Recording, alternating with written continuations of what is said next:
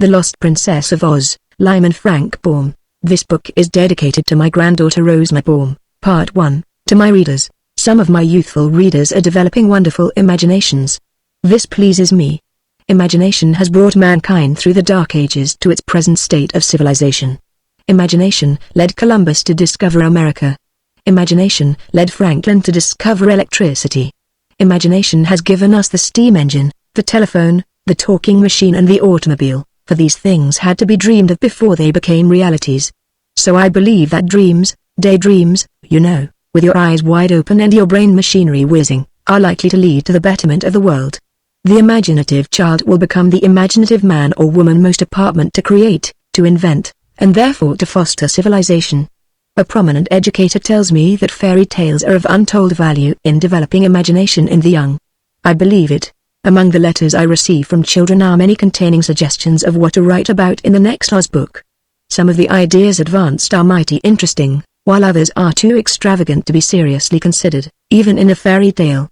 Yet I like them all, and I must admit that the main idea in The Lost Princess of Oz was suggested to me by a sweet little girl of 11 who called to see me and to talk about the land of Oz. Said she, "I suppose if Ozma ever got lost, or stolen, everybody in Oz would be dreadful sorry." That was all. But quite enough foundation to build this present story on. If you happen to like the story, give credit to my little friend's clever hint. L. Frank Baum, Royal Historian of Oz, Part 2, The Lost Princess of Oz, Chapter 1. A terrible loss. There could be no doubt of the fact. Princess Ozma, the lovely girl ruler of the fairyland of Oz, was lost. She had completely disappeared. Not one of her subjects, not even her closest friends, knew what had become of her. It was Dorothy who first discovered it. Dorothy was a little Kansas girl who had come to the land of Oz to live and had been given a delightful suite of rooms in Ozma's royal palace just because Ozma loved Dorothy and wanted her to live as near her as possible so the two girls might be much together. Dorothy was not the only girl from the outside world who had been welcomed to Oz and lived in the royal palace. There was another named Betsy Bobbin, whose adventures had led her to seek refuge with Ozma, and still another named Trot, who had been invited, together with her faithful companion Cap'n Bill, to make her home in this wonderful fairyland. The three girls all had rooms in the palace and were great chums, but Dorothy was the dearest friend of their gracious ruler and only she at any hour dared to seek Ozma in her royal apartments.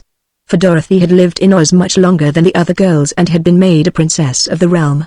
Betsy was a year older than Dorothy and Trot was a year younger, yet the three were near enough of an age to become great playmates and to have nice times together. It was while the three were talking together one morning in Dorothy's room that Betsy proposed they make a journey into the Munchkin country, which was one of the 4 great countries of the land of Oz ruled by Ozma. "I've never been there yet," said Betsy Bobbin, "but the Scarecrow once told me it is the prettiest country in all Oz. I'd like to go, too," added Trot. "All right," said Dorothy. "I'll go and ask Ozma. Perhaps she will let us take the Sawhorse and the Red Wagon, which would be much nicer for us than having to walk all the way. This land of Oz is a pretty big place when you get to all the edges of it." So she jumped up and went along the halls of the splendid palace until she came to the royal suite, which filled all the front of the second floor. In a little waiting room sat Ozma's maid, Jellia Jam, who was busily sewing. "Is Ozma up yet?" inquired Dorothy. "I don't know, my dear," replied Jellia. "I haven't heard a word from her this morning. She hasn't even called for her bath or her breakfast, and it is far past her usual time for them." "That's strange," exclaimed the little girl. "Yes," agreed the maid, "but of course no harm could have happened to her. No one can die or be killed in the land of Oz, and Ozma is herself a powerful fairy, and she has no enemies so far as we know. Therefore I am not at all worried about her, though I must admit her silence is unusual. Perhaps," said Dorothy thoughtfully, "she has overslept. Or she may be reading or working out some new sort of magic to do good to her people. Any of these things may be true," replied Jellia Jam, "so I haven't dared disturb our royal mistress. You, however, are a privileged character, Princess, and I am sure that Ozma wouldn't mind at all if you went in to see her." "Of course not," said Dorothy, and opening the door of the outer chamber, she went in. All was still here. She walked into another room, which was Ozma's boudoir, and then, pushing back a heavy drapery richly broidered with threads of pure gold, the girl entered the sleeping room of the fairy ruler of Oz. The bed of ivory and gold was vacant. The room was vacant, not a trace of Ozma was to be found.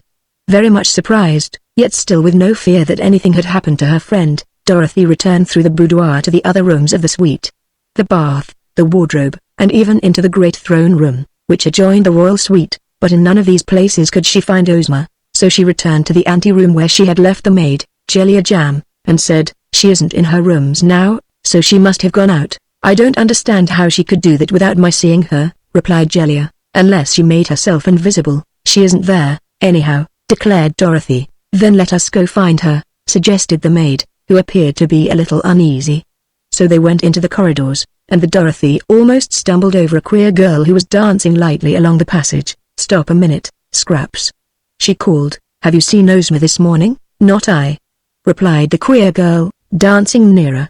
"I lost both my eyes in a tussle with the woozy last night, for the creature scraped them both off my face with his square paws. So I put the eyes in my pocket, and this morning Button Bright led me to Aunt Em, who sewed them on again. So I've seen nothing at all today, except during the last 5 minutes. So of course I haven't seen Ozma." "Very well, Scraps," said Dorothy, looking curiously at the eyes, which were merely 2 round, black buttons sewed upon the girl's face. There were other things about Scraps that would have seemed curious to one seeing her for the first time. She was commonly called the Patchwork Girl because her body and limbs were made from a gay-colored patchwork quilt which had been cut into shape and stuffed with cotton. Her head was a round ball stuffed in the same manner and fastened to her shoulders. For hair, she had a mass of brown yarn, and to make a nose for her a part of the cloth had been pulled out into the shape of a knob and tied with a string to hold it in place.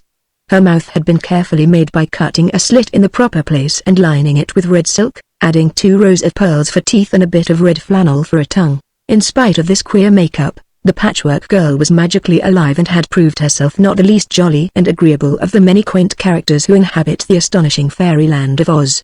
Indeed, Scraps was a general favorite, although she was rather flighty and erratic and did and said many things that surprised her friends. She was seldom still, but loved to dance, to turn handsprings and somersaults, to climb trees and to indulge in many other active sports. "I'm going to search for Ozma," remarked Dorothy, "for she isn't in the rooms, and I want to ask her a question." "I'll go with you," said Scraps, "for my eyes are brighter than yours, and they can see farther." "I'm not sure of that," returned Dorothy. "But come along, if you like." Together they searched all through the great palace and even to the farthest limits of the palace grounds, which were quite extensive, but nowhere could they find a trace of Ozma. When Dorothy returned to where Betsy and Trot awaited her, the little girl's face was rather solemn and troubled, for never before had Ozma gone away without telling her friends where she was going, or without an escort that befitted her royal state. She was gone, however, and none had seen her go.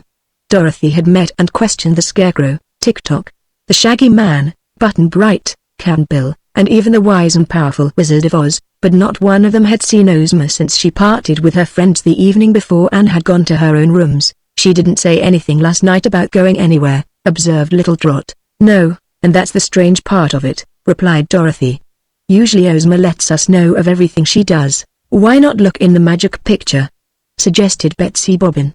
"That will tell us where she is in just 1 second." "Of course," cried Dorothy. "Why didn't I think of that before?" And at once the 3 girls hurried away to Ozma's boudoir, where the magic picture always hung. This wonderful magic picture was one of the royal Ozma's greatest treasures. There was a large gold frame in the center of which was a bluish-gray canvas on which various scenes constantly appeared and disappeared. If one who stood before it wished to see what any person anywhere in the world was doing, it was only necessary to make the wish and the scene in the magic picture would shift to the scene where that person was and show exactly what he or she was then engaged in doing. So the girls knew it would be easy for them to wish to see Ozma, and from the picture they could quickly learn where she was. Dorothy advanced to the place where the picture was usually protected by thick satin curtains and pulled the draperies aside.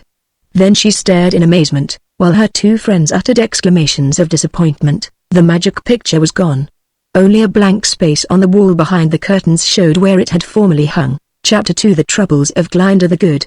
That same morning there was great excitement in the castle of the powerful sorceress of Oz, Glinda the Good. This castle, situated in the Quadling country, far south of the Emerald City where Ozma ruled, was a splendid structure of exquisite marbles and silver grills. Here the sorceress lived, surrounded by a bevy of the most beautiful maidens of Oz, gathered from all the 4 countries of that fairyland as well as from the magnificent Emerald City itself, which stood in the place where the 4 countries cornered. It was considered a great honor to be allowed to serve the good sorceress, whose arts of magic were used only to benefit the Oz people. Glinda was Ozma's most valued servant, for her knowledge of sorcery was wonderful, and she could accomplish almost anything that her mistress, the lovely girl ruler of Oz, wished her to. Of all the magical things which surrounded Glinda in her castle, there was none more marvelous than her great book of records. On the pages of this record book were constantly being inscribed, day by day and hour by hour, all the important events that happened anywhere in the known world, and they were inscribed in the book at exactly the moment the events happened. Every adventure in the land of Oz and in the big outside world, and even in places that you and I have never heard of, were recorded accurately in the great book, which never made a mistake and stated only the exact truth. For that reason, nothing could be concealed from Glinda the Good, who had only to look at the pages of the great book of records to know everything that had taken place. That was one reason she was such a great sorceress, for the records made her wiser than any other living person. This wonderful book was placed upon a big gold table that stood in the middle of Glinda's drawing room.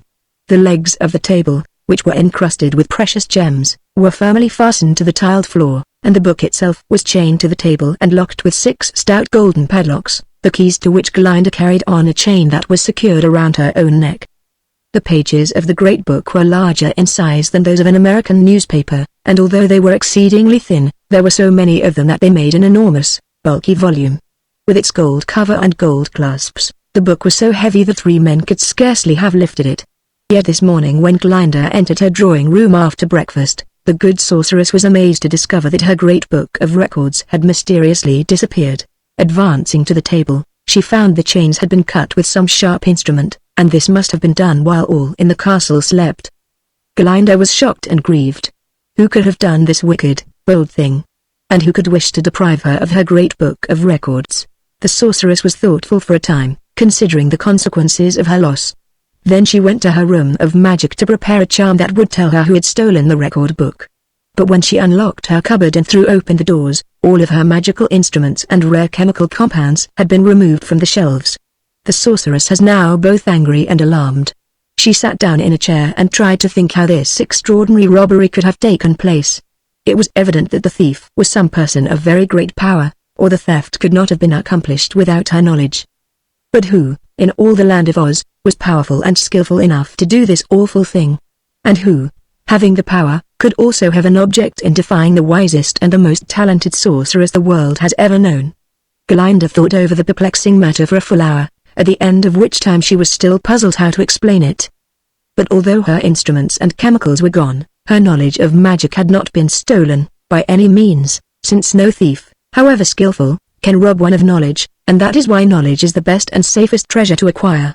Glinda believed that when she had time to gather more magical herbs and elixirs and to manufacture more magical instruments, she would be able to discover who the robber was and what had become of her precious book of records. Whoever has done this, she said to her maidens, is a very foolish person, for in time he is sure to be found out and will then be severely punished. She now made a list of the things she needed and dispatched messengers to every part of Oz with instructions to obtain them and bring them to her as soon as possible.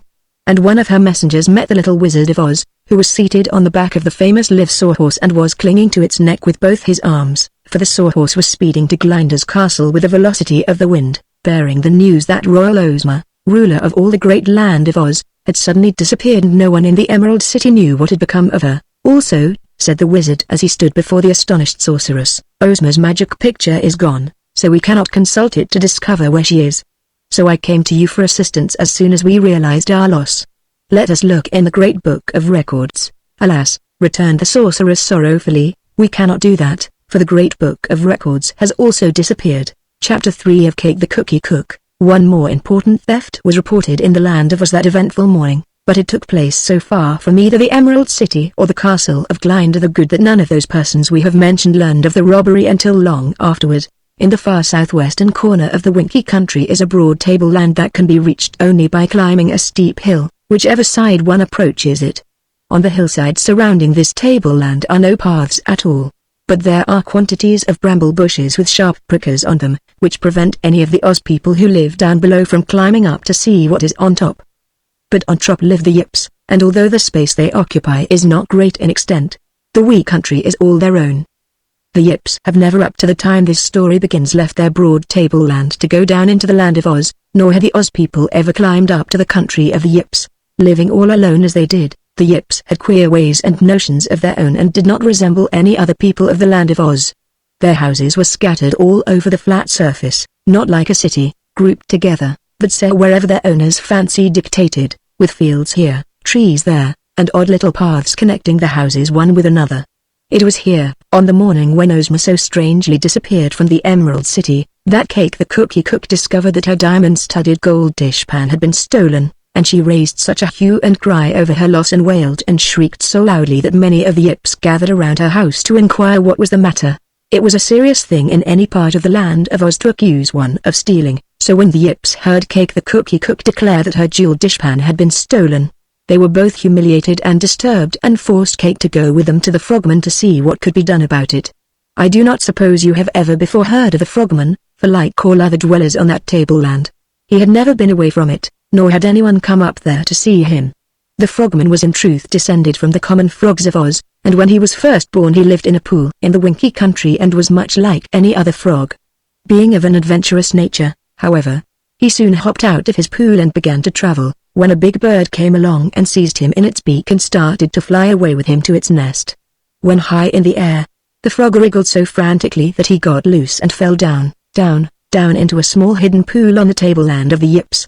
Now that pool, it seems, was unknown to the Yips because it was surrounded by thick bushes and was not near to any dwelling, and it proved to be an enchanted pool, for the frog grew very fast and very big, feeding on the magic skosh which is found nowhere else on earth except in that one pool. And the skosh not only made the frog very big so that when he stood on his hind legs he was as tall as any Yip in the country, but it made him unusually intelligent, so that he soon knew more than the Yips did and was able to reason and to argue very well indeed. No one could expect a frog with these talents to remain in a hidden pool, so he finally got out of it and mingled with the people of the tableland, who were amazed at his appearance and greatly impressed by his learning. They had never seen a frog before, and the frog had never seen a Yip before, but as there were plenty of Yips and only one frog, the frog became the most important.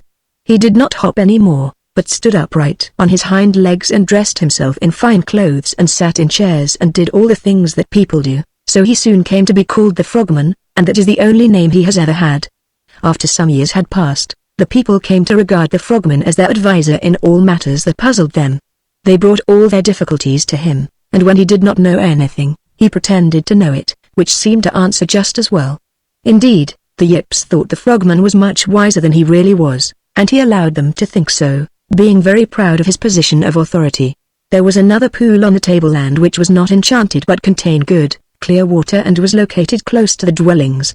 Here the people built the Frogman a house of his own, close to the edge of the pool so that he could take a bath or a swim whenever he wished. He usually swam in the pool in the early morning before anyone else was up, and during the day he dressed himself in his beautiful clothes and sat in his house and received the visits of all the Yips who came to him to ask his advice.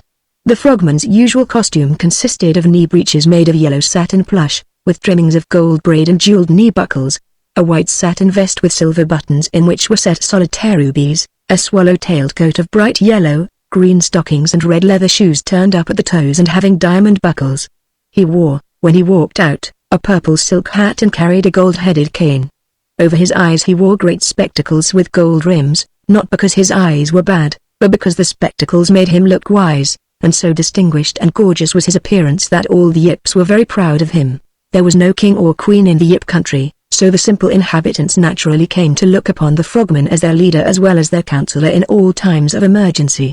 In his heart the big frog knew he was no wiser than the Yips, but for a frog to know as much as a person was quite remarkable, and the Frogman was shrewd enough to make the people believe he was far more wise than he really was. They never suspected he was a humbug, but listened to his words with great respect and did just what he advised them to do. Now when Cake the Cookie Cook raised such an outcry over the theft of her diamond-studded dishpan, the first thought of the people was to take her to the Frogman and inform him of the loss, thinking that of course he would tell her where to find it. He listened to the story with his big eyes wide open behind his spectacles, and said in his deep, croaking voice, "If the dishpan is stolen, somebody must have taken it." "But who?" asked Cake anxiously. "Who is the thief?" "The one who took the dishpan, of course," replied the Frogman, and hearing this all the Yips nodded their heads gravely and said to one another, "It is absolutely true." "But I want my dishpan," cried Cake. "No one can blame you for that wish," remarked the Frogman. "Then tell me where I may find it," she urged. The look the frogman gave her was a very wise look, and he rose from his chair and strutted up and down the room with his hands under his coattails in a very pompous and imposing manner. This was the first time so difficult a matter had been brought to him, and he wanted time to think. It would never do to let them suspect his ignorance, and so he thought very, very hard how best to answer the woman without betraying himself. "I beg to inform you," said he, "that nothing in the Yip country has ever been stolen before." "We knows that already," answered Cake the Cookie Cook impatiently. "Therefore," continued the frogman, "this theft becomes a very important matter." "Therefore," continued the frogman, "this theft becomes a very important matter." "Well, where is my dishpan?" demanded the woman. "It is lost, but it must be found. Unfortunately, we have no policemen or detectives to unravel the mystery, so we must employ their means to regain the lost article. Cake must first write a proclamation and tack it to the door of her house, and the proclamation must read that whoever stole the jeweled dishpan must return it at once." "But suppose no one returns it," suggested Cake. "Then," said the frogman, "that very fact will be proof that no one has stolen it." Cake was not satisfied, but the other Yips seemed to approve the plan highly. They all advised her to do as the frogman had told her to, so she posted the sign on her door and waited patiently for someone to return the dishpan, which no one ever did. Again she went, accompanied by a group of her neighbors, to the frogman, who by this time had given the matter considerable thought. Said he to Cake, "I am now convinced that no Yip has taken your dishpan, and since it is gone from the Yip country, I suspect that some stranger came from the world down below us in the darkness of night when all of us were asleep and took away your treasure. There can be no other explanation of its disappearance. So if you wish to recover that golden, diamond-studded dishpan, you must go into the lower world after it." This was indeed a startling proposition. Cake and her friends went to the edge of the flat tableland and looked down the steep hillside to the plains below. It was so far to the bottom of the hill that nothing there could be seen very distinctly, and it seemed to the Yips very venturesome, if not dangerous, to go so far from home into an unknown land. However, Cake wanted her dishpan very badly, so she turned to her friends and asked, "Who will go with me?" No one answered the question, but after a period of silence one of the Yips said, "We know what is here on the top of this flat hill, and it seems to us a very pleasant place, but what is down below we do not know. The chances are it is not so pleasant, so we had best stay where we are. It may be a far better country than this is," suggested the Cookie Cook. "Maybe," responded another Yip, "but why take chances? Contentment with one's lot is true wisdom. Perhaps in some other country there are better cookies than you cook, but as we have always eaten your cookies and liked them except when they are burned on the bottom, we do not long for any better ones." Cake might have agreed to this argument had she not been so anxious to find her precious dishpan, but now she exclaimed impatiently, "You are cowards, all of you. If none of you are willing to explore with me the great world beyond this small hill, I will surely go alone." "That is a wise resolve," declared the Yips, much relieved. "It is your dishpan that is lost, not ours. And if you are willing to risk your life and liberty to regain it, no one can deny you the privilege." While they were thus conversing, the frogman joined them and looked down at the plain with his big eyes and seemed unusually thoughtful. In fact, the frogman was thinking that he'd like to see more of the world. Here in the Yip country he had become the most important creature of them all, and his importance was getting to be a little tame. It would be nice to have other people defer to him and ask his advice, and there seemed no reason so far as he could see why his fame should not spread throughout all Oz. He knew nothing of the rest of the world, but it was reasonable to believe that there were more people beyond the mountain where he now lived than there were Yips, and if he went among them he could surprise them with his display of wisdom and make them bow down to him as the Yips did. In other words, the frogman was ambitious to become still greater than he was, which was impossible if he always remained upon this mountain. He wanted others to see his gorgeous clothes and listen to his solemn sayings, and here was an excuse for him to get away from the Yip country. So he said to Cake the Cookie Cook, "I will go with you, my good woman," which greatly pleased Cake because she felt the frogman could be of much assistance to her in her search. But now, since the mighty frogman had decided to undertake the journey, several of the Yips who were young and daring at once made up their minds to go along, so the next morning after breakfast the frogman and Cake the Cookie Cook and 9 of the Yips started to slide down the side of the mountain. The bramble bushes and cactus plants were very prickly and uncomfortable to the touch, so the frogman quickly commanded the Yips to go first and break a path, so that when he followed them he would not tear his splendid clothes. Cake, too, was wearing her best dress and was likewise afraid of the thorns and prickers, so she kept behind the frogman. They made rather slow progress and night overtook them before they were halfway down the mountainside, so they found a cave in which they sought shelter until morning. Cake had brought along a basket full of her famous cookies, so they all had plenty to eat. On the second day the Yips began to wish they had not embarked on this adventure.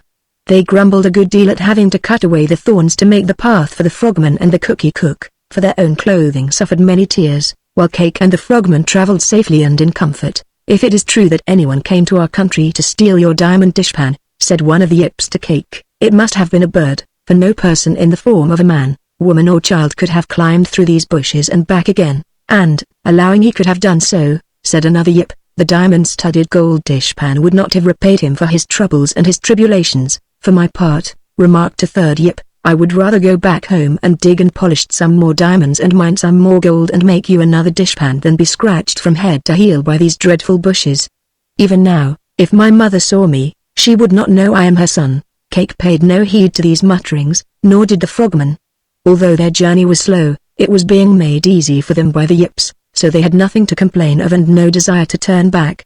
Quite near to the bottom of the great hill they came upon a great gulf, the sides of which were as smooth as glass.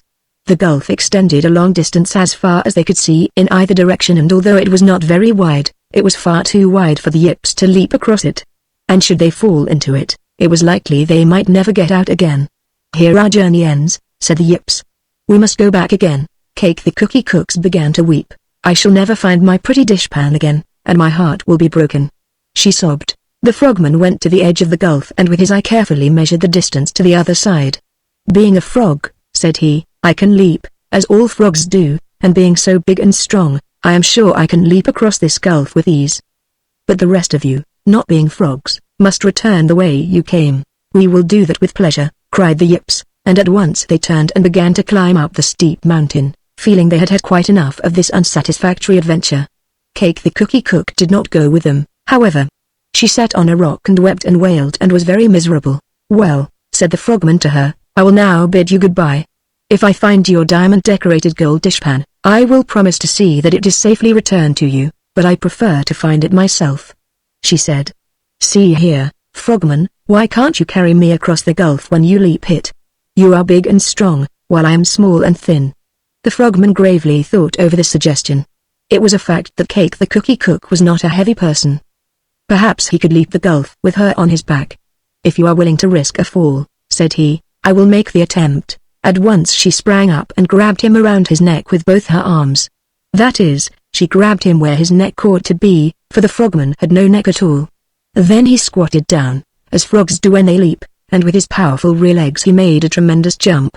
Over the gulf they sailed, with the cookie cook on his back, and he had leapt so hard to make sure of not falling in that he sailed over a lot of bramble bushes that grew on the other side and landed in a clear space which was so far beyond the gulf that when they looked back they could not see it at all. Cake now got off the frogman's back and he stood erect again and carefully brushed the dust from his velvet coat and rearranged his white satin necktie. "I had no idea I could leap so far," he said wonderingly. "Leaping is one more accomplishment I can now add to the long list of deeds I am able to perform." "You are certainly fine at leapfrog," said the cookie cook admiringly, "but, as you say, you are wonderful in many ways. If we meet with any people down here, I am sure they will consider you the greatest and grandest of all living creatures." "Yes," he replied, "I shall probably astonish strangers, because they have never before had the pleasure of seeing me. Also, they will marvel at my great learning. Every time I open my mouth, Cake, I am liable to say something important." "That is true," she agreed, "and it is fortunate your mouth is so very wide and open so far, for otherwise all the wisdom might not be able to get out of it." "Perhaps nature made it wide for that very reason," said the frogman. "But come, let us now go on, for it is getting late and we must find some sort of shelter before night overtakes us." Chapter 4 Among the Winkies. The settled parts of the Winkie country are full of happy and contented people who are ruled by a tin emperor named Nick Chopper, who in turn is a subject of the beautiful girl ruler, Ozma of Oz. But not all of the Winkie country is fully settled. At the east, which part lies nearest the Emerald City, there are beautiful farmhouses and roads, but as you travel west, you first come to a branch of the Winkie River, beyond which there is a rough country where few people live, and some of these are quite unknown to the rest of the world. After passing through this rude section of territory, which no one ever visits, you would come to still another branch of the Winky River, after crossing which you would find another well-settled part of the Winky country extending westward quite to the deadly desert that surrounds all the land of Oz and separates that favored fairyland from the more common outside world. The Winkies who live in this west section have many tin mines, from which metal they make a great deal of rich jewelry and other articles, all of which are highly esteemed in the land of Oz because tin is so bright and pretty and there is not so much of it as there is of gold and silver. Not all the Winkies are miners, however, for some till the fields and grow grains for food, and it was at one of these far west Winky farms that the Frogman and Cake the Cookie Cook first arrived after they had descended from the mountain of the Yips. "Goodness me!" cried Nellery the Winky wife when she saw the strange couple approaching her house. "I have seen many queer creatures in the land of Oz, but none more queer than this giant frog who dresses like a man and walks on his hind legs. Come here, Wilgen," she called to her husband, who was eating his breakfast, "and take a look at this astonishing freak." Wilgen the Winky came to the door and looked out. He was still standing in the doorway when the Frogman approached and said with a haughty croak, "Tell me, my good man, have you seen a diamond-studded gold dishpan?" "No, nor have I seen a copper-plated lobster," replied Wilgen in an equally haughty tone. The Frogman stared at him and said, "Do not be insolent, fellow." "No," added Cake the Cookie Cook hastily, "you must be very polite to the great Frogman, for he is the wisest creature in all the world." "Who says that?" inquired Wilgen. "He says so himself," replied Cake, and the Frogman nodded and strutted up and down, twirling his gold-headed cane very gracefully. "Does the Scarecrow admit that this overgrown frog is the wisest creature in the world?" asked Wilgen. "I do not know who the Scarecrow is," answered Cake the Cookie Cook. "Well, he lives at the Emerald City, and he is supposed to have the finest brains in all Oz. The wizard gave them to him, you know." "Mine grew in my head," said the Frogman pompously, "so I think they must be better than any wizard brains. I am so wise that sometimes my wisdom makes my head ache. I know so much that often I have to forget part of it, since no one creature, however great, is able to contain so much knowledge. It must be dreadful to be stuffed full of wisdom," remarked Wilgen reflectively and eyeing the Frogman with a doubtful look. "It is my good fortune to know very little. I hope, however, you know where my jeweled dishpan is," said the Cookie Cook anxiously. "I do not know even that," returned the Winky. "We have trouble enough in keeping track of our own dishpans without meddling with the dishpans of strangers." Finding him so ignorant, the Frogman proposed that they walk on and seek Cake's dishpan elsewhere. Wilgen the Winky did not seem greatly impressed by the great Frogman, which seemed to that personage as strange as it was disappointing. But others in this unknown land might prove more respectful. "I'd like to meet that Wizard of Oz," remarked Cake as they walked along a path. "If he could give a Scarecrow brains, he might be able to find my dishpan." "Poof!" grunted the Frogman scornfully. "I am greater than any wizard. Depend on me. If your dishpan is anywhere in the world, I am sure to find it. If you do not, my heart will be broken," declared the Cookie Cook in a sorrowful voice. For a while the Frogman walked on in silence. Then he asked, "Why do you attach so much importance to a dishpan?" "It is the greatest treasure I possess," replied the woman. "It belonged to my mother and to all my grandmothers since the beginning of time. It is, I believe, the very oldest thing in all the Yip country, or was while it was there, and," she added, dropping her voice to an awed whisper, "it has magic powers." "In what way?" inquired the Frogman, seeming to be surprised at this statement. "Whoever has owned that dishpan has been a good cook, for one thing. No one else is able to make such good cookies as I have cooked, as you and all the Yips know. Yet the very morning after my dishpan was stolen, I tried to make a batch of cookies and they burned up in the oven. I made another batch that proved too tough to eat, and I was so ashamed of them that I buried them in the ground. Even the third batch of cookies, which I brought with me in my basket, were pretty poor stuff and no better than any woman could make who does not own my diamond-studded gold dishpan. In fact, my good Frogman, Cake the Cookie Cook will never be able to cook good cookies again until her magic dishpan is restored to her." "In that case," said the Frogman with a sigh, "I suppose we must manage to find it." Chapter 5 Ozma's friends are perplexed. "Really," said Dorothy, looking solemn, "this is very surprising. We can't even find a shadow of Ozma anywhere in the Emerald City, and wherever she's gone, she's taken her magic picture with her." She was standing in the courtyard of the palace with Betsy and Trot, while Scraps, the patchwork girl, danced around the group, her hair flying in the wind. "Perhaps," said Scraps, still dancing, "someone has stolen Ozma." "Oh, they'd never dare do that!" exclaimed Tiny Trot. "And stolen the magic picture, too, so the thing can't tell where she is," added the patchwork girl. "That's nonsense," said Dorothy. Why, everyone loves Ozma. There isn't a person in the land of Oz who would steal a single thing she owns, huh? Replied the Patchwork Girl. You don't know every person in the land of Oz. Why don't I? It's a big country, said Scraps. There are cracks and corners in it that even Ozma doesn't know of. The Patchwork Girl's just daffy, declared Betsy. No, she's right about that, replied Dorothy thoughtfully. There are lots of queer people in this fairyland who never come near Ozma or the Emerald City. I've seen some of them myself, girls. But I haven't seen all, of course, and there might be some wicked persons left in Oz yet, though I think the wicked witches have all been destroyed. Just then the wooden sawhorse dashed into the courtyard with the Wizard of Oz on his back. Have you found Ozma? Cried the wizard when the sawhorse stopped beside them. Not yet, said Dorothy. Doesn't Glinda the Good know where she is? No. Glinda's book of records and all her magic instruments are gone. Someone must have stolen them, goodness me! Exclaimed Dorothy in alarm. This is the biggest steal I ever heard of. Who do you think did it, wizard? I've no idea, he answered, but I have come to get my own bag of magic tools and carry them to Glinda. She is so much more powerful than I that she may be able to discover the truth by means of my magic quicker and better than I could myself. Hurry, then, said Dorothy, for we've all gotten terribly worried. The wizard rushed away to his rooms but presently came back with a long, sad face. It's gone, he said. What's gone? Asked Scraps. My black bag of magic tools. Someone must have stolen it. They looked at one another in amazement. This thing is getting desperate, continued the wizard. All the magic that belongs to Ozma or to Glinda or to me has been stolen. Do you suppose Ozma could have taken them, herself, for some purpose? Asked Betsy. No indeed, declared the wizard. I suspect some enemy has stolen Ozma and for fear we would follow and recapture her has taken all our magic away from us. How dreadful! Cried Dorothy. The idea of anyone wanting to injure our dear Ozma. Can't we do anything to find her, wizard? I'll ask Glinda. I must go straight back to her and tell her that my magic tools have also disappeared. The good sorceress will be greatly shocked, I know. With this, he jumped upon the back of the sawhorse again, and the quaint steed, which never tired, dashed away at full speed. The three girls were very much disturbed in mind.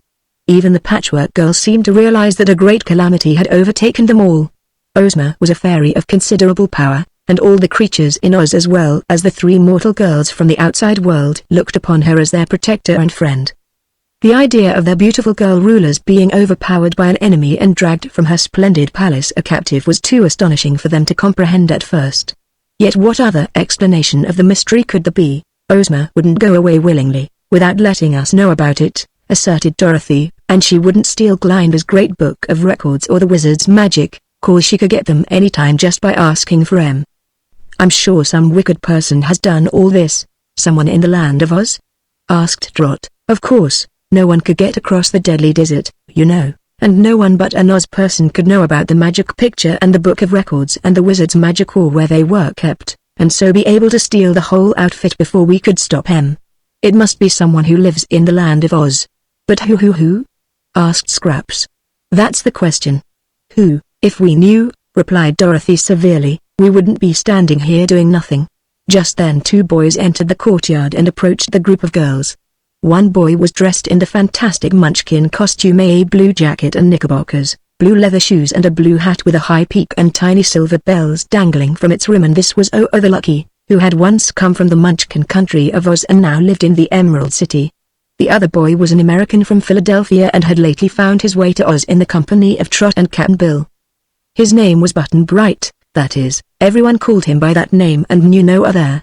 Button Bright was not quite as big as the Munchkin boy, but he wore the same kind of clothes, only they were of different colors. As the two came up to the girls, arm in arm, Button Bright remarked, "Hello, Dorothy. They say Ozma is lost. WHO says so?" She asked. "Everybody's talking about it in the city," he replied. "I wonder how the people found it out," Dorothy asked. "I know," said Jellia Jam told them. "She has been asking everywhere if anyone has seen Ozma." "That's too bad," observed Dorothy, frowning. "Why?" asked Button Bright. "There wasn't any use making all our people unhappy till we were dead certain that Ozma can't be found." "Sure," said Button Bright, "it's nothing to get lost. I've been lost lots of times." "That's true," admitted Trot, who knew that the boy had a habit of getting lost and then finding himself again. But it's different with Ozma. She's the ruler of all this big fairyland, and we're afraid that the reason she's lost is because somebody has stolen her away. Only wicked people steal, said Oh-Oh. Do you know of any wicked people in Oz, Dorothy? No, she replied. They're here, though, cried Scraps, dancing up to them and then circling around the group. Ozma's stolen, someone in Oz stole her. Only wicked people steal, so someone in Oz is wicked. There was no denying the truth of this statement. The faces of all of them were now solemn and sorrowful. One thing is sure, said Button Bright after a time, if Ozma has been stolen, someone ought to find her and punish the thief. There may be a lot of thieves, suggested Rock gravely, and in this fairy country they don't seem to have any soldiers or policemen. There is one soldier, claimed Dorothy. He has green whiskers and a gun and is a major general, but no one is afraid of either his gun or his whiskers, 'cause he's so tender-hearted that he wouldn't hurt a fly. Well, a soldier is a soldier, said Betsy, and perhaps he'd hurt a wicked thief if he wouldn't hurt a fly. Where is he? He went fishing about 2 months ago and hasn't come back yet, explained Button Bright. Then I can't see that he will be of much use to us in this trouble, sighed Little Trot. But perhaps Ozma, who is a fairy, can get away from the thieves without any help from anyone. She might be able to, answered Dorothy reflectively, but if she had the power to do that, it isn't likely she'd have let herself be stolen. So the thieves must have been even more powerful in magic than our Ozma. There was no denying this argument, and although they talked the matter over all the rest of that day, they were unable to decide how Ozma had been stolen against her will or who had committed the dreadful deed. Toward evening the wizard came back, riding slowly upon the sawhorse because he felt discouraged and perplexed. Glinda came later in her aerial chariot drawn by 20 milk-white swans, and she also seemed worried and unhappy. More of Ozma's friends joined them, and that evening they all had a big talk together. I think, said Dorothy, we ought to start out right away in search of our dear Ozma. It seems cruel for us to live comfortably in her palace while she is a prisoner in the power of some wicked enemy. Yes, agreed Glinda the sorceress, someone ought to search for her. I cannot go myself, because I must work hard in order to create some new instruments of sorcery by means of which I may rescue our fair ruler. But if you can find her in the meantime and let me know who has stolen her, it will enable me to rescue her much more quickly. Then we'll start tomorrow morning, decided Dorothy. Betsy and Trot and I won't waste another minute. I'm not sure you girls will make good detectives, remarked the wizard, but I'll go with you to protect you from harm and to give you my advice. All my wizardry, alas, is stolen, so I am now really no more a wizard than any of you, but I will try to protect you from any enemies you may meet. What harm could happen to us in Oz? Inquired Trot. What harm happened to Ozma? Returned the wizard. If there is an evil power abroad in our fairyland, which is able to steal not only Ozma and her magic picture, but Glinda's book of records and all her magic, and my black bag containing all my tricks of wizardry, then that evil power may yet cause us considerable injury. Ozma is a fairy, and so is Glinda, so no power can kill or destroy them, but you girls are all mortals and so are Button Bright and I, so we must watch out for ourselves. Nothing can kill me, said Oh-Oh the Munchkin boy. That is true, replied the sorceress, and I think it may be well to divide the searchers into several parties, that they may cover all the land of Oz more quickly. So I will send Oh-Oh and Unc Nunky and Dr. Piped into the Munchkin country, which they are well acquainted with, and I will send the Scarecrow and the Tin Woodman into the Quadling country, for they are fearless and brave and never tire, and to the Gillikin country, where many dangers lurk, I will send the Shaggy Man and his brother, with Tick-Tock and Jack Pumpkinhead. Dorothy may make up her own party and travel into the Winky country. All of you must inquire everywhere for Ozma and try to discover where she is hidden. They thought this a very wise plan and adopted it without question. In Ozma's absence, Glinda the Good was the most important person in Oz, and all were glad to serve under her direction. Chapter 6 The Search Party. Next morning as soon as the sun was up, Glinda flew back to her castle, stopping on the way to instruct the Scarecrow and the Tin Woodman, who were at that time staying at the college of Professor H.M. Wibblebug, T.E., and taking a course of his patent educational pills, on hearing of Ozma's loss. They started at once for the Quadling country to search for her. As soon as Glinda had left the Emerald City, Tick-Tock and the Shaggy Man and Jack Pumpkinhead, who had been present at the conference, began their journey into the Gillikin country, and an hour later Oh-Oh and Unc Nunky joined Dr. Piped and together they traveled toward the Munchkin country. When all these searchers were gone, Dorothy and the wizard completed their own preparations. The wizard hitched the sawhorse to the red wagon, which would seat 4 very comfortably. He wanted Dorothy, Betsy, Trot and the Patchwork Girl to ride in the wagon, but Scraps came up to them mounted upon the woozy, and the woozy said he would like to join the party. Now this woozy was a most peculiar animal, having a square head, square body, square legs and square tail. His skin was very tough and hard, resembling leather, and while his movements were somewhat clumsy, the beast could travel with remarkable swiftness. His square eyes were mild and gentle in expression, and he was not especially foolish. The woozy and the Patchwork Girl were great friends, and so the wizard agreed to let the woozy go with them. Another great beast now appeared and asked to go along. This was none other than the famous Cowardly Lion, one of the most interesting creatures in all Oz. No lion that roamed the jungles or plains could compare in size or intelligence with this Cowardly Lion, who like all animals living in Oz could talk and who talked with more shrewdness and wisdom than many of the people did. He said he was cowardly because he always trembled when he faced danger, but he had faced danger many times and never refused to fight when it was necessary. This lion was a great favorite with Ozma, and always guarded her throne on state occasions. He was also an old companion and friend of the Princess Dorothy, so the girl was delighted to have him join the party. "I'm so nervous over our dear Ozma," said the Cowardly Lion in his deep, rumbling voice, "that it would make me unhappy to remain behind while you are trying to find her. But do not get into any danger, I beg of you, for danger frightens me terribly." "We'll not get into danger if we can possibly help it," promised Dorothy, "but we shall do anything to find Ozma, danger or no danger." The addition of the woozy and the Cowardly Lion to the party gave Betsy Bobbin an idea, and she ran to the marble stables at the rear of the palace and brought out her mule, Hank by name. Perhaps no mule you ever saw was so lean and bony and altogether plain-looking as this Hank, but Betsy loved him dearly because he was faithful and steady and not nearly so stupid as most mules are considered to be. Betsy had a saddle for Hank, and he declared she would ride on his back, an arrangement approved by the wizard because it left only 4 of the party to ride on the seats of the red wagon. Dorothy and Button-Bright and Trot and himself. An old sailor man who had one wooden leg came to see them off and suggested that they put a supply of food and blankets in the red wagon inasmuch as they were uncertain how long they would be gone. This sailor man was called Cap'n Bill. He was a former friend and comrade of Trot and had encountered many adventures in company with the little girl. I think he was sorry he could not go with her on this trip, but Glinda the sorceress had asked Cap'n Bill to remain in the Emerald City and take charge of the royal palace while everyone else was away, and the one-legged sailor had agreed to do so. They loaded the back end of the red wagon with everything they thought they might need, and then they formed a procession and marched from the palace through the Emerald City to the great gates of the wall that surrounded this beautiful capital of the land of Oz. Crowds of citizens lined the streets to see them pass and to cheer them and wish them success, for all were grieved over Ozma's loss and anxious that she be found again. First came the Cowardly Lion, then the Patchwork Girl riding upon the woozy, then Betsy Bobbin on her mule Hank, and finally the Sawhorse drawing the red wagon, in which were seated the wizard and Dorothy and Button-Bright and Trot. No one was obliged to drive the Sawhorse, so there were no reins to his harness. One had only to tell him which way to go, fast or slow, and he understood perfectly.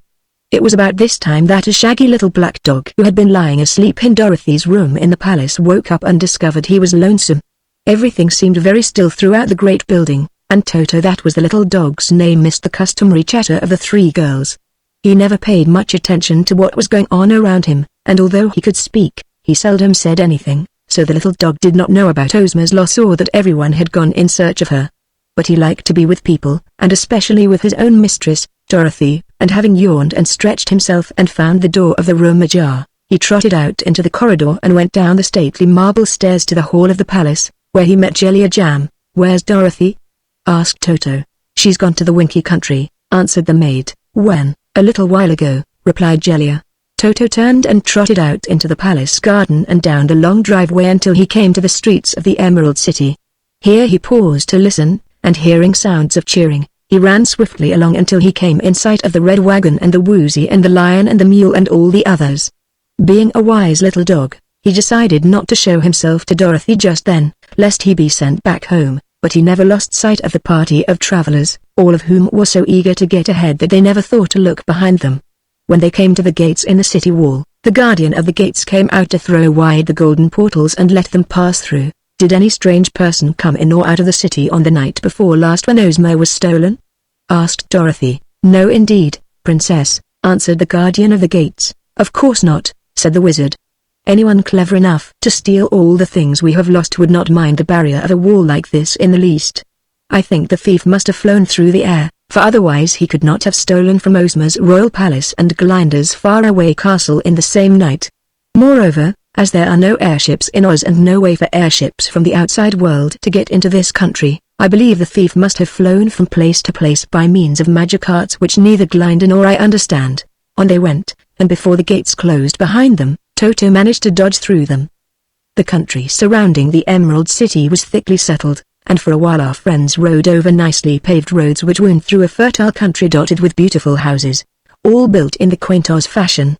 In the course of a few hours, however, they had left the tilled fields and entered the country of the Winkies, which occupies a quarter of all the territory in the land of Oz but is not so well known as many other parts of Ozma's fairyland. Long before night the travelers had crossed the Winky River near to the Scarecrow's tower, which was now vacant, and had entered the rolling prairie where few people live. They asked everyone they met for news of Ozma, but none in this district had seen her or even knew that she had been stolen.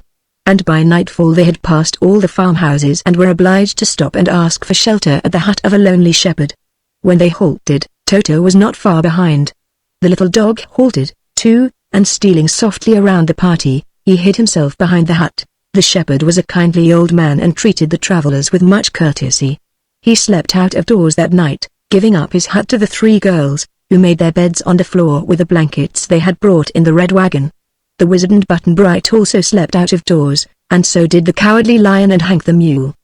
But Scraps and the Sawhorse did not sleep at all, and the Woozy could stay awake for a month at a time if he wished to, so these three sat in a little group by themselves and talked together all through the night. In the darkness, the Cowardly Lion felt a shaggy little form nestling beside his own, and he said sleepily, "Where did you come from, Toto?" "From home," said the dog. "If you roll over, roll the other way so you won't smash me." "Does Dorothy know you are here?" asked the lion. "I believe not," admitted Toto, and he added a little anxiously, "Do you think, friend lion, we are now far enough from the Emerald City for me to risk showing myself, or will Dorothy send me back because I wasn't invited?" "Only Dorothy can answer that question," said the lion. "For my part, Toto, I consider this affair none of my business, so you must act as you think best." Then the huge beast went to sleep again, and Toto snuggled closer to the warm, hairy body and also slept. He was a wise little dog in his way, and didn't intend to worry when there was something much better to do. In the morning the wizard built a fire, over which the girls cooked a very good breakfast. Suddenly Dorothy discovered Toto sitting quietly before the fire, and the little girl exclaimed, "Goodness me, Toto! Where did you come from?" "From the place you cruelly left me," replied the dog in a reproachful tone. "I forgot all about you," admitted Dorothy, "and if I hadn't, I'd probably left you with jelly or jam, seeing this isn't a pleasure trip but strictly business. But now that you're here, Toto, I suppose you'll have to stay with us, unless you'd rather go back again. We may get ourselves into trouble before we're done, Toto." "Never mind that," said Toto, wagging his tail. "I'm hungry, Dorothy. Breakfast'll soon be ready, and then you shall have your share," promised his little mistress, who was really glad to have her dog with her. She and Toto had traveled together before, and she knew he was a good and faithful comrade. When the food was cooked and served, the girls invited the old shepherd to join them in the morning meal. He willingly consented, and while they ate he said to them, "You are now about to pass through a very dangerous country, unless you turn to the north or to the south to escape its perils." "In that case," said the Cowardly Lion, "let us turn, by all means, for I dread to face dangers of any sort." "What's the matter with the country ahead of us?" inquired Dorothy. "Beyond this rolling prairie," explained the shepherd, "are the merry-go-round mountains, set close together and surrounded by deep gulfs so that no one is able to get past them. Beyond the merry-go-round mountains it is said the thistle-eaters and the Herkus live." "What are they like?" demanded Dorothy. "No one knows, for no one has ever passed the merry-go-round mountains," was the reply, "but it is said that the thistle-eaters hitch dragons to their chariots and that the Herkus are waited upon by giants whom they have conquered and made their slaves." "Who says all that?" asked Betsy. "It is common report," declared the shepherd. "Everyone believes it." "I don't see how they know," remarked Little Trot, "if no one has been there." "Perhaps the birds who fly over that country brought the news," suggested Betsy. "If you escaped those dangers," continued the shepherd, "you might encounter others still more serious before you came to the next branch of the Winky River. It is true that beyond that river there lies a fine country inhabited by good people, and if you reached there, you would have no further trouble.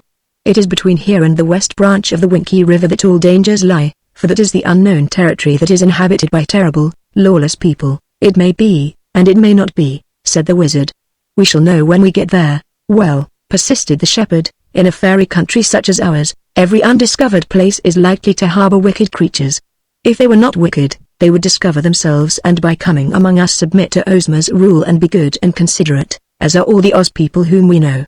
That argument, stated the little wizard, convinces me that it is our duty to go straight to those unknown places, however dangerous they may be, for it is surely some cruel and wicked person who has stolen our Ozma, and we know it would be folly to search among good people for the culprit. Ozma may not be hidden in the secret places of the Winky country, it is true, but it is our duty to travel to every spot, however dangerous, where our beloved ruler is likely to be imprisoned. You're right about that, said Button-Bright approvingly. Dangers don't hurt us. Only things that happen ever hurt anyone, and a danger is a thing that might happen and might not happen, and sometimes don't amount to shucks. I vote we go ahead and take our chances. They were all of the same opinion, so they packed up and said goodbye to the friendly shepherd and proceeded on their way. Chapter 7 The Merry-Go-Round Mountains. The rolling prairie was not difficult to travel over, although it was all uphill and downhill, so for a while they made good progress. Not even a shepherd was to be met with now, and the farther they advanced the more dreary the landscape became. At noon they stopped for a picnic luncheon, as Betsy called it, and then they again resumed their journey. All the animals were swift and tireless, and even the Cowardly Lion and the mule found they could keep up with the pace of the Woozy and the Sawhorse. It was the middle of the afternoon when first they came in sight of a cluster of low mountains. These were cone-shaped, rising from broad bases to sharp peaks at the tops. From a distance the mountains appeared indistinct and seemed rather small, more like hills than mountains, but as the travelers drew nearer, they noted a most unusual circumstance. The hills were all whirling around, some in one direction and some the opposite way. I guess these are the merry-go-round mountains. All right, said Dorothy. They must be, said the wizard. They go round, sure enough, agreed Trot, but they don't seem very merry. There were several rows of these mountains, extending both to the right and to the left for miles and miles. How many rows there might be none could tell, but between the first row of peaks could be seen other peaks, all steadily whirling around one way or another. Continuing to ride nearer, our friends watched these hills attentively, until at last, coming close up, they discovered there was a deep but narrow gulf around the edge of each mountain, and that the mountains were set so close together that the outer gulf was continuous and barred farther advance. At the edge of the gulf they all dismounted and peered over into its depths. There was no telling where the bottom was, if indeed there was any bottom at all. From where they stood it seemed as if the mountains had been set in one great hole in the ground, just close enough together so they would not touch, and that each mountain was supported by a rocky column beneath its base which extended far down in the black pit below. From the land side it seemed impossible to get across the gulf or, succeeding in that, to gain a foothold on any of the whirling mountains. This ditch is too wide to jump across, remarked Button-Bright. Perhaps the lion could do it, suggested Dorothy.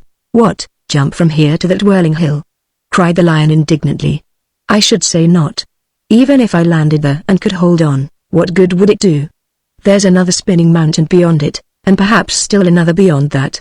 I don't believe any living creature could jump from one mountain to another when both are whirling like tops and in different directions. I propose we turn back, said the wooden Sawhorse with a yawn of his chopped-out mouth as he stared with his knot eyes at the merry-go-round mountains. I agree with you, said the Woozy, wagging his square head. We should have taken the shepherd's advice, added Hank the mule. The others of the party, however they might be puzzled by the serious problem that confronted them, would not allow themselves to despair. If we once get over these mountains, said Button-Bright, we could probably get along all right. True enough, agreed Dorothy. So we must find some way, of course, to get past these whirligig hills. But how? I wish the orc was with us, sighed Trot. But the orc isn't here, said the wizard, and we must depend upon ourselves to conquer this difficulty. Unfortunately, all my magic has been stolen, otherwise I am sure I could easily get over the mountains. Unfortunately, observed the Woozy, none of us has wings. And we're in a magic country without any magic. What is that around your waist, Dorothy? Asked the wizard. That? Oh, that's just the magic belt I once captured from the Gnome King, she replied. A magic belt? Why, that's fine. I'm sure a magic belt would take you over these hills. It might if I knew how to work it, said the little girl. Ozma knows a lot of its magic, but I've never found out about it. All I know is that while I'm wearing it, nothing can hurt me. Try wishing yourself across and see if it will obey you, suggested the wizard. But what good would that do? Asked Dorothy. If I got across, it wouldn't help the rest of you, and I couldn't go alone among all those giants and dragons while you stayed here." "True enough," agreed the wizard sadly. And then, after looking around the group, he inquired, "What is that on your finger, Trot?" "A ring. The mermaids gave it to me," she explained, "and if ever I'm in trouble when I'm on the water, I can call the mermaids and they'll come and help me." "But the mermaids can't help me on the land, you know, 'cause they swim, and they haven't any legs." "True enough," repeated the wizard, more sadly. There was a big, broad, spreading tree near the edge of the gulf, and as the sun was hot above them, they all gathered under the shade of the tree to study the problem of what to do next. "If we had a long rope," said Betsy, "we could fasten it to this tree and let the other end of it down into the gulf and all slide down it." "Well, what then?" asked the wizard. "Then, if we could manage to throw the rope up the other side," explained the girl, "we could all climb it and be on the other side of the gulf." "There are too many ifs in that suggestion," remarked the little wizard. "And you must remember that the other side is nothing but spinning mountains, so we couldn't possibly fasten a rope to them. Even if we had one, that rope idea isn't half bad, though," said the patchwork girl, who had been dancing dangerously near to the edge of the gulf. "What do you mean?" asked Dorothy. The patchwork girl suddenly stood still and cast her button eyes around the group. "Ha, I have it!" she exclaimed. "Unharness the sawhorse, somebody. My fingers are too clumsy, shall we?" asked Button Bright doubtfully, turning to the others. "Well, Scraps has a lot of brains, even if she is stuffed with cotton," asserted the wizard. "If her brains can help us out of this trouble, we ought to use them." So he began unharnessing the sawhorse, and Button Bright and Dorothy helped him. When they had removed the harness, the patchwork girl told them to take it all apart and buckle the straps together, end to end.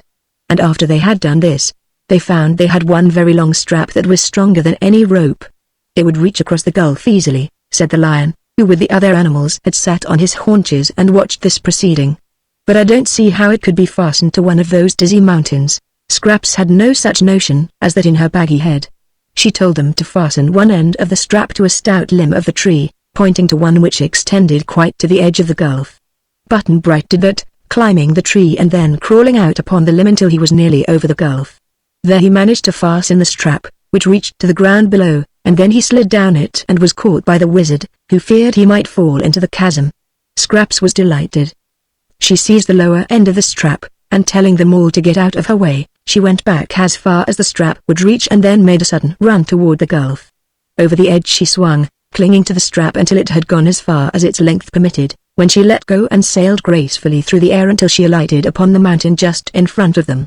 Almost instantly, as the great cone continued to whirl, she was sent flying against the next mountain in the rear, and that one had only turned halfway round when Scraps was sent flying to the next mountain behind it.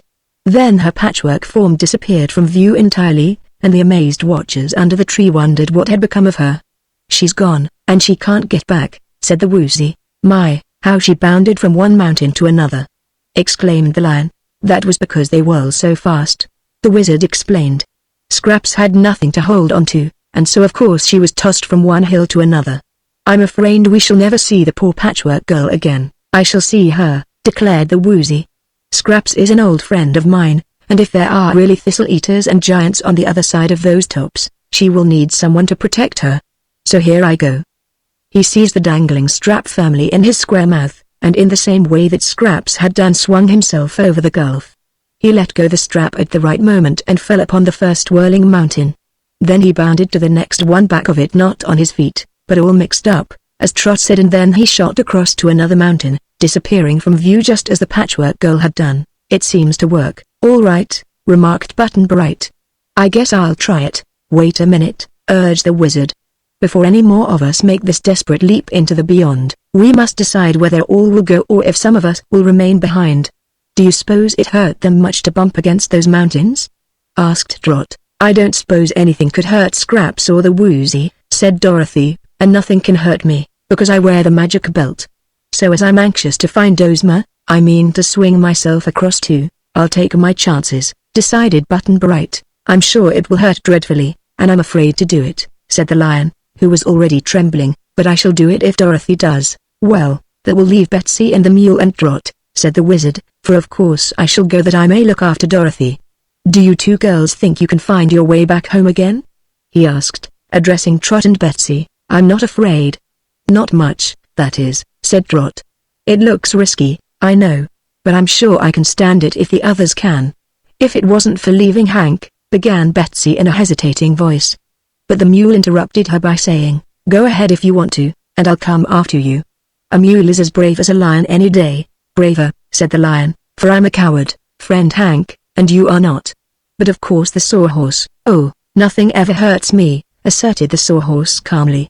There's never been any question about my going. I can't take the red wagon, though. No, we must leave the wagon, said the wizard, and also we must leave our food and blankets, I fear.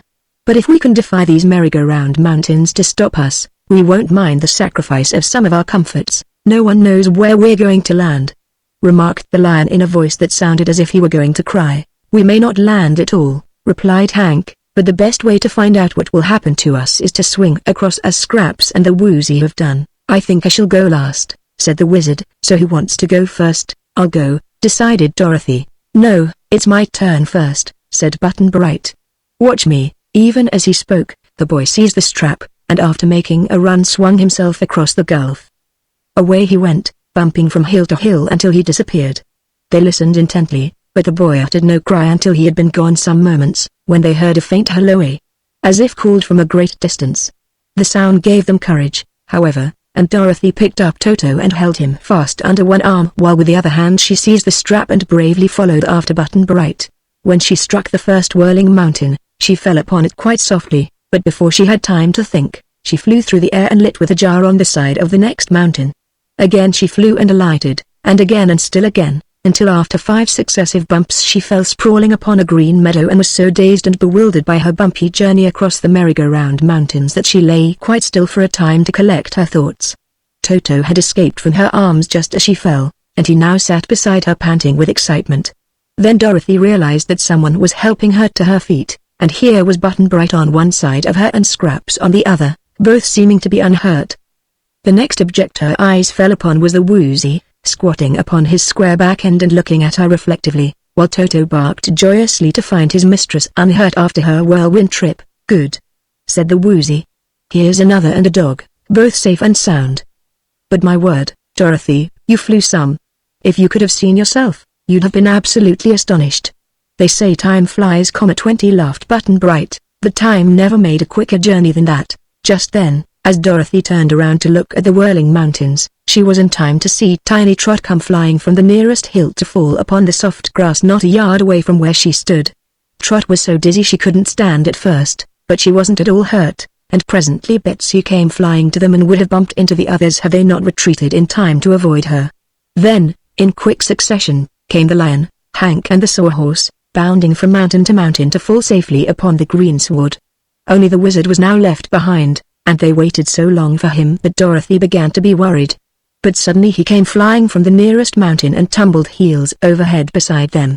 Then they saw that he had wound 2 of their blankets around his body to keep the bumps from hurting him and had fastened the blankets with some of the spare straps from the harness of the sawhorse. Chapter 8 The Mysterious City. There they sat upon the grass, their heads still swimming from their dizzy flights, and looked at one another in silent bewilderment. But presently, when assured that no one was injured, they grew more calm and collected, and the lion said with a sigh of relief, "Who would have thought those merry-go-round mountains were made of rubber?" "Are they really rubber?" asked Trot. "They must be," replied the lion, "for otherwise we would not have bounded so swiftly from one to another without getting hurt." "That is all guesswork," declared the wizard, unwinding the blankets from his body, "for none of us stayed long enough on the mountains to discover what they are made of." "But where are we?" "That's guesswork," said Scraps. "The shepherd said the thistle-eaters live this side of the mountains and are waited on by giants." "Oh no," said Dorothy, "it's the Hurkers who have giant slaves, and the thistle-eaters hitch dragons to their chariots." "How could they do that?" asked the Woozy. "Dragons have long tails, which would get in the way of the chariot wheels, and if the Hurkers have conquered the giants," said Trot, "they must be at least twice the size of giants." "Perhaps the Hurkers are the biggest people in all the world." "Perhaps they are," assented the wizard in a thoughtful tone of voice. "And perhaps the shepherd didn't know what he was talking about.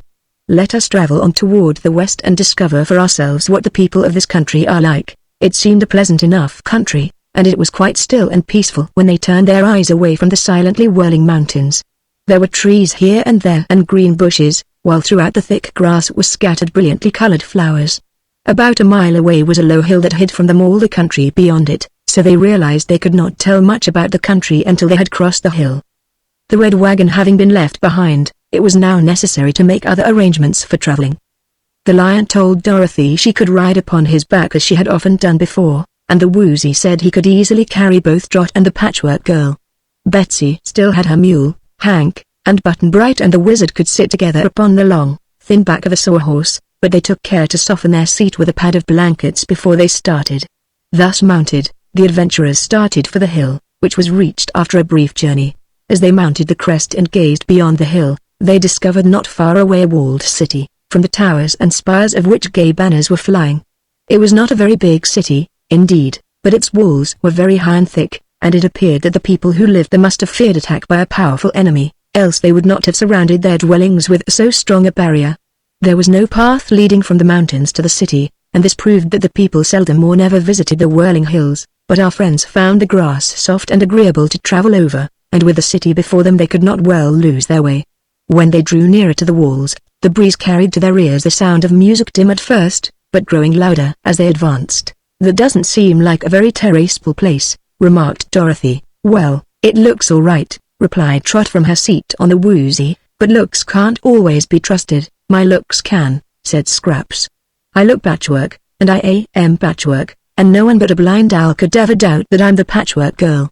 Saying which, she turned a somersault off the woozy and, alighting on her feet, began wildly dancing about. "Are owls ever blind?" asked Trot. "Always, in the daytime," said Button-Bright. "But Scraps can see with her button eyes both day and night." "Isn't it queer?" "It's queer that buttons can see at all," answered Trot. "But good gracious, what's become of the city?" "I was going to ask that myself," said Dorothy. It's gone." The animals came to a sudden halt, for the city had really disappeared, walls and all, and before them lay the clear, unbroken sweep of the country. "Dear me!" exclaimed the wizard. "This is rather disagreeable. It is annoying to travel almost to a place and then find it is not there." "Where can it be, then?" asked Dorothy. "It certainly was there a minute ago. I can hear the music yet," declared Button-Bright, and when they all listened, the strains of music could plainly be heard. "Oh! There's the city over at the left," called Scraps, and turning their eyes, they saw the walls and towers and fluttering banners far to the left of them. "We must have lost our way," suggested Dorothy. "Nonsense," said the lion. "I, and all the other animals, have been tramping straight toward the city ever since we first saw it." "Then how does it happen?" "Never mind," interrupted the wizard. "We are no further from it than we were before. It is in a different direction, that's all, so let us hurry and get there before it again escapes us." So on they went directly toward the city, which seemed only a couple of miles distant. But when they had traveled less than a mile, it suddenly disappeared again. Once more they paused, somewhat discouraged, but in a moment the button eyes of Scraps again discovered the city, only this time it was just behind them in the direction from which they had come. "Goodness gracious!" cried Dorothy. "There's surely something wrong with that city. Do you suppose it's on wheels?" "Wizard, it may not be a city at all," he replied, looking toward it with a speculative glance. "What could it be, then?" "Just an illusion." "What's that?" asked Trot. "Something you think you see and don't see." "I can't believe that," said Button-Bright. "If we only saw it, we might be mistaken, but if we can see it and hear it, too, it must be where?" asked the Patchwork Girl. "Somewhere near us," he insisted. "We will have to go back, I suppose," said the woozy with a sigh. So back they turned and headed for the walled city until it disappeared again, only to reappear at the right of them. They were constantly getting nearer to it, however, so they kept their faces turned toward it as it flitted here and there to all points of the compass. Presently the lion, who was leading the procession, halted abruptly and cried out, "Ouch! What's the matter?" asked Dorothy. "Ouch! Ouch!" Tilda repeated the lion, and leapt backward so suddenly that Dorothy nearly tumbled from his back. At the same time Hank the mule yelled ouch! "Ouch! Ouch!" repeated the lion and leapt backward so suddenly that Dorothy nearly tumbled from his back. At the same time, Hank the mule yelled ouch! almost as loudly as the lion had done, and he also pranced backward a few paces. "It's the thistles," said Betsy. "They prick their legs." Hearing this, all looked down, and sure enough the ground was thick with thistles, which covered the plain from the point where they stood way up to the walls of the mysterious city. No pathways through them could be seen at all. Here the soft grass ended and the growth of thistles began. "They're the prickliest thistles I ever felt," grumbled the lion. "My legs smart yet from their stings, though I jumped out of them as quickly as I could." "Here is a new difficulty," remarked the wizard in a grieved tone. "The city has stopped hopping around, it is true, but how are we to get to it over this mass of prickers?" "They can't hurt me," said the thick-skinned woozy, advancing fearlessly and trampling among the thistles. "Nor me," said the wooden sawhorse. "But the lion and the mule cannot stand the prickers," asserted Dorothy, "and we can't leave them behind." "Must we all go back?" asked Trot. "Course not," replied Button-Bright scornfully. "Always when there's trouble, there's a way out of it if you can find it." "I wish the Scarecrow was here," said Scraps, standing on her head on the woozy's square back. "His splendid brains would soon show us how to conquer this field of thistles." "What's the matter with your brains?" asked the boy. "Nothing," she said, making a flip-flop into the thistles and dancing among them without feeling their sharp points. "I could tell you in half a minute how to get over the thistles if I wanted to." "Tell us, Scraps," begged Dorothy. "I don't want to wear my brains out with overwork," replied the Patchwork Girl. "Don't you love Ozma? And don't you want to find her?" asked Betsy reproachfully. "Yes indeed," said Scraps, walking on her hands as an acrobat does at the circus. "Well, we can't find Ozma unless we get past these thistles," declared Dorothy. Scraps danced around them 2 or 3 times without reply. Then she said, "Don't look at me, you stupid folks. Look at those blankets." The wizard's face brightened at once. "Why didn't we think of those blankets before?" "Because you haven't magic brains," laughed Scraps. "Such brains as you have are of the common sort that grow in your heads, like weeds in a garden. I'm sorry for you people who have to be born in order to be alive." But the wizard was not listening to her. He quickly removed the blankets from the back of a sawhorse and spread one of them upon the thistles, just next the grass. The thick cloth rendered the prickers harmless, so the wizard walked over this first blanket and spread the second one farther on, in the direction of the Phantom City. "These blankets," said he, "are for the lion and the mule to walk upon. The sawhorse and the woozy can walk on the thistles."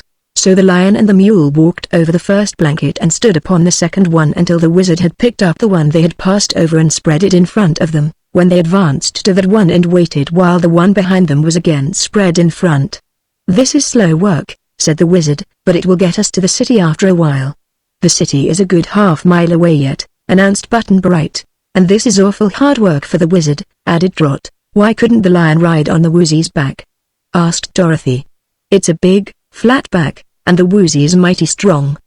Perhaps the lion wouldn't fall off." "You may try it if you like," said the woozy to the lion. "I can take you to the city in a jiffy and then come back for Hank." I'm afraid," said the cowardly lion. He was twice as big as the woozy. "Try it," pleaded Dorothy. "And take a tumble among the thistles?" asked the lion reproachfully. But when the woozy came close to him, the big beast suddenly bounded upon its back and managed to balance himself there, although forced to hold his forelegs so close together that he was in danger of toppling over. The great weight of the monster lion did not seem to affect the woozy, who called to his rider, "Hold on tight," and ran swiftly over the thistles toward the city. The others stood on the blanket and watched the strange sight anxiously. Of course, the lion couldn't hold on tight because there was nothing to hold to, and he swayed from side to side as if likely to fall off any moment. Still, he managed to stick to the woozy's back until they were close to the walls of the city, when he leapt to the ground. Next moment the woozy came dashing back at full speed. "There's a little strip of ground next to the wall where there are no thistles," he told them when he had reached the adventurers once more. "Now then, friend Hank, see if you can ride as well as the lion did." "Take the others first," proposed the mule. So the sawhorse and the woozy made a couple of trips over the thistles to the city walls and carried all the people in safety, Dorothy holding little Toto in her arms.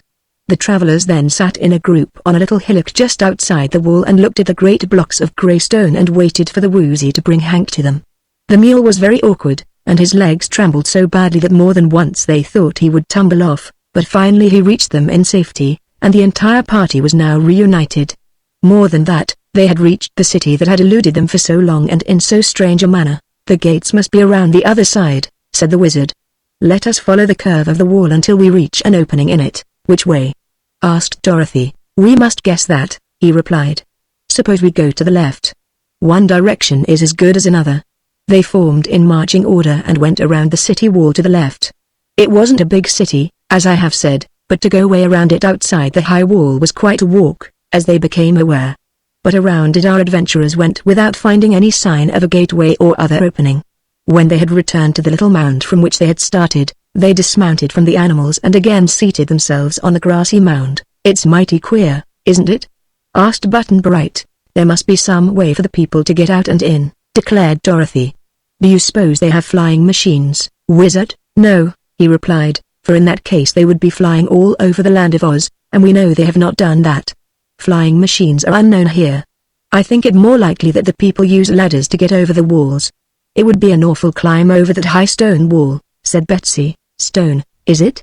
Scraps, who was again dancing wildly around, for she never tired and could never keep still for long. "Course it's stone," answered Betsy scornfully. "Can't you see?" "Yes," said Scraps, going closer. "I can see the wall, but I can't feel it." And then, with her arms outstretched, she did a very queer thing. She walked right into the wall and disappeared. "For goodness sake!" Dorothy, amazed, as indeed they all were. Chapter 9 The High Coco Lorem of the... And now the Patchwork Girl came dancing out of the wall again. "Come on," she called. "It isn't there. There isn't any wall at all." "What? No wall?" exclaimed the Wizard. "Nothing like it," said Scraps. "It's a make-believe. You see it, but it isn't. Come on into the city, we've been wasting our time." With this, she danced into the wall again and once more disappeared. Button-Bright, who was rather venturesome, dashed away after her and also became invisible to them. The others followed more cautiously, stretching out their hands to feel the wall and finding, to their astonishment, that they could feel nothing because nothing opposed them. They walked on a few steps and found themselves in the streets of a very beautiful city. Behind them they again saw the wall, grim and forbidding as ever, but now they knew it was merely an illusion prepared to keep strangers from entering the city. But the wall was soon forgotten, for in front of them were a number of quaint people who stared at them in amazement as if wondering where they had come from. Our friends forgot their good manners for a time and returned the stares with interest, for so remarkable a people had never before been discovered in all the remarkable land of Oz. Their heads were shaped like diamonds, and their bodies like hearts. All the hair they had was a little bunch at the tip-top of their diamond-shaped heads, and their eyes were very large and round, and their noses and mouths were very small. Their clothing was tight-fitting and of brilliant colors, being handsomely embroidered in quaint designs with gold or silver threads, but on their feet they wore sandals with no stockings whatever. The expression of their faces was pleasant enough, although they now showed surprise at the appearance of strangers so unlike themselves, and our friends thought they seemed quite harmless. "I beg your pardon," said the Wizard, speaking for his party, "for intruding upon you uninvited, but we are traveling on important business and find it necessary to visit your city. Will you kindly tell us by what name your city is called?" They looked at one another uncertainly, each expecting some other to answer. Finally, a short one whose heart-shaped body was very broad replied, "We have no occasion to call our city anything. It is where we live, that is all." "But by what name do others call your city?" asked the Wizard. "We know of no others except yourselves," said the man. And then he inquired, "Were you born with those queer forms you have, or has some cruel magician transformed you to them from your natural shapes?" "These are our natural shapes," declared the Wizard, "and we consider them very good shapes, too." The group of inhabitants was constantly being enlarged by others who joined it. All were evidently startled and uneasy at the arrival of strangers. "Have you a king?" asked Dorothy, who knew it was better to speak with someone in authority, but the man shook his diamond-like head. "What is a king?" he asked. "Isn't there anyone who rules over you?" inquired the Wizard. "No," was the reply, "each of us rules himself, or at least tries to do so. It is not an easy thing to do, as you probably know." The Wizard reflected. "If you have disputes among you," said he after a little thought, "who settles them?" "The High Coco Lorem," they answered in a chorus. "And who is he?" "The judge who enforces the laws," said the man who had first spoken. "Then he is the principal person here?" continued the Wizard. "Well, I would not say that," returned the man in a puzzled way. "The High Coco Lorem is a public servant. However, he represents the laws, which we must all obey. I think," said the Wizard, "we ought to see your High Coco Lorem and talk with him. Our mission here requires us to consult one high in authority, and the High Coco Lorem ought to be high, whatever else he is." The inhabitants seemed to consider this proposition reasonable, for they nodded their diamond-shaped heads in approval. So the broad one who had been their spokesman said, "Follow me," and turning led the way along one of the streets. The entire party followed him, the natives falling in behind. The dwellings they passed were quite nicely planned and seemed comfortable and convenient. After leading them a few blocks, their conductor stopped before a house which was neither better nor worse than the others. The doorway was shaped to admit the strangely formed bodies of these people, being narrow at the top, broad in the middle and tapering at the bottom. The windows were made in much the same way, giving the house a most peculiar appearance. When their guide opened the gate, a music box concealed in the gatepost began to play, and the sound attracted the attention of the High Coco Lorum, who appeared at an open window and inquired, "What has happened now?" But in the same moment his eyes fell upon the strangers and he hastened to open the door and admit them all but the animals, which were left outside with a throng of natives that had now gathered. For a small city there seemed to be a large number of inhabitants, but they did not try to enter the house and contented themselves with staring curiously at the strange animals. Toto followed Dorothy. Our friends entered a large room at the front of the house, where the High Coco Lorum asked them to be seated. "I hope your mission here is a peaceful one," he said, looking a little worried, for the Thists are not very good fighters and object to being conquered. "Are your people called Thists?" asked Dorothy. "Yes. I thought you knew that. And we call our city Oh, we are Thists because we eat thistles, you know," continued the High Coco Lorum. "Do you really eat those prickly things?" inquired Button Bright wonderingly. "Why not?" replied the other. "The sharp points of the thistles cannot hurt us, because all our insides are gold-lined, to be sure. Our throats and stomachs are lined with solid gold, and we find the thistles nourishing and good to eat. As a matter of fact, there is nothing else in our country that is fit for food. All around the city of Thig grow countless thistles, and all we need do is to go and gather them. If we wanted anything else to eat, we would have to plant it, and grow it, and harvest it, and that would be a lot of trouble and make us work, which is an occupation we detest. But tell me, please," said the wizard, "how does it happen that your city jumps around so, from one part of the country to another?" "The city doesn't jump. It doesn't move at all," declared the High Coco Lorum.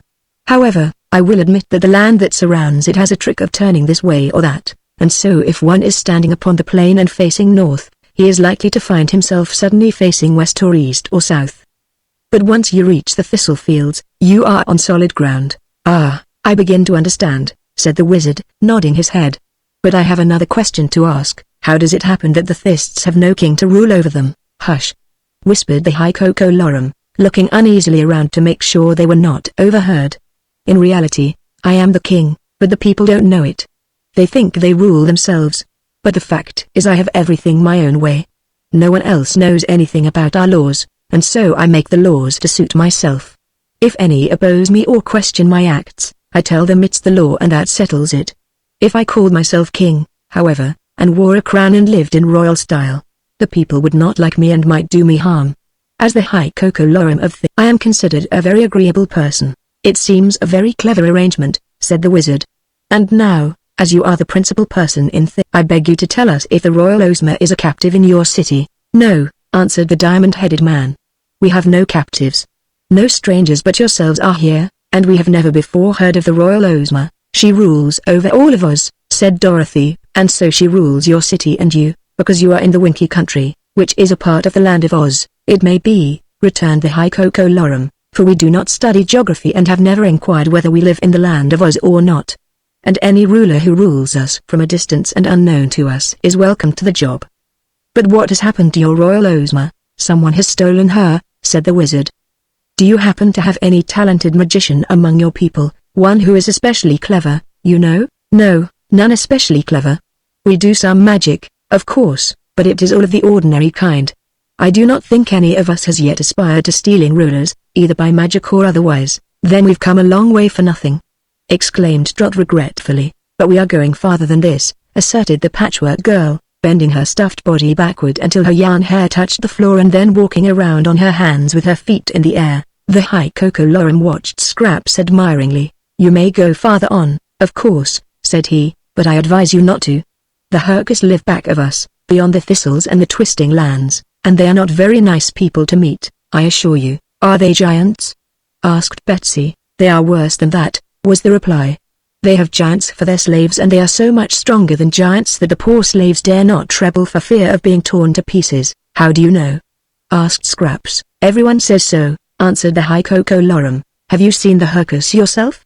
inquired Dorothy. "No, but what everyone says must be true," Otherwise what would be the use of their saying it? We were told before we got here that you people hitch dragons to your chariots, said the little girl. So we do, declared the High Coco Lorum. And that reminds me that I ought to entertain you as strangers and my guests by taking you for a ride around our splendid city of the... He touched a button, and a band began to play. At least, they heard the music of a band, but couldn't tell where it came from. That tune is the order to my charioteer to bring around my dragon chariot, said the High Coco Lorum. Every time I give an order, it is in music, which is a much more pleasant way to address servants than in cold, stern words. Does this dragon of yours bite? Asked Button Bright. Mercy no. Do you think I'd risk the safety of my innocent people by using a biting dragon to draw my chariot? I'm proud to say that my dragon is harmless, unless his steering gear breaks, and he was manufactured at the famous dragon factory in this city of the... Here he comes, and you may examine him for yourselves. They heard a low rumble and a shrill squeaking sound, and going out to the front of the house, they saw coming around the corner a car drawn by a gorgeous jeweled dragon, which moved its head to right and left and flashed its eyes like headlights of an automobile and uttered a growling noise as it slowly moved toward them. When it stopped before the High Coco Lorum's house, Toto barked sharply at the sprawling beast, but even Tiny Trot could see that the dragon was not alive. Its scales were of gold, and each one was set with sparkling jewels, while it walked in such a stiff, regular manner that it could be nothing else than a machine. The chariot that trailed behind it was likewise of gold and jewels, and when they entered it, they found there were no seats. Everyone was supposed to stand up while riding. The charioteer was a little, diamond-headed fellow who straddled the neck of the dragon and moved the levers that made it go. This, said the High Coco Lorum pompously, is a wonderful invention. We are all very proud of our auto-dragons, many of which are in use by our wealthy inhabitants. Start the thing going, charioteer. The charioteer did not move. You forgot to order him in music, suggested Dorothy. So I did. He touched a button and a music box in the dragon's head began to play a tune. At once the little charioteer pulled over a lever, and the dragon began to move, very slowly and groaning dismally as it drew the clumsy chariot after it. Toto trotted between the wheels. The sawhorse, the mule, the lion and the woozy followed after and had no trouble in keeping up with the machine. Indeed, they had to go slow to keep from running into it. When the wheels turned, another music box concealed somewhere under the chariot played a lively march tune which was in striking contrast with the dragging movement of the strange vehicle, and Button Bright decided that the music he had heard when they first sighted this city was nothing else than a chariot plodding its weary way through the streets. All the travelers from the Emerald City thought this ride the most uninteresting and dreary they had ever experienced, but the High Coco Lorum seemed to think it was grand. He pointed out the different buildings and parks and fountains in much the same way that the conductor does on an American sightseeing wagon does, and being guests they were obliged to submit to the ordeal. But they became a little worried when their host told them he had ordered a banquet prepared for them in the city hall. What are we going to eat? Asked Button Bright suspiciously. Thistles, was the reply. Fine, fresh thistles, gathered this very day. Scraps laughed, for she never ate anything, but Dorothy said in a protesting voice, our insides are not lined with gold, you know. How sad! Exclaimed the High Coco Lorum, and then he added as an afterthought, but we can have the thistles boiled, if you prefer. I'm afraid they wouldn't taste good even then, said Little Trot. Haven't you anything else to eat? The High Coco Lorum shook his diamond-shaped head. Nothing that I know of, said he. But why should we have anything else when we have so many thistles? However, if you can't eat what we eat, don't eat anything. We shall not be offended, and the banquet will be just as merry and delightful. Knowing his companions were all hungry, the wizard said, I trust you will excuse us from the banquet, sir, which will be merry enough without us, although it is given in our honor. For, as Ozma is not in your city, we must leave here at once and seek her elsewhere. Sure we must. Dorothy, and she whispered to Betsy and Trot, I'd rather starve somewhere else than in this city, and who knows, we may run across somebody who eats regular food and will give us some. So when the ride was finished, in spite of the protests of the High Coco Lorum, they insisted on continuing their journey. It will soon be dark. He objected. We don't mind the darkness, replied the wizard. Some wandering Hercu may get you. Do you think the Hercus would hurt us? Asked Dorothy. I cannot say, not having had the honor of their acquaintance. But they are said to be so strong that if they had any other place to stand upon they could lift the world, all of them together? Asked Button Bright wonderingly. Any one of them could do it, said the High Coco Lorum. Have you heard of any magicians being among them? asked the wizard, knowing that only a magician could have stolen Ozma in the way she had been stolen. I am told it is quite a magical country, declared the High Coco Lorum, and magic is usually performed by magicians. But I have never heard that they have any invention or sorcery to equal our wonderful auto-dragons. They thanked him for his courtesy, and mounting their own animals rode to the farther side of the city and right through the wall of illusion out into the open country. I'm glad we got away so easily, said Betsy. I didn't like those queer-shaped people, nor did I, agreed Dorothy. It seems dreadful to be lined with sheets of pure gold and have nothing to eat but thistles. They seemed happy and contented, though, remarked the wizard, and those who are contented have nothing to regret and nothing more to wish for. Chapter 10 Toto loses something. For a while the travelers were constantly losing their direction, for beyond the thistle fields they again found themselves upon the turning lands, which swung them around one way and then another. But by keeping the city of Thick constantly behind them, the adventurers finally passed the treacherous turning lands and came upon a stony country where no grass grew at all. There were plenty of bushes, however, and although it was now almost dark, the girls discovered some delicious yellow berries growing upon the bushes, one taste of which set them all to picking as many as they could find. The berries relieved their pangs of hunger for a time, and as it now became too dark to see anything, they camped where they were. The three girls lay down upon one of the blankets all in a row and the wizard covered them with the other blanket and tucked them in. Button Bright crawled under the shelter of some bushes and was asleep. The wizard sat down with his back to a big stone and looked at the stars in the sky and thought gravely upon the dangerous adventure they had undertaken, wondering if they would ever be able to find their beloved Ozma again. The animals lay in a group by themselves, a little distance from the others.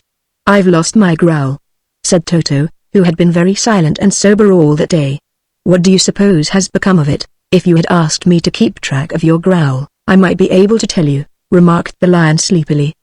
But frankly, Toto, I supposed you were taking care of it yourself. It's an awful thing to lose one's growl, said Toto, wagging his tail disconsolately. What if you lost your roar, lion? Wouldn't you feel terrible? My roar, replied the lion, is the fiercest thing about me. I depend on it to frighten my enemies so badly that they won't dare to fight me. Once, said the mule, I lost my bray so that I couldn't call to Betsy to let her know I was hungry. That was before I could talk, you know, for I had not yet come into the land of Oz, and I found it was certainly very uncomfortable not to be able to make a noise. You make enough noise now, declared Toto. But none of you have answered my question. Where is my growl? You may search me, said the woozy.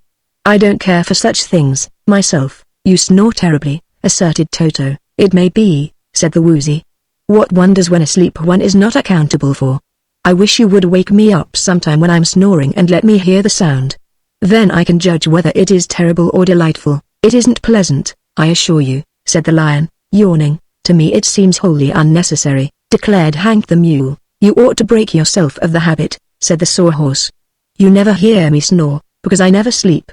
I don't even whinny as those puffy meat horses do.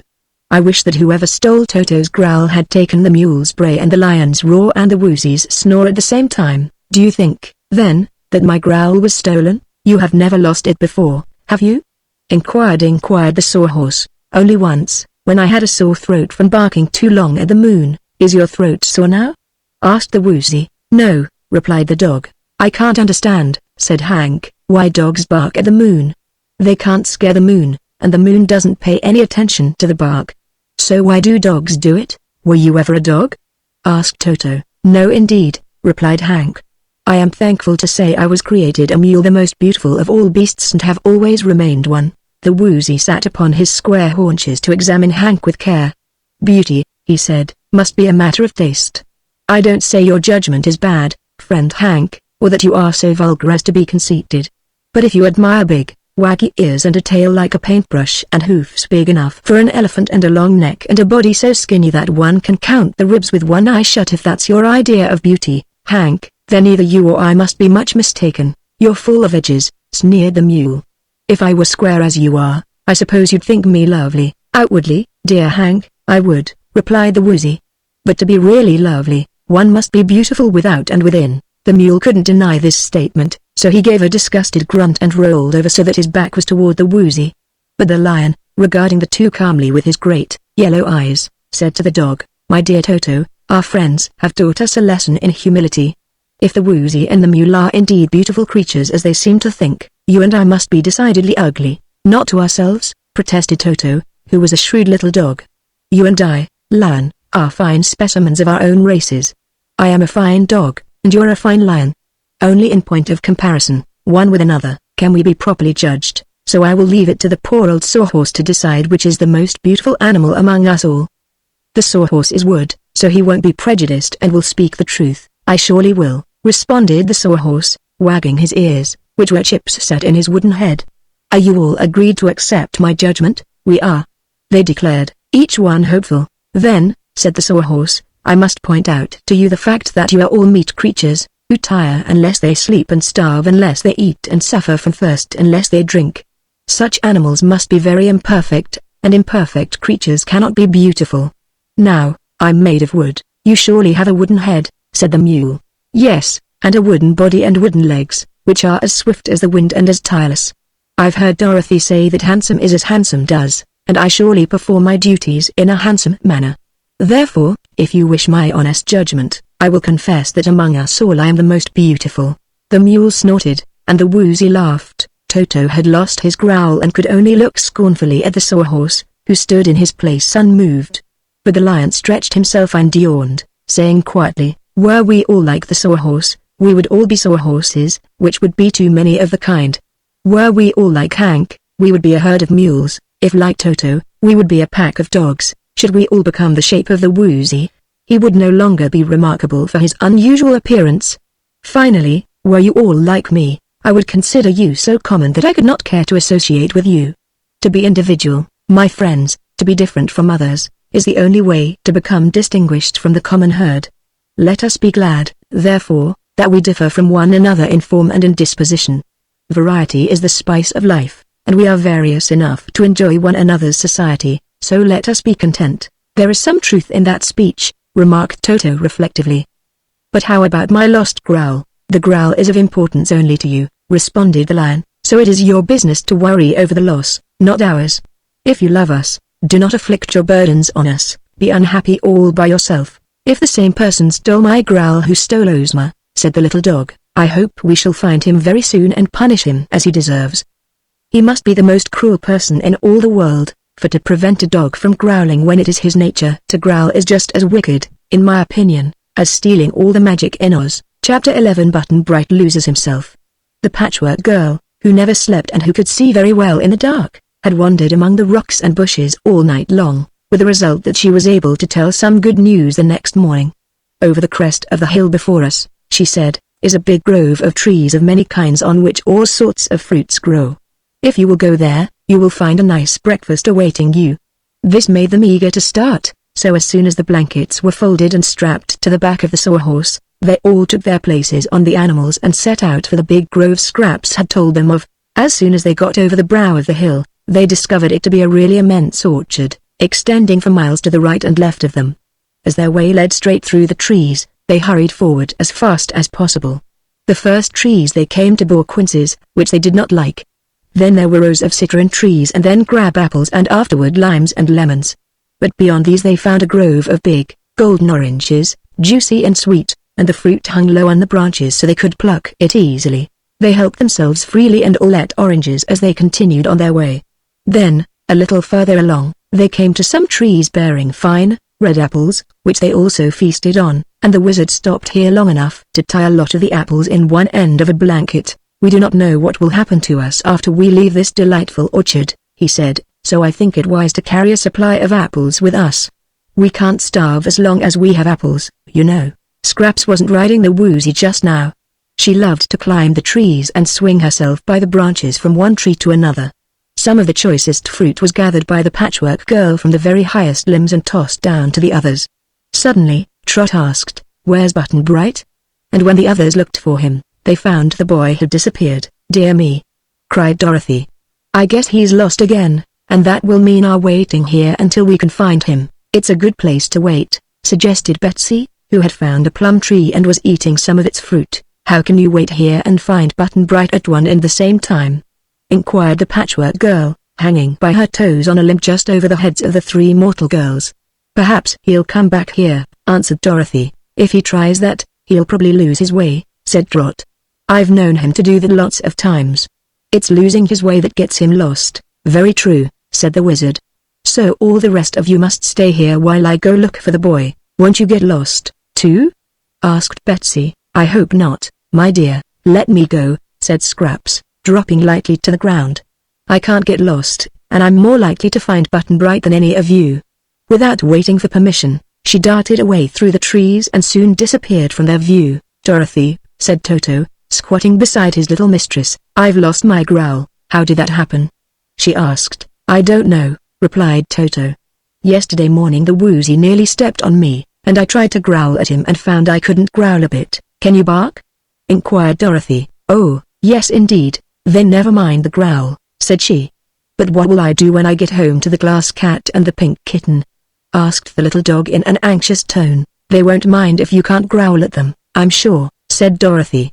I'm sorry for you, of course, Toto, for it's just those things we can't do that we want to do most of all, but before we get back, you may find your growl again. Do you think the person who stole Ozma stole my growl? Dorothy smiled. Perhaps, Toto, then he's a scoundrel, cried the little dog. Anyone who would steal Ozma is as bad can be, agreed Dorothy, and when we remember that our dear friend, the lovely ruler of Oz, is lost, we ought not to worry over just a growl. Toto was not entirely satisfied with this remark, for the more he thought upon his lost growl, the more important his misfortune became. When no one was looking, he went away among the trees and tried his best to growl even a little bit but could not manage to do so. All he could do was bark, and a bark cannot take the place of a growl, so he sadly returned to the others. Now Button-Bright had no idea that he was lost at first. He had merely wandered from tree to tree seeking the finest fruit until he discovered he was alone in the great orchard. But that didn't worry him just then, and seeing some apricot trees farther on, he went to them. Then he discovered some cherry trees. Just beyond these were some tangerines. We've found most every kind of fruit but peaches, he said to himself, so I guess there are peaches here, too, if I can find the trees. He searched here and there, paying no attention to his way, until he found that the trees surrounding him bore only nuts. He put some walnuts in his pockets and kept on searching, and at last right among the nut trees he came upon one solitary peach tree. It was a graceful, beautiful tree, but although it was thickly leaved, it bore no fruit except one large, splendid peach, rosy-cheeked and fuzzy and just right to eat. In his heart he doubted this statement, for this was a solitary peach tree, while all the other fruits grew upon many trees set close to one another. But that one luscious bite made him unable to resist eating the rest of it, and soon the peach was all gone except the pit. Button-Bright was about to throw this peach pit away when he noticed that it was of pure gold. Of course, this surprised him. But so many things in the land of Oz were surprising that he did not give much thought to the golden peach pit. He put it in his pocket, however, to show to the girls, and 5 minutes afterward had forgotten all about it, for now he realized that he was far separated from his companions, and knowing that this would worry them and delay their journey, he began to shout as loud as he could. His voice did not penetrate very far among all those trees, and after shouting a dozen times and getting no answer, he sat down on the ground and said, "Well, I'm lost again. It's too bad, but I don't see how it can be helped." As he leaned his back against a tree, he looked up and saw a blue finch fly down from the sky and alight upon a branch just before him. The bird looked and looked at him. First it looked with one bright eye and then turned its head and looked at him with the other eye. Then, fluttering its wings a little, it said, "Oh, so you've eaten the enchanted peach, have you? Was it enchanted?" asked Button-Bright. "Of course," replied the blue finch. "Yugi the shoemaker did that." "But why? And how was it enchanted? And what will happen to one who eats it?" questioned the boy. "Ask Yugi the shoemaker. He knows," said the bird, preening its feathers with its bill. "And who is Yugi the shoemaker?" "The one who enchanted the peach and placed it here in the exact center of the great orchard so no one would ever find it. We birds didn't dare to eat it, we are too wise for that. But you are Button-Bright from the Emerald City, and you ate the enchanted peach. You must explain to Yugi the shoemaker why you did that." And then, before the boy could ask any more questions, the bird flew away and left him alone. Button-Bright was not much worried to find that the peach he had eaten was enchanted. It certainly had tasted very good, and his stomach didn't ache a bit. So again he began to reflect upon the best way to rejoin his friends. "Whichever direction I follow is likely to be the wrong one," he said to himself, "so I'd better stay just where I am and let them find me if they can." A white rabbit came hopping through the orchard and paused a little way off to look at him. "Don't be afraid," said Button Bright. "I won't hurt you." "Oh, I'm not afraid for myself," returned the White Rabbit. "It's you I'm worried about." "Yes, I'm lost," said the boy. "I fear you are." "Indeed," answered the rabbit. "Why on earth did you eat the enchanted peach?" The boy looked at the excited little animal thoughtfully. "There were 2 reasons," he explained. "One reason was that I like peaches, and the other reason was that I didn't know it was enchanted." "That won't save you from Yugi the shoemaker," declared the White Rabbit, and it scurried away before the boy could ask any more questions. Rabbits and birds, he thought, are timid creatures and seem afraid of this shoemaker, whoever he may be. If there was another peach half as good as that other, I'd eat it in spite of a dozen enchantments or 100 shoemakers. Just then, Scraps came dancing along and saw him sitting at the foot of the tree. "Oh, here you are," she said. "Up to your old tricks, eh? Don't you know it's impolite to get lost and keep everybody waiting for you? Come along, and I'll lead you back to Dorothy and the others." Button Bright rose slowly to accompany her. "That wasn't much of a loss," he said cheerfully. "I haven't been gone half a day, so there's no harm done." Dorothy, however, when the boy rejoined the party, gave him a good scolding. "When we're doing such an important thing as searching for Ozma," said she, "it's naughty for you to wander away and keep us from getting on. Suppose she's a prisoner in a dungeon cell. Do you want to keep our dear Ozma there any longer than we can help? If she's in a dungeon cell, how are you going to get her out?" inquired the boy. "Never you mind. We'll leave that to the wizard. He's sure to find a way." The wizard said nothing, for he realized that without his magic tools he could do no more than any other person. But there was no use reminding his companions of that fact, it might discourage them. "The important thing just now," he remarked, "is to find Ozma, and as our party is again happily reunited, I propose we move on." As they came to the edge of the great orchard, the sun was setting and they knew it would soon be dark. So it was decided to camp under the trees, as another broad plain was before them. The wizard spread the blankets on a bed of soft leaves, and presently all of them except Scraps and the Sawhorse were fast asleep.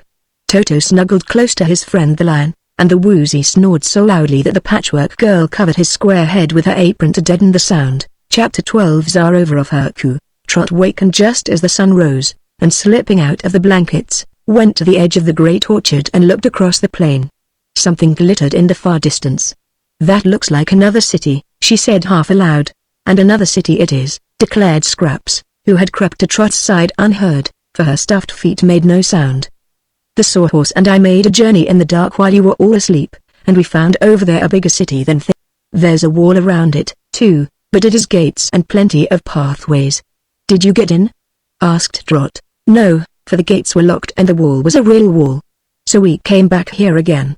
It isn't far to the city. We can reach it in 2 hours after you've had your breakfasts." Trot went back, and finding the other girls now awake, told them what Scraps had said. So they hurriedly ate some fruit. There were plenty of plums and feijoas in this part of the orchard, and then they mounted the animals and set out upon the journey to the strange city. Hank the mule had breakfasted on grass, and the lion had stolen away and found a breakfast to his liking. He never told what it was, but Dorothy hoped the little rabbits and the field mice had kept out of his way. She warned Toto not to chase birds and gave the dog some apple, with which he was quite content. The Woozy was as fond of fruit as of any other food except honey, and the Sawhorse never ate at all, except for their worry over Ozma. They were all in good spirits as they proceeded swiftly over the plain.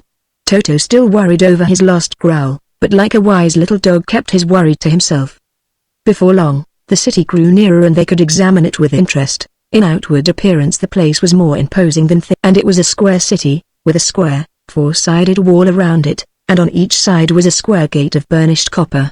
Everything about the city looked solid and substantial. There were no banners flying, and the towers that rose above the city wall seemed bare of any ornament whatever. A path led from the fruit orchard directly to one of the city gates, showing that the inhabitants preferred fruit to thistles. Our friends followed this path to the gate, which they found fast shut. But the wizard advanced and pounded upon it with his fist, saying in a loud voice, "Open!" At once there rose above the great wall a row of immense heads, all of which looked down at them as if to see who was intruding. The size of these heads was astonishing, and our friends at once realized that they belonged to giants who were standing within a city. All had thick, bushy hair and whiskers, on some the hair being white and on others black or red or yellow, while the hair of a few was just turning gray, showing that the giants were of all ages. However fierce the heads might seem, the eyes were mild in expression, as if the creatures had been long subdued, and their faces expressed patience rather than ferocity. "What's wanted?" asked one old giant in a low, grumbling voice. "We are strangers, and we wish to enter the city," replied the wizard. "Do you come in war or peace?" asked another. "In peace, of course," retorted the wizard, and he added impatiently, "Do we look like an army of conquest?" "No," said the first giant who had spoken, "you look like innocent tramps, but you never can tell by appearances. Wait here until we report to our masters. No one can enter here without the permission of Vig, the Tsarova." "Who's that?" inquired Dorothy, but the heads had all bobbed down and disappeared behind the walls, so there was no answer. They waited a long time before the gate rolled back with a rumbling sound, and a loud voice cried, "Enter." But they lost no time in taking advantage of the invitation. On either side of the broad street that led into the city from the gate stood a row of huge giants, 20 of them on a side and all standing so close together that their elbows touched. They wore uniforms of blue and yellow and were armed with clubs as big round as tree trunks. Each giant had around his neck a broad band of gold, riveted on, to show he was a slave. As our friends entered riding upon the lion, the woozy, the sawhorse and the mule, the giants half turned and walked in two files on either side of them, as if escorting them on their way. It looked to Dorothy as if all her party had been made prisoners, for even mounted on their animals their heads scarcely reached to the knees of the marching giants. The girls and Button Bright were anxious to know what sort of a city they had entered, and what the people were like who had made these powerful creatures their slaves. Through the legs of the giants as they walked, Dorothy could see rows of houses on each side of the street and throngs of people standing on the sidewalks, but the people were of ordinary size and the only remarkable thing about them was the fact that they were dreadfully lean and thin. Between their skin and their bones there seemed to be little or no flesh, and they were mostly stoop-shouldered and weary-looking, even to the little children. More and more, Dorothy wondered how and why the great giants had ever submitted to become slaves of such skinny, languid masters, but there was no chance to question anyone until they arrived at a big palace located in the heart of the city. Here the giants formed lines to the entrance and stood still while our friends rode into the courtyard of the palace. Then the gates closed behind them, and before them was a skinny little man who bowed low and said in a sad voice, "If you will be so obliging as to dismount, it will give me pleasure to lead you into the presence of the world's most mighty ruler, Vig the Tsarova." "I don't believe it," said Dorothy indignantly. "What don't you believe?" asked the man. "I don't believe your Tsarova can hold a candle to our Ozma." "He wouldn't hold a candle under any circumstances, or to any living person," replied the man very seriously, "for he has slaves to do such things and the mighty Vig is too dignified to do anything that others can do for him. He even obliges a slave to sneeze for him, if ever he catches cold. However, if you dare to face our powerful ruler, follow me." "We dare anything," said the wizard, "so go ahead." Through several marble corridors having lofty ceilings they passed, finding each corridor and doorway guarded by servants. But these servants of the palace were of the people and not giants, and they were so thin that they almost resembled skeletons. Finally, they entered a great circular room with a high, domed ceiling, where the Tsarova sat on a throne cut from a solid block of white marble and decorated with purple silk hangings and gold tassels. The ruler of these people was combing his eyebrows when our friends entered the throne room and stood before him, but he put the comb in his pocket and examined the strangers with evident curiosity. Then he said, "Dear me, what a surprise. You have really shocked me. For no outsider has ever before come to our city of Herku, and I cannot imagine why you have ventured to do so." "We are looking for Ozma, the supreme ruler of the land of Oz," replied the wizard. "Do you see her anywhere around here?" asked the Tsarova. "Not yet, your majesty, but perhaps you may tell us where she is." "No, I have my hands full keeping track of my own people. I find them hard to manage because they are so tremendously strong." "They don't look very strong," said Dorothy. "It seems as if a good wind would blow them way out of the city if it wasn't for the wall." Just so, admitted the Tsarova. "They really look that way, don't they? But you must never trust to appearances, which have a way of fooling one. Perhaps you noticed that I prevented you from meeting any of my people. I protected you with my giants while you were on the way from the gates to my palace so that not a Herku got near you. Are your people so dangerous, then?" asked the wizard. "To strangers, yes. But only because they are so friendly. For if they shake hands with you, they are likely to break your arms or crush your fingers to a jelly." "Why?" asked Button Bright. "Because we are the strongest people in all the world." "Sure?" exclaimed the boy. "That's bragging. You probably don't know how strong other people are." "Why, Once I knew a man in Philadelphia who could bend iron bars with just his hands, but mercy me, it's no trick to bend iron bars," said His Majesty. "Tell me, could this man crush a block of stone with his bare hands?" "No one could do that," declared the boy. "If I had a block of stone, I'd show you," said the Tsareva, looking around the room. "Ah, here is my throne. The back is too high, anyhow, so I'll just break off a piece of that." He rose to his feet and tottered in an uncertain way around the throne. Then he took hold of the back and broke off a piece of marble over a foot thick. "This," said he, coming back to his seat, "is very solid marble and much harder than ordinary stone. Yet I can crumble it easily with my fingers, a proof that I am very strong." Even as he spoke, he began breaking off chunks of marble and crumbling them as one would a bit of earth. The wizard was so astonished that he took a piece in his own hands and tested it, finding it very hard indeed. Just then one of the giant's servants entered and exclaimed, "Oh, Your Majesty, the cook has burned the soup." "What shall we do?" "How dare you interrupt me?" asked the Tsareva, and grasping the immense giant by one of his legs, he raised him in the air and threw him headfirst out of an open window. "Now, tell me," he said, turning to Button Bright, "could your man in Philadelphia crumble marble in his fingers?" "I guess not," said Button Bright, much impressed by the skinny monarch's strength. "What makes you so strong?" inquired Dorothy. "It's the Zozozo," he explained, "which is an invention of my own.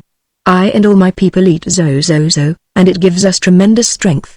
Would you like to eat some?" "No thank you," replied the girl. I don't want to get so thin." "Well, of course one can't have strength and flesh at the same time," said the Tsareva. "Zozozo is pure energy, and it's the only compound of its sort in existence. I never allow our giants to have it, you know, or they would soon become our masters, since they are bigger than we, so I keep all the stuff locked up in my private laboratory. Once a year one feed a teaspoonful of it to each of my people, men, women and children, so every one of them is nearly as strong as I am." "Wouldn't you like a dose, sir?" he asked, turning to the wizard. "Well," said the wizard, "if you would give me a little Zozozo in a bottle, I'd like to take it with me on my travels. It might come in handy on occasion, to be sure." "I'll give you enough for 6 doses, promised the Tsareva. "But don't take more than a teaspoonful at a time."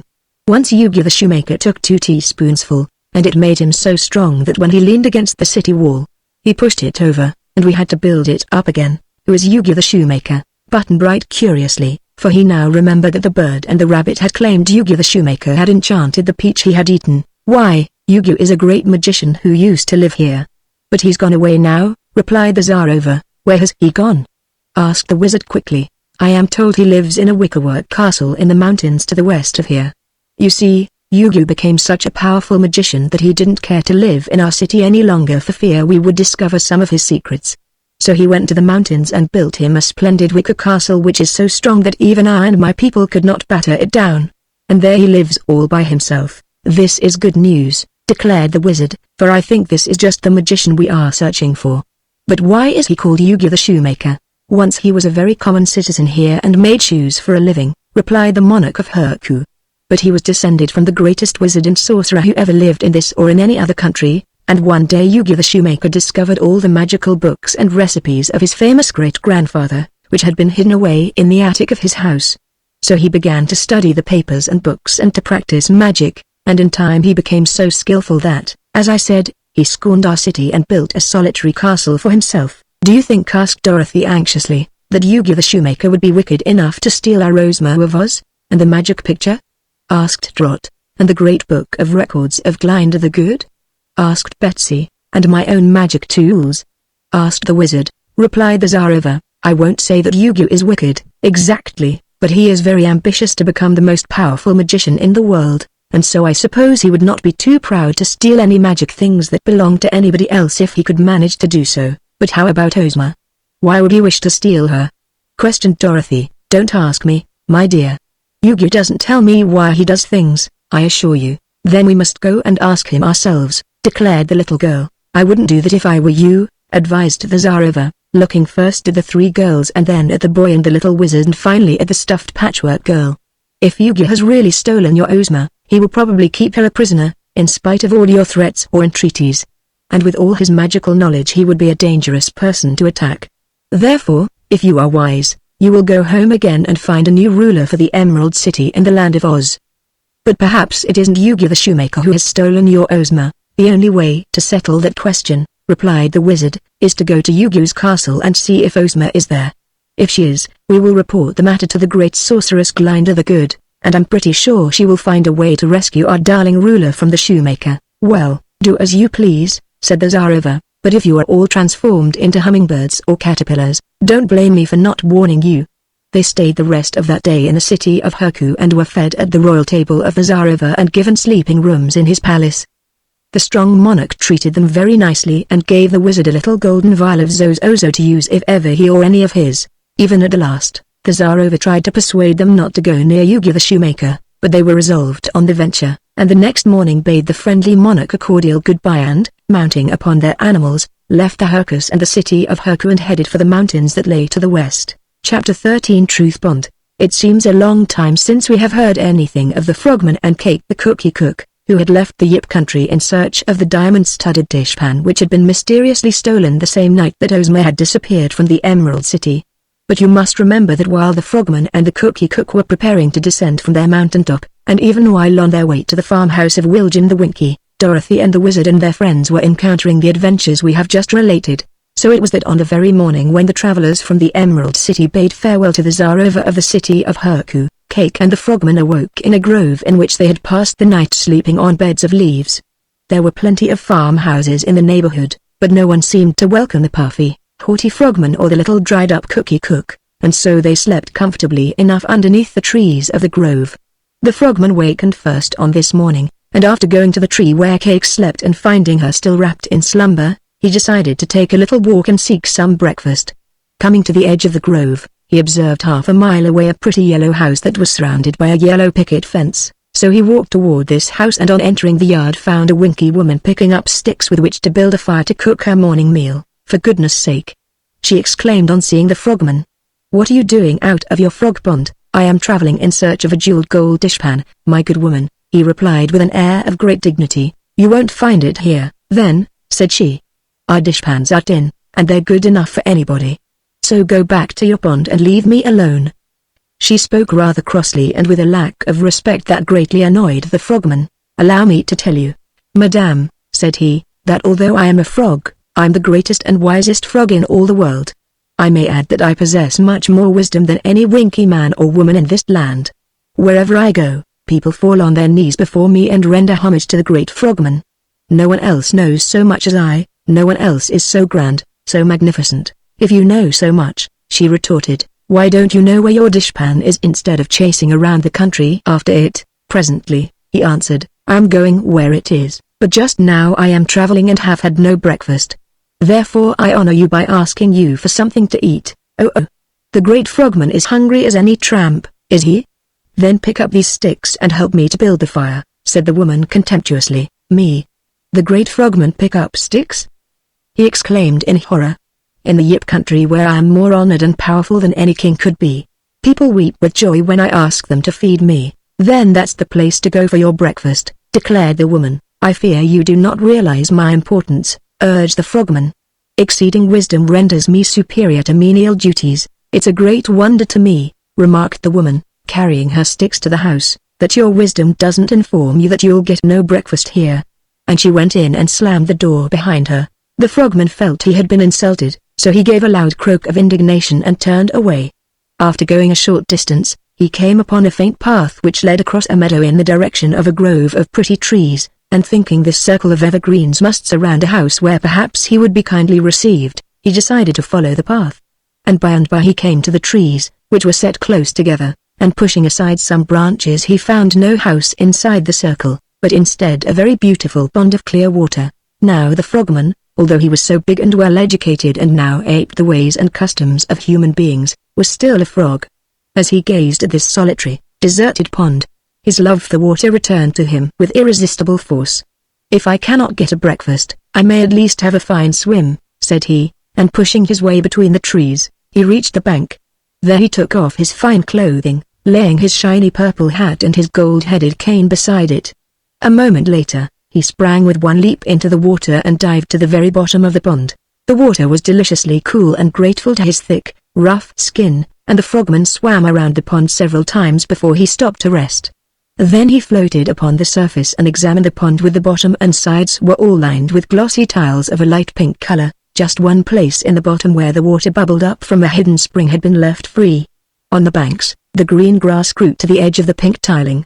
And now, as the frogman examined the place, he found that on one side of the pool, just above the water line, had been set a golden plate on which some words were deeply engraved. He swam toward this plate, and on reaching it read the following inscription. "This is the truth pond. Whoever bathes in this water must always afterward tell the truth." This statement startled the frogman. It even worried him, so that he leapt upon the bank and hurriedly began to dress himself. "A great misfortune has befallen me," he told himself, "for hereafter I cannot tell people I am wise, since it is not the truth. The truth is that my boasted wisdom is all a sham, assumed by me to deceive people and make them defer to me. In truth, no living creature can know much more than his fellows, for one may know one thing, and another know another thing, so that wisdom is evenly scattered throughout the world. But army exclamation mark, what terrible fate will now be mine. Even Cake the cookie cook will soon discover that my knowledge is no greater than her own, for having bathed in the enchanted water of the truth pond, I can no longer deceive her or tell a lie." More humbled than he had been for many years, the frogman went back to the grove where he had left Cake and found the woman now awake and washing her face in a tiny brook. "Where has your runner been?" she asked.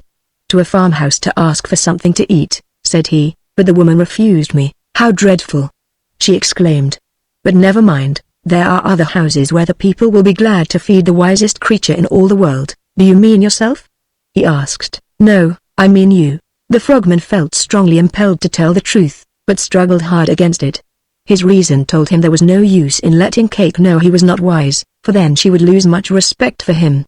But each time he opened his mouth to speak, he realized he was about to tell the truth and shut it again as quickly as possible. He tried to talk about something else, but the words necessary to undeceive the woman would force themselves to his lips in spite of all his struggles. Finally, knowing that he must either remain dumb or let the truth prevail, he gave a low groan of despair and said, "Cake, I am not the wisest creature in all the world. I am not wise at all." "Oh, you must be," she protested. "You told me so yourself, only last evening." "Then last evening I failed to tell you the truth," he admitted, looking very shamefaced for a frog. "I am sorry I told you this lie, my good Cake, but if you must know the truth, the whole truth and nothing but the truth, I am not really as wise as you are." The cookie cook was greatly shocked to hear this, for it shattered one of her most pleasing illusions.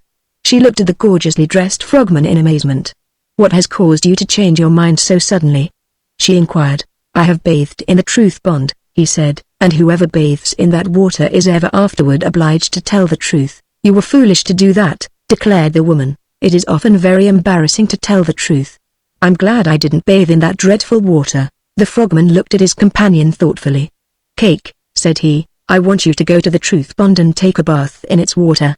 For if we are to travel together and encounter unknown adventures, it would not be fair that I alone must always tell you the truth, while you could tell me whatever you pleased.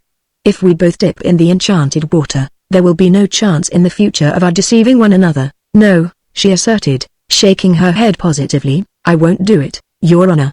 For if I told you the truth, I'm sure you wouldn't like me. No truth pond for me. I'll be just as I am, an honest woman who can say what she wants to without hurting anyone's feelings." With this decision the frogman was forced to be content, although he was sorry the cookie cook would not listen to his advice. Chapter 14 The Unhappy Ferryman. Leaving the grove where they had slept, the frogman and the cookie cook turned to the east to seek another house, and after a short walk came to one where the people received them very politely.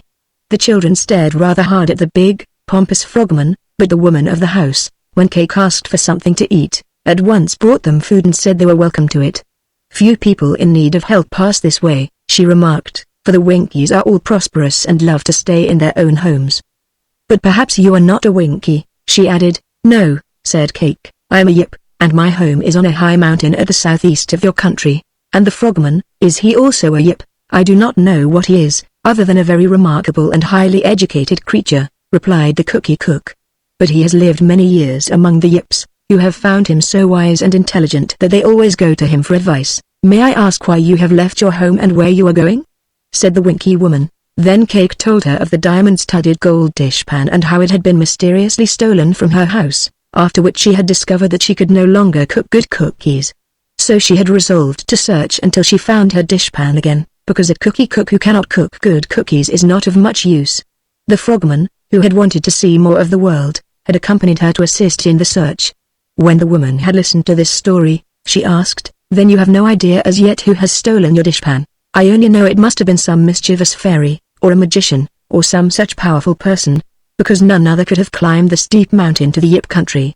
And who else could have carried away my beautiful magic dishpan without being seen?" The woman thought about this during the time that Cake and the frogman ate their breakfast. When they had finished, she said, "Where are you going next?" "We have not decided," answered the cookie cook. "Our plan," explained the frogman in his important way, "is to travel from place to place until we learn where the thief is located and then to force him to return the dishpan to its proper owner." "The plan is all right," agreed the woman, "but it may take you a long time before you succeed, your method being sort of haphazard and indefinite. However, I advise you to travel toward the east." "Why?" asked the frogman. "Because if you went west, you would soon come to the desert, and also because in this part of the Winky country no one steals, so your time here would be wasted. But toward the east, beyond the river, live many strange people whose honesty I would not vouch for. Moreover, if you journey far enough east and cross the river for a second time, you will come to the Emerald City, where there is much magic and sorcery. The Emerald City is ruled by a dear little girl called Ozma, who also rules the Emperor of the Winkies and all the land of Oz. So, as Ozma is a fairy, she may be able to tell you just who has taken your precious dishpan. Provided, of course, you do not find it before you reach her." "This seems to be excellent advice," said the frogman, and Cake agreed with him.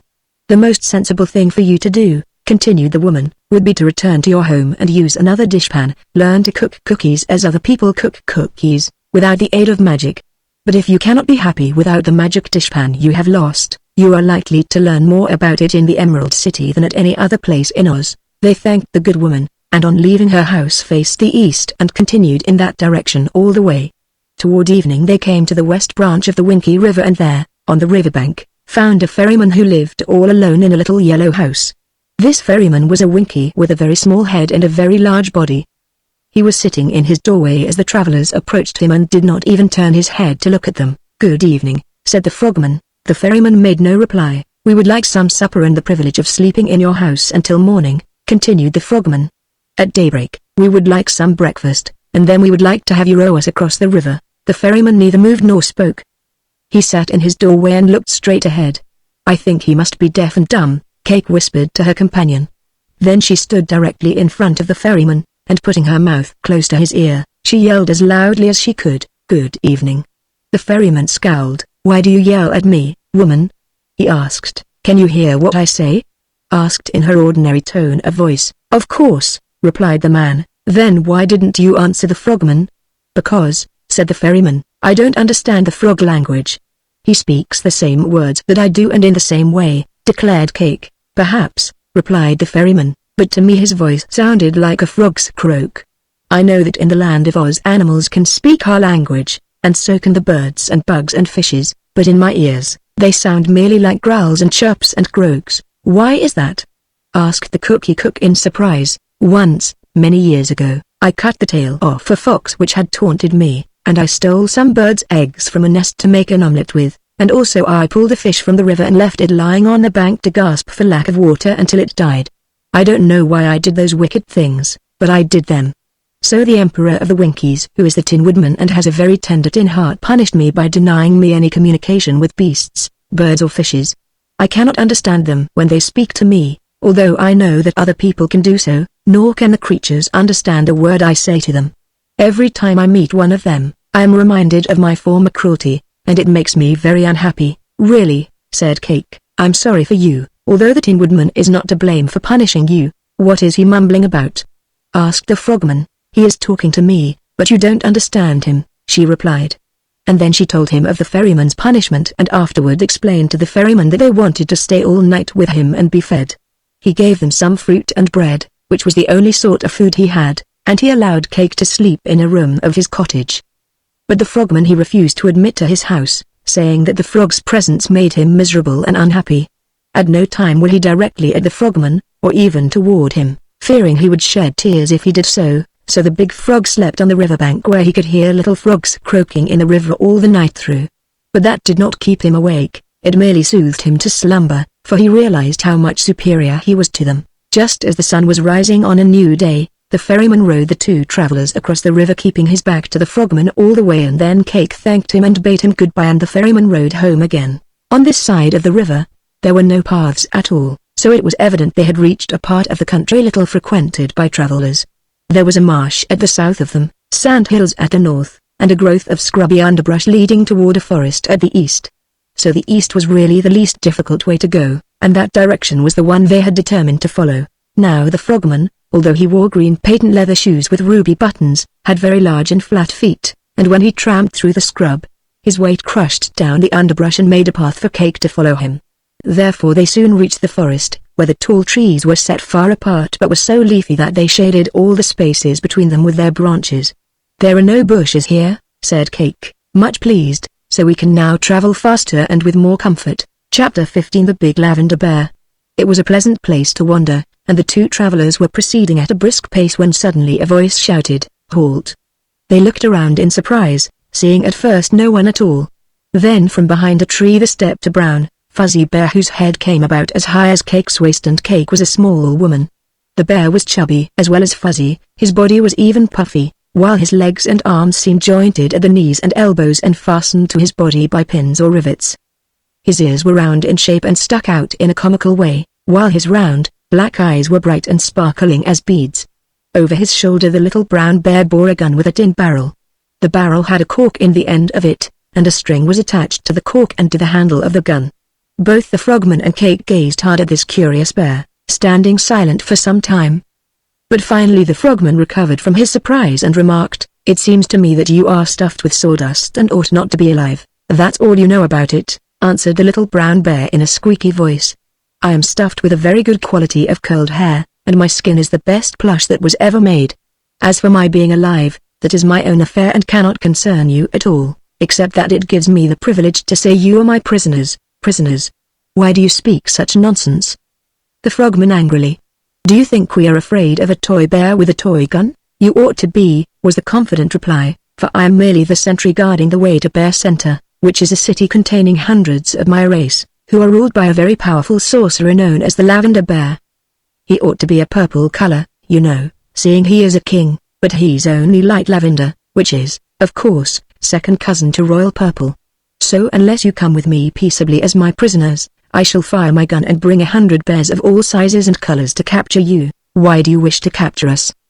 inquired the frogman, who had listened to his speech with much astonishment. "I don't wish to, as a matter of fact," replied the little brown bear, "but it is my duty to, because you are now trespassing on the domain of His Majesty, the King of Bear Center. Also, I will admit that things are rather quiet in our city just now, and the excitement of your capture, followed by your trial and execution, should afford us much entertainment. We defy you," said the frogman. "Oh no, don't do that," pleaded Cake, speaking to her companion. "He says his king is a sorcerer, so perhaps it is he or one of his bears who ventured to steal my jeweled dishpan. Let us go to the city of the bears and discover if my dishpan is there. I must now register one more charge against you," remarked the little brown bear with evident satisfaction. "You have just accused us of stealing, and that is such a dreadful thing to say that I am quite sure our noble king will command you to be executed." "But how could you execute us?" inquired the cookie cook. "I've no idea. But our king is a wonderful inventor, and there is no doubt he can find a proper way to destroy you. So tell me, are you going to struggle, or will you go peaceably to meet your doom?" It was all so ridiculous that Cake laughed aloud, and even the frogman's wide mouth curled in a smile. Neither was a bit afraid to go to the bear city, and it seemed to both that there was a possibility they might discover the missing dishpan. So the frogman said, "Lead the way, little bear, and we will follow without a struggle." "That's very sensible of you, very sensible indeed," declared the brown bear. "So forward, march." And with the command he turned around and began to waddle along a path that led between the trees. Cake and the frogman, as they followed their conductor, could scarce forbear laughing at his stiff, awkward manner of walking, and although he moved his stuffy legs fast, his steps were so short that they had to go slowly in order not to run into him. But after a time they reached a large, circular space in the center of the forest, which was clear of any stumps or underbrush. The ground was covered by a soft, gray moss, pleasant to tread upon. All the trees surrounding this space seemed to be hollow and had round holes in their trunks, set a little way above the ground, but otherwise there was nothing unusual about the place and nothing, in the opinion of the prisoners, to indicate a settlement. But the little brown bear said in a proud and impressive voice, although it still squeaked, "This is the wonderful city known to fame as Bear Center, but there are no houses, there are no bears living here at all," exclaimed Cake. "Oh indeed," retorted their captor, and raising his gun he pulled the trigger. The cork flew out of the tin barrel with a loud pop. And at once from every hole in every tree within view of the clearing appeared the head of a bear. They were of many colors and of many sizes, but all were made in the same manner as the bear who had met and captured them. At first a chorus of growls arose, and then a sharp voice cried, "What has happened, Corporal Waddle?" "Captives, your majesty," answered the brown bear. "Intruders upon our domain and slanderers of our good name." "Ah, that's important," answered the voice. Then from out the hollow trees tumbled a whole regiment of stuffed bears, some carrying tin swords, some popguns and others long spears with gay ribbons tied to the handles. There were hundreds of them, all together, and they quietly formed a circle around the frogman and the cookie cook, but kept at a distance and left a large space for the prisoners to stand in. Presently, this circle parted, and into the center of it stalked a huge toy bear of a lovely lavender color. He walked upon his hind legs, as did all the others, and on his head he wore a tin crown set with diamonds and amethysts, while in one paw he carried a short wand of some glittering metal that resembled silver but wasn't. His Majesty the King, Corporal Waddle, and all the bears bowed low.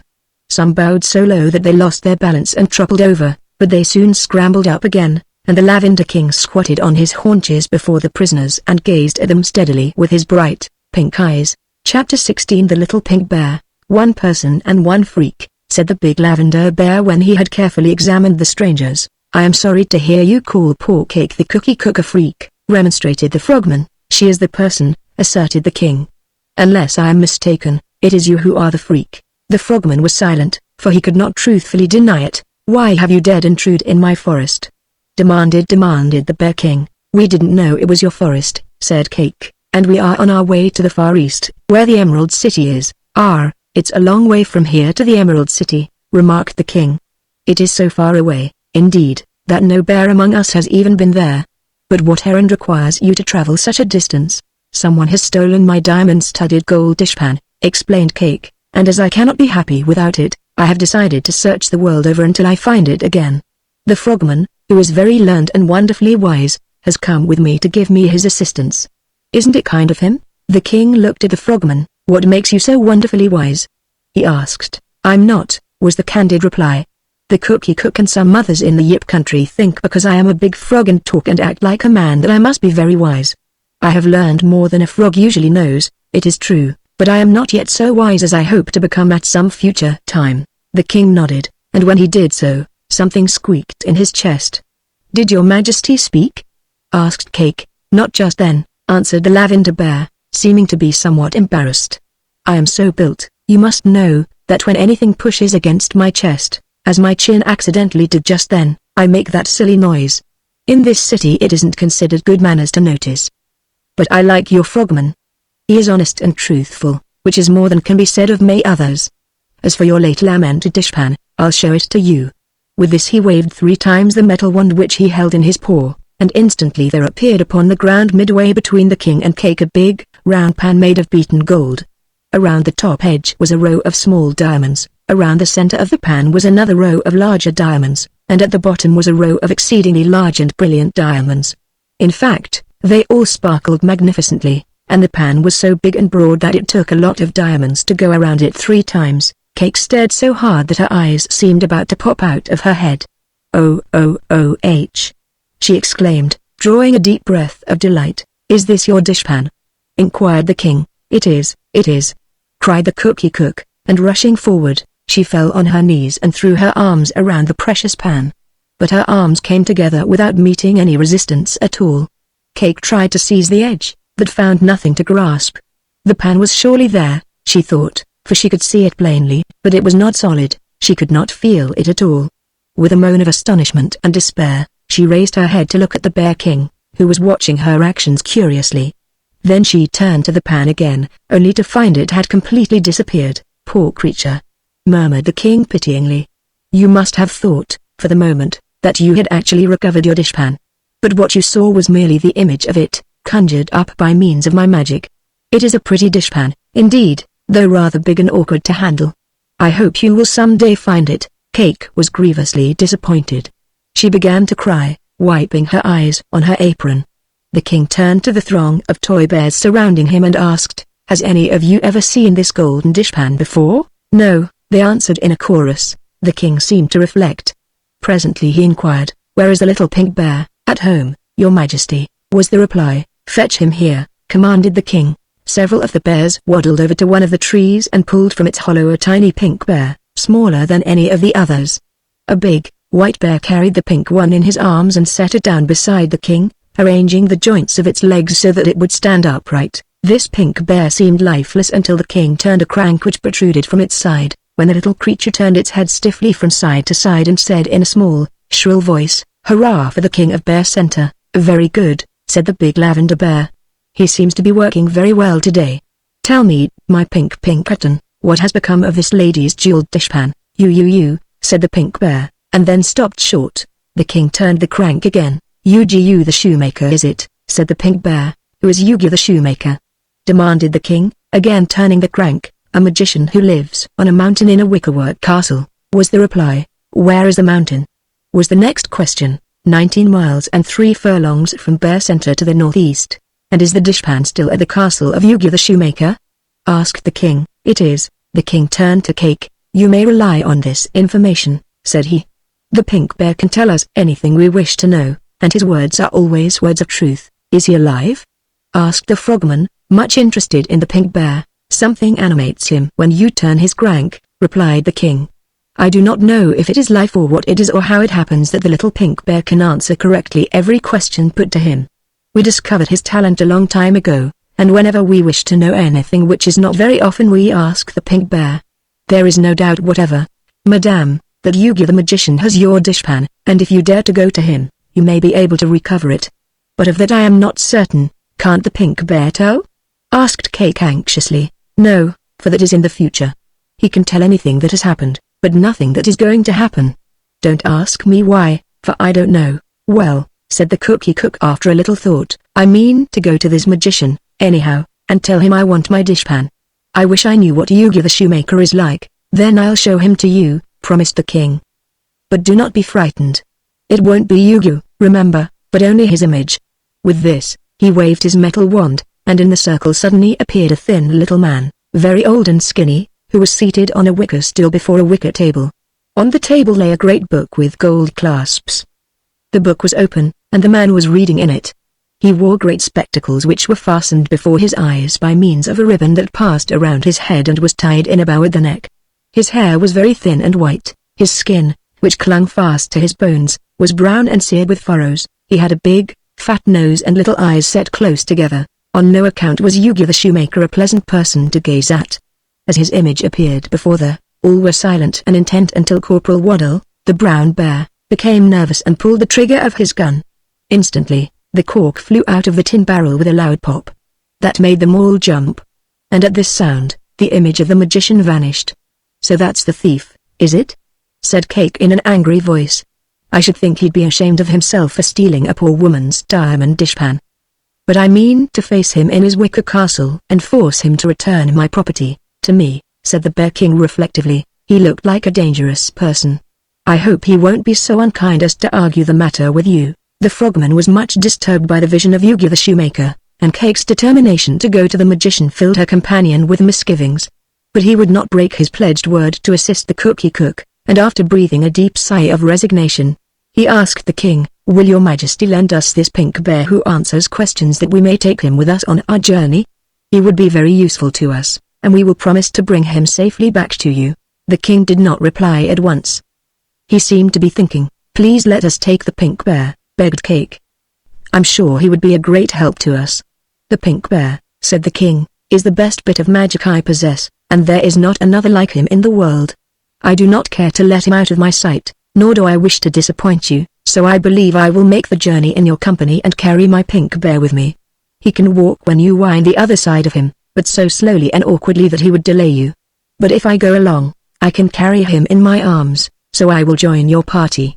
Whenever you are ready to start, let me know." "But your majesty," exclaimed Corporal Waddle in protest, "I hope you do not intend to let these prisoners escape without punishment." Of what crime do you accuse them? Inquired the king. Why, they trespassed on your domain. For one thing, said the brown bear, we didn't know it was private property, your majesty, said the cookie cook. And they asked if any of us had stolen the dishpan. Continued Corporal Waddle indignantly. That is the same thing as calling us thieves and robbers and bandits and brigands, is it not? Every person has the right to ask questions, said the frogman. But the corporal is quite correct, declared the lavender bear. I condemn you both to death, the execution to take place 10 years from this hour.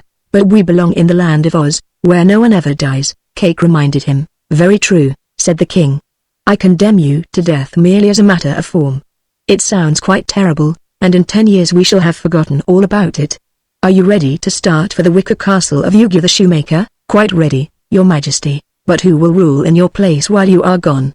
Asked a big yellow bear. I myself will rule while I'm gone, was the reply. A king isn't required to stay at home forever, and if he takes a notion to travel, whose business is it but his own? All I ask is that you bears behave yourselves while I'm away. If any of you is naughty, I'll send him to some girl or boy in America to play with. This dreadful threat made all the toy bears look solemn. They assured the king in a chorus of growls that they would be good. Then the big lavender bear picked up the little pink bear, and after tucking it carefully under one arm, he said, "Goodbye till I come back," and waddled along the path that led through the forest. The frogman and Cake the cookie cook also said goodbye to the bears and then followed after the king, much to the regret of the little brown bear, who pulled the trigger of his gun and popped the cork as a parting salute. Chapter 17 The Meeting. While the frogman and his party were advancing from the west, Dorothy and her party were advancing from the east, and so it happened that on the following night they all camped at a little hill that was only a few miles from the wicker castle of Yu-Gi the shoemaker. But the two parties did not see one another that night, for one camped on one side of the hill while the other camped on the opposite side. But the next morning, the frogman thought he would climb the hill and see what was on top of it, and at the same time Scraps, the patchwork girl, also decided to climb the hill to find if the wicker castle was visible from its top.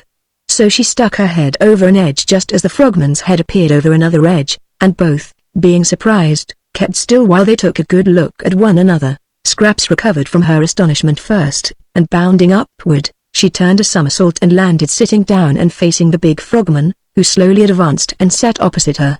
"Well met, stranger," cried the patchwork girl with a whoop of laughter. "You are quite the funniest individual I have seen in all my travels. Do you suppose I can be any funnier than you?" asked the frogman, gazing at her in wonder. "I'm not funny to myself, you know," returned Scraps. "I wish I were. And perhaps you're so used to your own absurd shape that you do not laugh whenever you see your reflection in a pool or in a mirror." "No," said the frogman gravely, "I do not. I used to be proud of my great size and vain of my culture and education. But since I bathed in the truth pond, I sometimes think it is not right that I should be different from all other frogs." "Right or wrong," said the patchwork girl, "to be different is to be distinguished. Now in my case, I'm just like all other patchwork girls because I'm the only one there is. But tell me, where did you come from?" "The Yip country," said he. "Is that in the land of Oz?" "Of course," replied the frogman. "And do you know that your ruler, Ozma of Oz, has been stolen?" "I was not aware that I had a ruler, so of course I couldn't know that she was stolen." "Well, you have. All the people of Oz," explained Scraps, "are ruled by Ozma, whether they know it or not. And she has been stolen. Aren't you angry? Aren't you indignant? Your ruler, whom you didn't know you had, has positively been stolen." "That is queer," remarked the frogman thoughtfully. "Stealing is a thing practically unknown in Oz, yet this Ozma has been taken, and a friend of mine has also had her dishpan stolen. With her I have traveled all the way from the Yip country in order to recover it. I don't see any connection between a royal ruler of Oz and a dishpan," declared Scraps. "They've both been stolen, haven't they?" "True. But why can't your friend wash her dishes in another dishpan?" asked Scraps. "Why can't you use another royal ruler? I suppose you prefer the one who is lost, and my friend wants her own dishpan, which is made of gold and studded with diamonds and has magic powers." "Magic, eh?" exclaimed Scraps.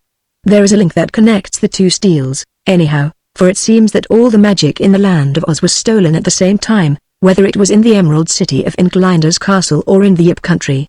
Seems mighty strange and mysterious, doesn't it?" "It used to seem that way to me," admitted the frogman, "but we have now discovered who took our dishpan. It was Yu-Gi the shoemaker." "Yu-Gi? Good gracious. That's the same magician we think has stolen Ozma." We are now on our way to the castle of this shoemaker. So are we, said the frogman. Then follow me, quick.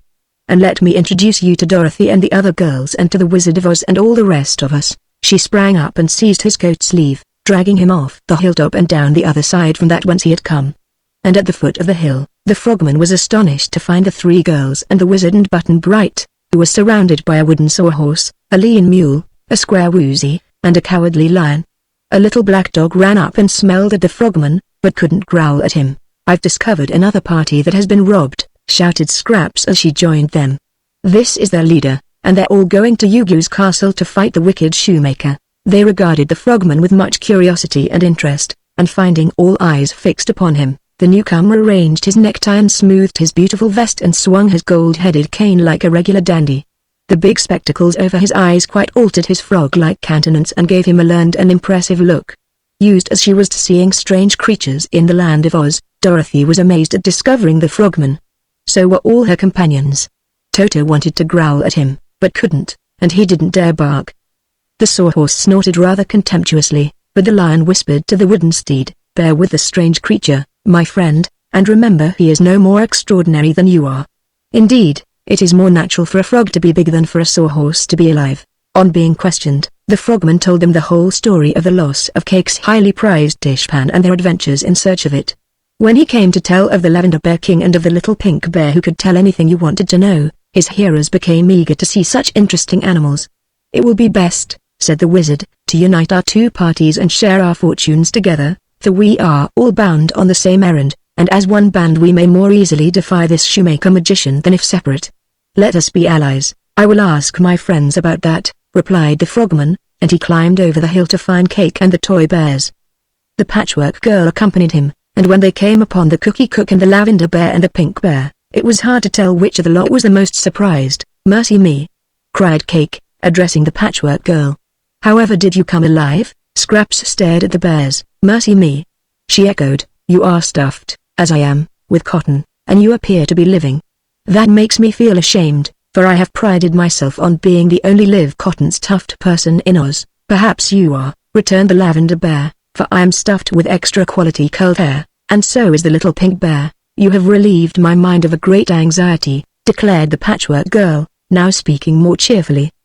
"The Scarecrow is stuffed with straw and you with hair, so I am still the original and only cotton-stuffed. I hope I am too polite to criticize cotton as compared with curled hair," said the king, "especially as you seem satisfied with it." Then the frogman told of his interview with the party from the Emerald City and added that the Wizard of Oz had invited the bears and Cake and himself to travel in company with them to the castle of Yugi the Shoemaker.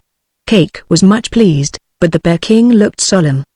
He set the little Pink Bear on his lap and turned the crank in its side and asked, "Is it safe for us to associate with those people from the Emerald City?" And the Pink Bear at once replied, "Safe for you and safe for me. Perhaps no other safe will be. That perhaps need not worry us," said the king, "so let us join the others and offer them our protection." Even the Lavender Bear was astonished. However, when on climbing over the hill he found on the other side the group of queer animals and the people from the Emerald City. The bears and Cake were received very cordially, although Button-Bright was cross when they wouldn't let him play with the little Pink Bear. The three girls greatly admired the toy bears, and especially the pink one, which they longed to hold. "You see," explained the Lavender King in denying them this privilege, "he's a very valuable bear, because his magic is a correct guide on all occasions, and especially if one is in difficulties. It was the Pink Bear who told us that Yugi the Shoemaker had stolen the Cookie Cook's dishpan, and the king's magic is just as wonderful," added Cake, "because it showed us the magician himself." "What did he look like?" inquired Dorothy. "He was dreadful. He was sitting at a table and examining an immense book which had 3 golden clasps," remarked the king. "Why, that must have been Glinda's Great Book of Records," exclaimed Dorothy. "If it is, it proves that Yugi the Shoemaker stole Ozma, and with her all the magic in the Emerald City, and my dishpan," said Cake. And the wizard added, "It also proves that he is following our adventures in the Book of Records, and therefore knows that we are seeking him and that we are determined to find him and reach Ozma at all hazards, if we can," added the woozy, but everybody frowned at him. The wizard's statement was so true that the faces around him were very serious until the Patchwork Girl broke into a peal of laughter. "Wouldn't it be a rich joke if he made prisoners of us, too?" she said. "No one but a crazy Patchwork Girl would consider that a joke," grumbled Button-Bright. And then the Lavender Bear King asked, "Would you like to see this magical shoemaker? Wouldn't he know it?" Dorothy inquired. "No, I think not." Then the king waved his metal wand and before them appeared a room in the wicker castle of Yu-Gi-Oh! On the wall of the room hung Ozma's magic picture, and seated before it was the magician. They could see the picture as well as he could, because it faced them, and in the picture was the hillside where they were not sitting, all their forms being reproduced in miniature. And curiously enough, within the scene of the picture was the scene they were now beholding, so they knew that the magician was at this moment watching them in the picture, and also that he saw himself and the room he was in become visible to the people on the hillside. Therefore he knew very well that they were watching him while he was watching them. In proof of this, Yu-Gi-Oh sprang from his seat and turned a scowling face in their direction, but now he could not see the travelers who were seeking him, although they could still see him. His actions were so distinct, indeed, that it seemed he was actually before them. "It is only a ghost," said the Bear King. "It isn't real at all except that it shows us Yu-Gi-Oh just as he looks and tells us truly just what he is doing. I don't see anything of my lost growl, though," said Toto as if to himself. Then the vision faded away, and they could see nothing but the grass and trees and bushes around them. Chapter 18 The Conference. "Now then," said the wizard, "let us talk this matter over and decide what to do when we get to Yu-Gi-Oh's wicker castle. There can be no doubt that the shoemaker is a powerful magician, and his powers have been increased 100-fold since he secured the Great Book of Records, the magic picture, all of Glinda's recipes for sorcery, and my own black bag, which was full of tools of wizardry. The man who could rob us of those things and the man with all their powers at his command is one who may prove somewhat difficult to conquer, therefore we should plan our actions well before we venture too near to his castle." "I didn't see Ozma in the magic picture," said Trot. "What do you suppose Yu-Gi-Oh has done with her? Couldn't the little pink bear tell us what he did with Ozma?" asked Button Bright. "To be sure," replied the Lavender King. "I'll ask him." So he turned the crank in the little pink bear's side and inquired, "Did Yu-Gi-Oh the shoemaker steal Ozma of Oz?" "Yes," answered the little pink bear. "Then what did he do with her?" asked the king. "Shut her up in a dark place," answered the little pink bear. "Oh, that must be a dungeon cell," cried Dorothy, horrified. "How dreadful." "Well, we must get her out of it," said the wizard. "That is what we came for, and of course we must rescue Ozma." "But how?" Each one looked at some other one for an answer, and all shook their heads in a grave and dismal manner. All but Scraps, who danced around them gleefully. "You're afraid," said the Patchwork Girl, "because so many things can hurt your meat bodies. Why don't you give it up and go home? How can you fight a great magician when you have nothing to fight with?" Dorothy looked at her reflectively. "Scraps," said she, "you know that Yu-Gi-Oh couldn't hurt you a bit, whatever he did, nor could he hurt me, 'cause I wear the Gnome King's magic belt. Suppose just we two go on together and leave the others here to wait for us." "No, no," said the wizard positively. "That won't do at all. Ozma is more powerful than either of you, yet she could not defeat the wicked Yu-Gi-Oh, who has shut her up in a dungeon. We must go to the shoemaker in one mighty band, for only in union is there strength." "That is excellent advice," said the Lavender Bear approvingly. "But what can we do when we get to Yu-Gi-Oh?" inquired the Cookie Cook anxiously. "Do not expect a prompt answer to that important question," replied the wizard, "for we must first plan our line of conduct. Yu-Gi-Oh knows, of course, that we are after him, for he has seen our approach in the magic picture, and he has read of all we have done up to the present moment in the Great Book of Records. Therefore we cannot expect to take him by surprise. Don't you suppose Yu-Gi-Oh would listen to reason?" asked Betsy. "If we explain to him how wicked he has been, don't you think he'd let poor Ozma go, and give me back my dishpan?" added the Cookie Cook eagerly. "Yes, yes, won't he say he's sorry and get on his knees and beg our pardon?" cried Scraps, turning a flip-flop to show her scorn of the suggestion. "When Yu-Gi-Oh the shoemaker does that, please knock at the front door and let me know." The wizard sighed and rubbed his bald head with a puzzled air. "I'm quite sure Yu-Gi-Oh will not be polite to us," said he, "so we must conquer this cruel magician by force, much as we dislike to be rude to anyone. But none of you has yet suggested a way to do that. Couldn't the little pink bear tell us how?" he asked, turning to the Bear King. "No, for that is something that is going to happen," replied the Lavender Bear. "He can only tell us what already has happened." Again, they were grave and thoughtful. But after a time, Betsy said in a hesitating voice, "Hank is a great fighter. Perhaps he could conquer the magician." The mule turned his head to look reproachfully at his old friend, the young girl. "Who can fight against magic?" he asked. "The Cowardly Lion could," said Dorothy. The lion, who was lying with his front legs spread out, his chin on his paws, raised his shaggy head. "I can fight when I'm not afraid," said he calmly, "but the mere mention of a fight sets me to trembling." "Yugyu's magic couldn't hurt the sawhorse," suggested Tiny Trot. "And the sawhorse couldn't hurt the magician," declared that wooden animal. "For my part," said Toto, "I am helpless, having lost my growl." "Then," said Cake the Cookie Cook, "we must depend upon the frogman. His marvelous wisdom will surely inform him how to conquer the wicked magician and restore to me my dishpan." All eyes were now turned questioningly upon the frogman. Finding himself the center of observation, he swung his gold-headed cane, adjusted his big spectacles, and after swelling out his chest, sighed and said in a modest tone of voice, "Respect for truth obliges me to confess that Cake is mistaken in regard to my superior wisdom. I am not very wise. Neither have I had any practical experience in conquering magicians. But let us consider this case. What is Yugyu, and what is a magician? Yugyu is a renegade shoemaker, and a magician is an ordinary man who, having learned how to do magical tricks, considers himself above his fellows. In this case, the shoemaker has been naughty enough to steal a lot of magical tools and things that did not belong to him, and he is more wicked to steal than to be a magician. Yet with all the arts at his command, Yugyu is still a man, and surely there are ways in which a man may be conquered." "How, do you say, how?" "Allow me to state that I don't know. In my judgment, we cannot decide how best to act until we get to Yugyu's castle. So let us go to it and take a look at it. After that, we may discover an idea that will guide us to victory." "That may not be a wise speech, but it sounds good," said Dorothy approvingly. "Yugyu the shoemaker is not only a common man, but he's a wicked man and a cruel man and deserves to be conquered. We mustn't have any mercy on him till Ozma is set free. So let's go to his castle as the frogman says and see what the place looks like." No one offered any objection to this plan, and so it was adopted.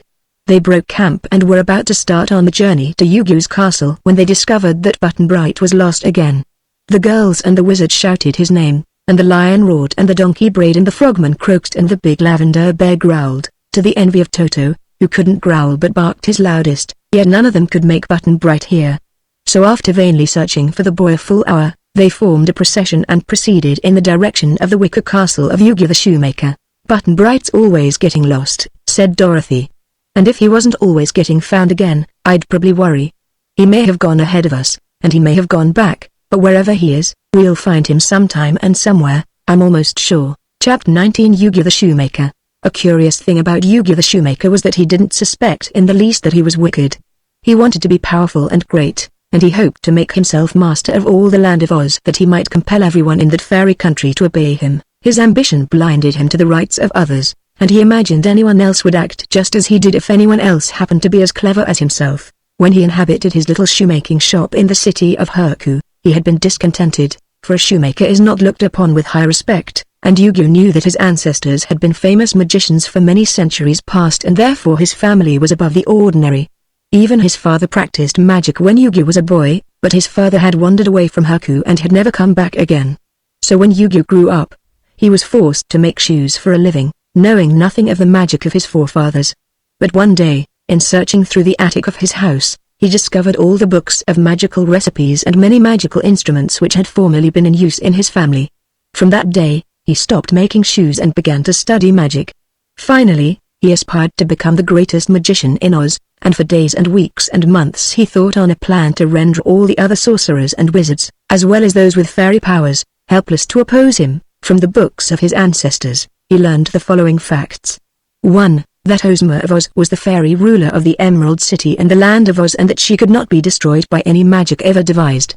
Also, by means of her magic picture she would be able to discover anyone who approached her royal palace with the idea of conquering it. 2. That Glinda the Good was the most powerful sorceress in Oz, among her other magical possessions being the Great Book of Records, which told her all that happened anywhere in the world. This Book of Records was very dangerous to Yugyu's plans, and Glinda was in the service of Ozma and would use her arts of a sorcery to protect the girl ruler. 3. That the Wizard of Oz, who lived in Ozma's palace, had been taught much powerful magic by Glinda and had a bag of magic tools with which he might be able to conquer the shoemaker. 4. That there existed in Oz in the Yip country a jeweled dishpan made of gold, which dishpan would grow large enough for a man to sit inside it.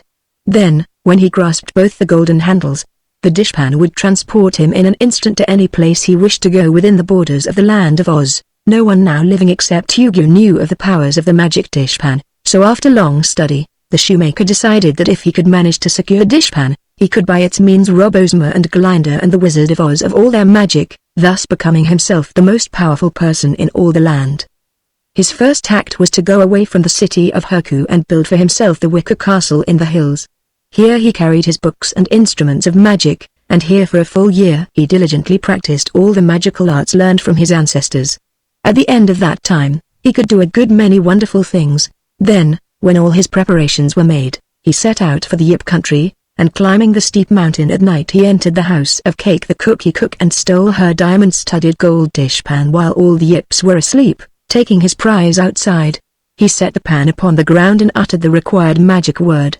Instantly, the dishpan grew as large as a big washtub, and Yu-Gi-Oh seated himself in it and grasped the two handles. Then he wished himself in the great drawing room of Glinda the Good. He was there in a flash. First he took the great book of records and put it in the dishpan. Then he went to Glinda's laboratory and took all her rare chemical compounds and her instruments of sorcery, placing these also in the dishpan, which he caused to grow large enough to hold them. Next he seated himself amongst the treasures he had stolen and wished himself in the room in Ozma's palace which the wizard occupied and where he kept his bag of magic tools. This bag Yu-Gi-Oh added to his plunder and then wished himself in the apartments of Ozma. Here he first took the magic picture from the wall and then seized all the other magical things which Ozma possessed. Having placed these in the dishpan, he was about to climb in himself when he looked up and saw Ozma standing beside him. Her fairy instinct had warned her that danger was threatening her, so the beautiful girl ruler rose from her couch and leaving her bedchamber at once confronted the thief. Yu-Gi-Oh had to think quickly, for he realized that if he permitted Ozma to rouse the inmates of her palace, all his plans and his present successes were likely to come to naught. So he threw a scarf over the girl's head so she could not scream, and pushed her into the dishpan and tied her fast so she could not move. Then he climbed in beside her and wished himself in his own wicker castle. The magic dishpan was there in an instant, with all its contents, and Yu-Gi-Oh rubbed his hands together in triumphant joy as he realized that he now possessed all the important magic in the land of Oz and could force all the inhabitants of that fairyland to do as he willed. So quickly had his journey been accomplished that before daylight the robber magician had locked Ozma in a room, making her a prisoner, and had unpacked and arranged all his stolen goods. The next day he placed the book of records on his table and hung the magic picture on his wall and put away in his cupboards and drawers all the elixirs and magic compounds he had stolen. The magical instruments he polished and arranged, and this was fascinating work and made him very happy. By turns the imprisoned ruler wept and scolded the shoemaker, haughtily threatening him with dire punishment for the wicked deeds he had done.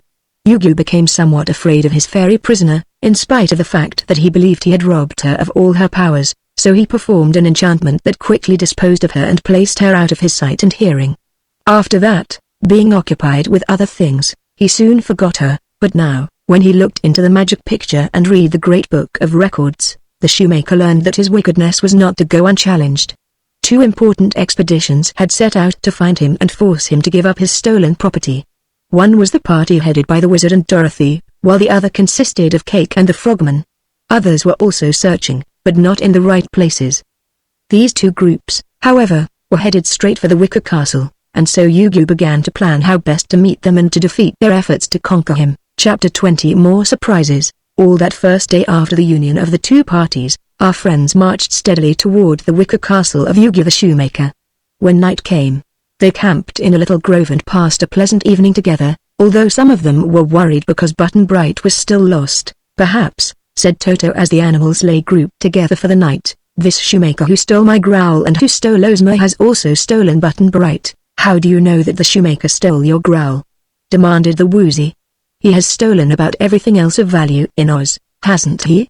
Replied the dog. He has stolen everything he wants, perhaps, agreed the lion, but what could anyone want with your growl? Well, said the dog, wagging his tail slowly, my recollection is that it was a wonderful growl, soft and low and ragged at the edges, said the sawhorse. So, continued Toto, if that magician hadn't any growl of his own, he might have wanted mine and stolen it, and if he has, he will soon wish he hadn't, remarked the mule. Also, if he has stolen Button Bright, he will be sorry. Don't you like Button Bright, then? Asked the lion in surprise. It isn't a question of liking him, replied the mule. It's a question of watching him and looking after him. Any boy who causes his friends so much worry isn't worth having around. I never get lost. If you did, said Toto. No one would worry a bit. I think Button Bright is a very lucky boy because he always gets found. See here, said the lion, this chatter is keeping us all awake, and tomorrow is likely to be a busy day. Go to sleep and forget your quarrels, friend lion, retorted the dog. If I hadn't lost my growl, you would hear it now. I have as much right to talk as you have to sleep, the lion sighed. If only you had lost your voice when you lost your growl, said he, you would be a more agreeable companion. But they quieted down after that, and soon the entire camp was wrapped in slumber. Next morning they made an early start, but had hardly proceeded on their way an hour when, on climbing a slight elevation, they beheld in the distance a low mountain on top of which stood Yugu's wicker castle. It was a good-sized building and rather pretty because the sides, roofs and domes were all of wicker, closely woven as it is in fine baskets. I wonder if it is strong? Said Dorothy musingly as she eyed the queer castle. I suppose it is, since a magician built it, answered the wizard. With magic to protect it, even a paper castle might be as strong as if made of stone. This Yugi must be a man of ideas, because he does things in a different way from other people. Yes. No one else would steal our dear Ozma, sighed Tiny Trot. I wonder if Ozma is there? Said Betsy, indicating the castle with a nod of her head. Where else could she be? Asked Scraps. Suppose we ask the Pink Bear, suggested Dorothy. That seemed a good idea, so they halted the procession, and the Bear King held the little Pink Bear on his lap and turned the crank in its side and asked, Where is Ozma of Oz? And the little Pink Bear answered, She is in a hole in the ground a half-mile away at your left. Good gracious! Cried Dorothy. Then she is not in Yugu's castle at all. It is lucky we asked that question, said the wizard, for if we can find Ozma and rescue her, there will be no need for us to fight that wicked and dangerous magician. Indeed, said Cake. Then what about my dishpan? The wizard looked puzzled at her tone of remonstrance, so she added, Didn't you people from the Emerald City promise that we would all stick together, and that you would help me to get my dishpan if I would help you to get your Ozma? And didn't I bring to you the little Pink Bear, which has told you where Ozma is hidden? She's right, said Dorothy to the wizard. We must do as we agreed. Well, first of all, let us go and rescue Ozma, proposed the wizard. Then our beloved ruler may be able to advise us how to conquer Yugi the shoemaker. So they turned to the left and marched for half a mile until they came to a small but deep hole in the ground. At once, all rushed to the brim to peer into the hole, but instead of finding the Princess Ozma of Oz, all that they saw was Button Bright, who was lying asleep on the bottom. Their cries soon wakened the boy, who sat up and rubbed his eyes. When he recognized his friends, he smiled sweetly, saying, Found again. Where is Ozma? Inquired Dorothy anxiously. I don't know, answered Button Bright from the depths of the hole. I got lost yesterday, as you may remember, and in the night while I was wandering around in the moonlight trying to find my way back to you, I suddenly fell into this hole. And wasn't Ozma in it then? There was no one in it but me, and I was sorry it wasn't entirely empty. The sides are so steep I can't climb out, so there was nothing to be done but sleep until someone found me. Thank you for coming. If you'll please let down a rope, I'll empty this hole in a hurry. How strange, said Dorothy, greatly disappointed. It's evident the Pink Bear didn't tell the truth. He never makes a mistake, declared the Lavender Bear King in a tone that showed his feelings were hurt. And then he turned the crank of the little Pink Bear again and asked, Is this the hole that Ozma of Oz is in? Yes, answered the Pink Bear. That settles it, said the king positively. Your Ozma is in this hole in the ground. Don't be silly, returned Dorothy impatiently. Even your beady eyes can see there is no one in the hole but Button Bright. Perhaps Button Bright is Ozma, suggested the king. And perhaps he isn't. Ozma is a girl, and Button Bright is a boy. Your Pink Bear must be out of order, said the wizard, for, this time at least, his machinery has caused him to make an untrue statement. The Bear King was so angry at this remark that he turned away, holding the Pink Bear in his paws, and refused to discuss the matter in any further way. At any rate, said the Frogman, the Pink Bear has led us to your boyfriend and so enabled you to rescue him. Scraps was leaning so far over the hole trying to find Ozma in it that suddenly she lost her balance and pitched in head foremost. She fell upon Button Bright and tumbled him over, but he was not hurt by her soft, stuffed body and only laughed at the mishap. The wizard buckled some straps together and let one end of them down into the hole, and soon both Scraps and the boy had climbed up and were standing safely beside the others. They looked once more for Ozma, but the hole was now absolutely vacant. It was a round hole, so from the top they could plainly see every part of it. Before they left the place, Dorothy went to the Bear King and said, I'm sorry we couldn't believe what the little Pink Bear said. 'cause we don't want to make you feel bad by doubting him. There must be a mistake, somewhere, and we probably don't understand just what the little pink bear said. Will you let me ask him one more question?" The Lavender Bear King was a good-natured bear, considering how he was made and stuffed and jointed, so he accepted Dorothy's apology and turned a crank and allowed the little girl to question his wee pink bear. "Is Ozma really in this hole?" asked Dorothy. "No," said the little pink bear. This surprised everybody. Even the Bear King was now puzzled by the contradictory statements of his oracle. "Where is she?" asked the king. "Here, among you," answered the little pink bear. "Well," said Dorothy, "this beats me entirely. I guess the little pink bear has gone crazy." "Perhaps," called Scraps, who was rapidly turning cartwheels all around the perplexed group. "Ozma is invisible." "Of course," cried Betsy. "That would account for it." "Well, I've noticed that people can speak, even when they've been made invisible," said the wizard. And then he looked all around him and said in a solemn voice, "Ozma, are you here?" There was no reply. Dorothy asked the question, too, and so did Button Bright and Trot and Betsy, but none received any reply at all. "It's strange, it's terrible strange," muttered Cake the Cookie Cook. "I was sure that the little pink bear always tells the truth. I still believe in his honesty," said the Frogman, and this tribute so pleased the Bear King that he gave these last speakers grateful looks, but still gazed sourly on the others. "Come to think of it," remarked the wizard, "Ozma couldn't be invisible, for she is a fairy, and fairies cannot be made invisible against their will. Of course, she could be imprisoned by the magician or enchanted or transformed, in spite of her fairy powers, but Yu-Gi-Oh could not render her invisible by any magic at his command. I wonder if she's been transformed into Button Bright?" said Dorothy nervously. Then she looked steadily at the boy and asked, "Are you Ozma? Tell me truly." Button Bright laughed. "You're getting rattled, Dorothy," he replied. "Nothing ever enchants me. If I were Ozma, do you think I'd have tumbled into that hole? Anyhow," said the wizard, "Ozma would never try to deceive her friends or prevent them from recognizing her in whatever form she happened to be. The puzzle is still a puzzle, so let us go on to the Wicker Castle and question the magician himself. Since it was he who stole our Ozma, Yu-Gi-Oh is the one who must tell us where to find her." Chapter 21 Magic Against Magic. The wizard's advice was good, so again they started in the direction of the low mountain on the crest of which the Wicker Castle had been built.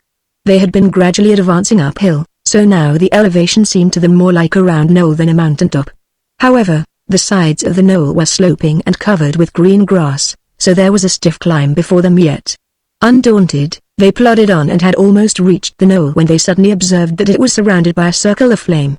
At first, the flames barely rose above the ground, but presently they grew higher and higher until a circle of flaming tongues of fire taller than any of their heads quite surrounded the hill on which the Wicker Castle stood. When they approached the flames, the heat was so intense that it drove them back again. "This will never do for me," exclaimed the Patchwork Girl. "I catch fire very easily." "It won't do for me either," grumbled the Sawhorse, prancing to the rear. "I also strongly object to fire," said the Bear King, following the Sawhorse to a safe distance and hugging the little pink bear with his paws. "I suppose the foolish shoemaker imagines these blazes will stop us," remarked the wizard with a smile of scorn for Yu-Gi-Oh. "But I am able to inform you that this is merely a simple magic trick which the robber stole from Glinda the Good, and by good fortune I know how to destroy these flames as well as how to produce them. Will some one of you kindly give me a match?" You may be sure the girls carried no matches, nor did the Frogman nor any of the animals. But Button Bright, after searching carefully through his pockets, which contained all sorts of useful and useless things, finally produced a match and handed it to the wizard, who tied it to the end of a branch which he tore from a small tree growing near them. Then the little wizard carefully lighted the match, and running forward thrust it into the nearest flame. Instantly, the circle of fire began to die away, and soon vanished completely, leaving the way clear for them to proceed. "That was funny," laughed Button Bright. "Yes," agreed the wizard, "it seems odd that a little match could destroy such a great circle of fire, but when Glinda invented this trick, she believed no one would ever think of a match being a remedy for fire. I suppose even Yu-Gi-Oh doesn't know how we managed to quench the flames of his barrier, for only Glinda and I know the secret." Glinda's book of magic which Yu-Gi-Oh stole told how to make the flames, but not how to put them out. They now formed in marching order and proceeded to advance up the slope of the hill, but had not gone far when before them rose a wall of steel, the surface of which was thickly covered with sharp, gleaming points resembling daggers. The wall completely surrounded the Wicker Castle, and its sharp points prevented anyone from climbing it. Even the patchwork girl might be ripped to pieces if she dared attempt it. "Ah!" exclaimed the wizard cheerfully, "Yu-Gi-Oh is now using one of my own tricks against me. But this is more serious than the barrier of fire, because the only way to destroy the wall is to get on the other side of it. How can that be done?" asked Dorothy. The wizard looked thoughtfully around his little party, and his face grew troubled. "It's a pretty high wall," he sadly remarked. "I'm pretty sure the cowardly lion could not leap over it." "I'm sure of that, too," said the lion with a shudder of fear. "If I foolishly tried such a leap, I would be caught on those dreadful spikes." "I think I could do it, sir," said the frogman with a bow to the wizard. "It is an uphill jump as well as being a high jump. But I'm considered something of a jumper by my friends in the Yip country, and I believe a good, strong leap will carry me to the other side." "I'm sure it would," agreed the cookie cook. "Leaping, you know, is a frog-like accomplishment," continued the frogman modestly. "But please tell me what I am to do when I reach there." "You're a brave creature," said the wizard admiringly. "Has anyone a pin?" Betsy had one, which he gave him. "All you need do," said the wizard to the frogman, giving him the pin, "is to stick this into the other side of the wall." "But the wall is of steel," exclaimed the big frog. "I know. At least, it seems to be steel, but do as I tell you.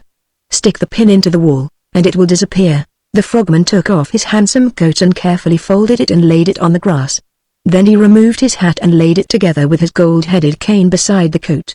He then went back away and made 3 powerful leaps in rapid succession. The first 2 leaps took him to the wall, and the third leap carried him well over it, to the amazement of all. For a short time, he disappeared from their view, but when he had obeyed the wizard's injunction and had thrust the pin into the wall, the huge barrier vanished and showed them the form of the frogman, who now went to where his coat lay and put it on again. "We thank you very much," said the delighted wizard. "That was the most wonderful leap I ever saw, and it has saved us from defeat by our enemy. Let us now hurry on to the castle before Yu-Gi-Oh the shoemaker thinks up some other means to stop us. We must have surprised him so far," declared Dorothy. "Yes indeed. The fellow knows a lot of magic, all of our tricks and some of his own," replied the wizard. "So if he is half as clever as he ought to be, we shall have trouble with him yet." He had scarcely spoken these words when out from the gates of the wicker castle marched a regiment of soldiers, clad in gay uniforms and all bearing long, pointed spears and sharp battle axes. These soldiers were girls, and the uniforms were short skirts of yellow and black satin, golden shoes, bands of gold across their foreheads and necklaces of glittering jewels. Their jackets were scarlet, braided with silver cords. There were hundreds of these girl soldiers, and they were more terrible than beautiful, being strong and fierce in appearance. They formed a circle all around the castle and faced outward, their spears pointed toward the invaders, and their battle axes held over their shoulders, ready to strike. Of course, our friends halted at once, for they had not expected this dreadful array of soldiery. The wizard seemed puzzled, and his companions exchanged discouraged looks. "I'd no idea Yu-Gi-Oh had such an army as that," said Dorothy. "The castle doesn't look big enough to hold them all." "It isn't," declared the wizard, "but they all marched out of it." "They seem to, but I don't believe it is a real army at all. If Yu-Gi-Oh the shoemaker had so many people living with him, I'm sure the Tsarova of Herka would have mentioned the fact to us." "They're only girls," laughed Scraps. "Girls are the fiercest soldiers of all," declared the frogman. "They are more brave than men, and they have better nerves. That is probably why the magician uses them for soldiers and has sent them to oppose us." No one argued this statement, for all were staring hard at the line of soldiers, which now, having taken a defiant position, remained motionless. "Here is a trick of magic new to me," admitted the wizard after a time. "I do not believe the army is real, but the spears may be sharp enough to prick us, nevertheless, so we must be cautious. Let us take time to consider how to meet this difficulty." While they were thinking it over, Scraps danced closer to the line of girl soldiers.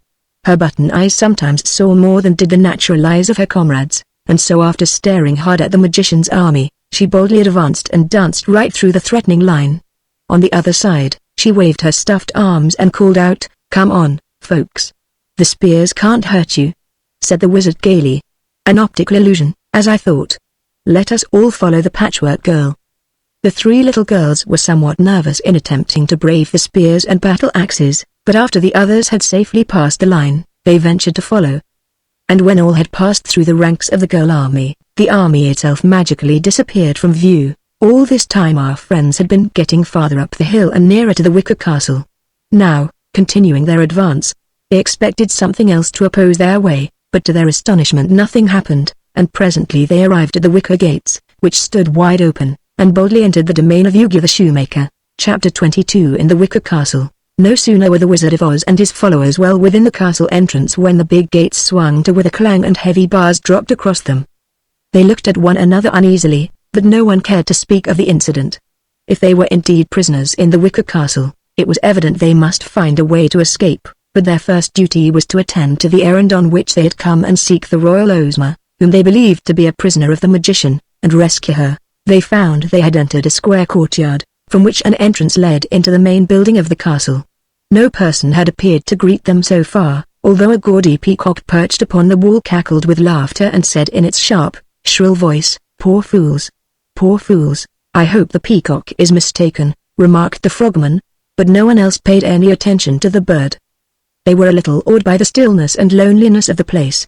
As they entered the doors of the castle, which stood invitingly open, these also closed behind them and huge bolts shot into place. The animals had all accompanied the party into the castle because they felt it would be dangerous for them to separate. They were forced to follow a zigzag passage, turning this way and that, until finally they entered a great central hall, circular in form and with a high dome from which was suspended an enormous chandelier. The wizard went first, and Dorothy, Betsy and Trot followed him, Toto keeping at the heels of his little mistress. Then came the lion, the woozy and the sawhorse, then Cake the cookie cook and Button Bright, then the lavender bear carrying the pink bear, and finally the frogman and the patchwork girl, with Hank the mule tagging behind. So it was the wizard who caught the first glimpse of the big, domed hall, but the others quickly followed and gathered in a wondering group just within the entrance. Upon a raised platform at one side was a heavy table on which lay Glinda's great book of records.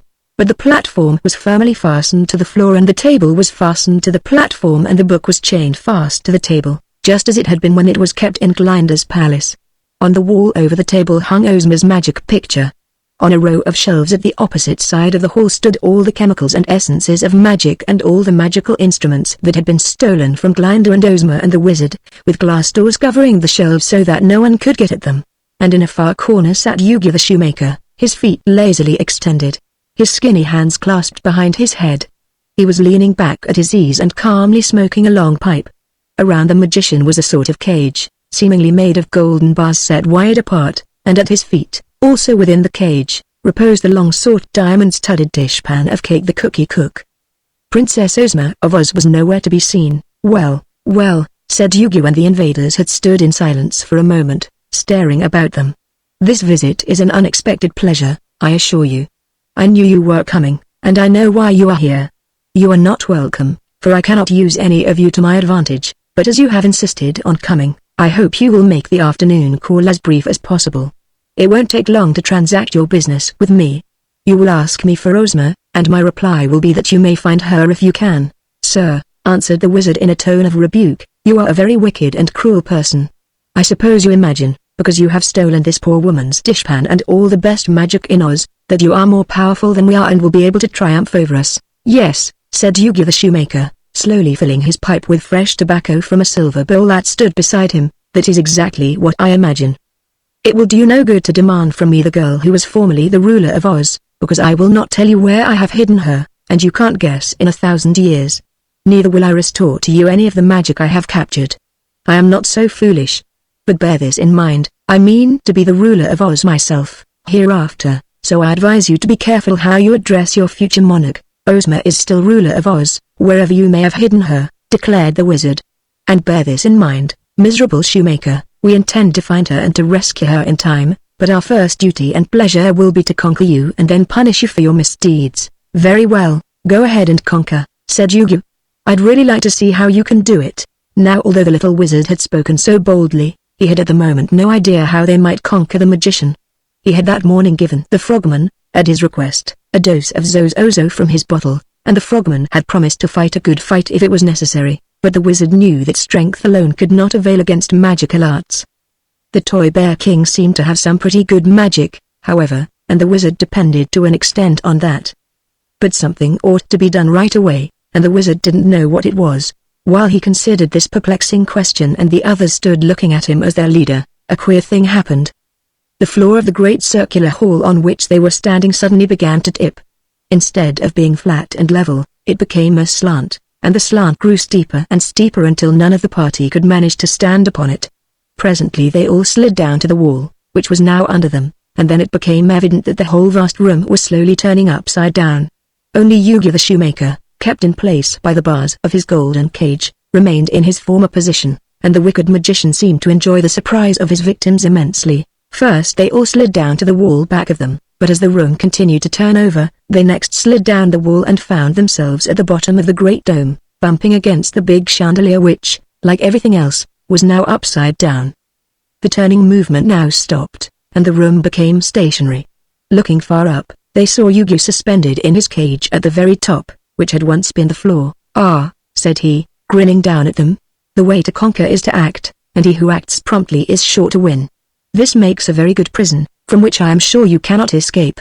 Please amuse yourselves in any way you like, but I must beg you to excuse me, as I have business in another part of my castle." Saying this, he opened a trapdoor in the floor of his cage, which was now over his head, and climbed through it and disappeared from their view.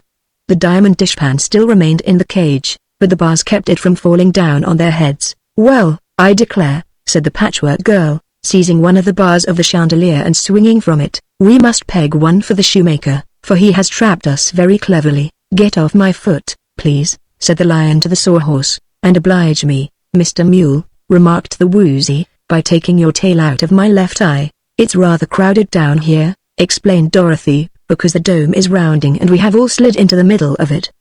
But let us keep as quiet as possible until we can think what's best to be done." "Dear, dear," wailed Cake, "I wish I had my darling dishpan," and she held her arms longingly toward it. "I wish I had the magic on those shelves up there," sighed the wizard. "Don't you suppose we could get to it?" asked Trot anxiously. "We'd have to fly," laughed the patchwork girl. But the wizard took the suggestion seriously, and so did the frogman. They talked it over and soon planned an attempt to reach the shelves where the magical instruments were. First the frogman lay against the rounding dome and braced his foot on the stem of the chandelier, then the wizard climbed over him and lay on the dome with his feet on the frogman's shoulders. The cookie cook came next, then Button Bright climbed to the woman's shoulders, then Dorothy climbed up and Betsy and Trot, and finally the patchwork girl, and all their lengths made a long line that reached far up the dome, but not far enough for Scraps to touch the shelves. "Wait a minute. Perhaps I can reach the magic," called the Bear King, and began scrambling up the bodies of the others. But when he came to the cookie cook, his soft paws tickled her sides so that she squirmed and upset the whole line. Down they came, tumbling in a heap against the animals, and although no one was much hurt, it was a bad mix-up, and the frogman, who was at the bottom, almost lost his temper before he could get on his feet again. Cake positively refused to try what she called the pyramid act again, and as the wizard was now convinced they could not reach the magic tools in that manner, the attempt was abandoned. "But something must be done," said the wizard, and then he turned to the lavender bear and asked, "Cannot your majesty's magic help us to escape from here?" "My magic powers are limited," was the reply. "When I was stuffed, the fairy stood by and slyly dropped some magic into my stuffing. Therefore I can do any of the magic that's inside me, but nothing else. You, however, are a wizard, and a wizard should be able to do anything. Your majesty forgets that my tools of magic have been stolen," said the wizard sadly, "and a wizard without tools is as helpless as a carpenter without a hammer or saw." "Don't give up," pleaded Button Bright, "'cause if we can't get out of this queer prison, we'll all starve to death." "Not I," laughed the patchwork girl, now standing on top of the chandelier at the place that was meant to be the bottom of it. "Don't talk of such dreadful things," said Trot, shuddering. "We came here to capture the shoemaker. Didn't we?" "Yes, and to save Ozma," said Betsy, "and here we are, captured ourselves, and my darling dishpan up there in plain sight," wailed the cookie cook, wiping her eyes on the tail of the frogman's coat. "Hush!" called the lion with a low, deep growl. "Give the wizard time to think." "He has plenty of time," said Scraps. "What he needs is the scarecrow's brains." After all, it was little Dorothy who came to their rescue, and her ability to save them was almost as much a surprise to the girl as it was to her friends. Dorothy had been secretly testing the powers of her magic belt, which she had once captured from the Gnome King, and experimenting with it in various ways ever since she had started on this eventful journey. At different times she had stolen away from the others of her party and in solitude had tried to find out what the magic belt could do and what it could not do. There were a lot of things it could not do, she discovered, but she learned some things about the belt which even her girlfriends did not suspect she knew. For one thing, She had remembered that when the Gnome King owned it, the magic belt used to perform transformations, and by thinking hard she had finally recalled the way in which such transformations had been accomplished. Better than this, however, was the discovery that the magic belt would grant its wearer one wish a day. All she need do was close her right eye and wiggle her left toe and then draw a long breath and make her wish. Yesterday she had wished in secret for a box of caramels, and instantly found the box beside her. Today she had saved her daily wish in case she might need it in an emergency, and the time had now come when she must use the wish to enable her to escape with her friends from the prison in which Yu-Gi had caught them. So without telling anyone what she intended to do, for she had only used the wish once and could not be certain how powerful the magic belt might be, Dorothy closed her right eye and wiggled her left big toe and drew a long breath and wished with all her might. The next moment the room began to revolve again, as slowly as before, and by degrees they all slid to the side wall and down the wall to the floor, all but Scraps, who was so astonished that she still clung to the chandelier. When the big hall was in its proper position again and the others stood firmly upon the floor of it, they looked far up the dome and saw the Patchwork Girl swinging from the chandelier. "Good gracious!" cried Dorothy. "However will you get down? Won't the room keep turning?" asked Scraps. "I hope not." "I believe it has stopped for good," said Princess Dorothy. "Then stand from under, so you won't get hurt," shouted the Patchwork Girl, and as soon as they had obeyed this request, she let go the chandelier and came tumbling down heels over head and twisting and turning in a very exciting manner. Plump! She fell on the tiled floor, and they ran to her and rolled her and patted her into shape again. Chapter 23 The Defiance of Yu-Gi the Shoemaker. The delay caused by Scraps had prevented anyone from running to the shelves to secure magic instruments so badly needed. Even Cake neglected to get her diamond-studded dishpan because she was watching the Patchwork Girl. And now the magician had opened his trapdoor and appeared in his golden cage again, frowning angrily because his prisoners had been able to turn their upside-down prison right side up. "Which of you has dared defy my magic?" he shouted in a terrible voice. "It was I," answered Dorothy calmly. "Then I shall destroy you, for you are only an earth girl and no fairy," he said, and began to mumble some magic words. Dorothy now realized that Yu-Gi must be treated as an enemy, so she advanced toward the corner in which he sat, saying as she went, "I am not afraid of you, Mr. Shoemaker, and I think you'll be sorry, pretty soon, that you're such a bad man. You can't destroy me, and I won't destroy you, but I'm going to punish you for your wickedness." Yu-Gi laughed, a laugh that was not nice to hear, and then he waved his hand. Dorothy was halfway across the room when suddenly a wall of glass rose before her and stopped her progress. Through the glass she could see the magician sneering at her because she was a weak little girl, and this provoked her. Although the glass wall obliged her to halt, she instantly pressed both hands to her magic belt and cried in a loud voice, "Yu-Gi the Shoemaker, by the magic virtues of the magic belt, I command you to become a dove." The magician instantly realized he was being enchanted, for he could feel his form changing.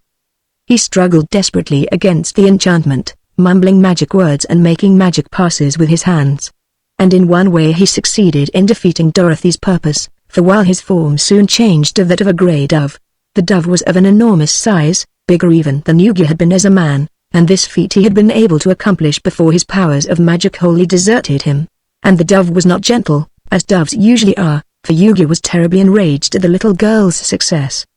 His books had told him nothing of the Gnome King's magic belt, the country of the Gnomes being outside the land of Oz. He knew, however, that he was likely to be conquered unless he made a fierce fight, so he spread his wings and rose in the air and flew directly toward Dorothy. The wall of glass had disappeared the instant Yu-Gi became transformed. Dorothy had meant to command the belt to transform the magician into a dove of peace, but in her excitement she forgot to say more than dove, and now Yu-Gi was not a dove of peace by any means, but rather a spiteful dove of war. His size made his sharp beak and claws very dangerous, but Dorothy was not afraid when he came darting toward her with his talons outstretched and his sword-like beak open. She knew the magic belt would protect its wearer from harm.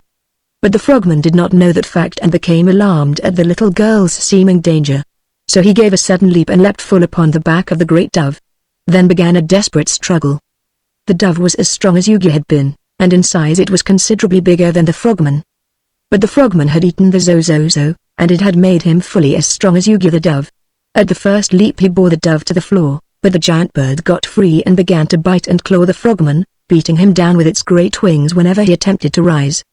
The thick, tough skin of the big frog was not easily damaged, but Dorothy feared for her champion, and by again using the transformation power of the magic belt, She made the dove grow small until it was no larger than a canary bird. Yugi had not lost his knowledge of magic when he lost his shape as a man, and he now realized it was hopeless to oppose the power of the magic belt and knew that his only hope of escape lay in instant action. So he quickly flew into the golden jeweled dishpan he had stolen from Cake the Cookie Cook, and as birds can talk as well as beasts or men in the fairyland of Oz, he muttered the magic word that was required and wished himself in the country of the Quadlings, which was as far away from the Wicker Castle as he believed he could get. Our friends did not know, of course, what Yugi was about to do. They saw the dishpan tremble an instant and then disappear, the dove disappearing with it, and although they waited expectantly for some minutes for the magician's return, Yugi did not come back again. "Seems to me," said the wizard in a cheerful voice, "that we have conquered the wicked magician more quickly than we expected to." "Don't say we. Dorothy did it!" cried the Patchwork Girl, turning 3 somersaults in succession and then walking around on her hands. "Hurrah for Dorothy! I thought you said you did not know how to use the magic of the Gnome King's belt," said the wizard to Dorothy. "I didn't know at that time," she replied, "but afterward I remembered how the Gnome King once used the magic belt to enchant people and transform them into ornaments and all sorts of things, so I tried some enchantments in secret, and after a while I transformed the sawhorse into a potato masher and back again, and the cowardly lion into a pussycat and back again, and then I knew the thing would work all right." "When did you perform those enchantments?" asked the wizard, much surprised. "One night when all the rest of you were asleep but Scraps, and she had gone chasing moonbeams." "Well," remarked the wizard, "your discovery has certainly saved us a lot of trouble, and we must all thank the frogman, too, for making such a good fight." The dove's shape had Yugi's evil disposition inside it, and that made the monster bird dangerous. The frogman was looking sad because the bird's talons had torn his pretty clothes, but he bowed with much dignity at this well-deserved praise.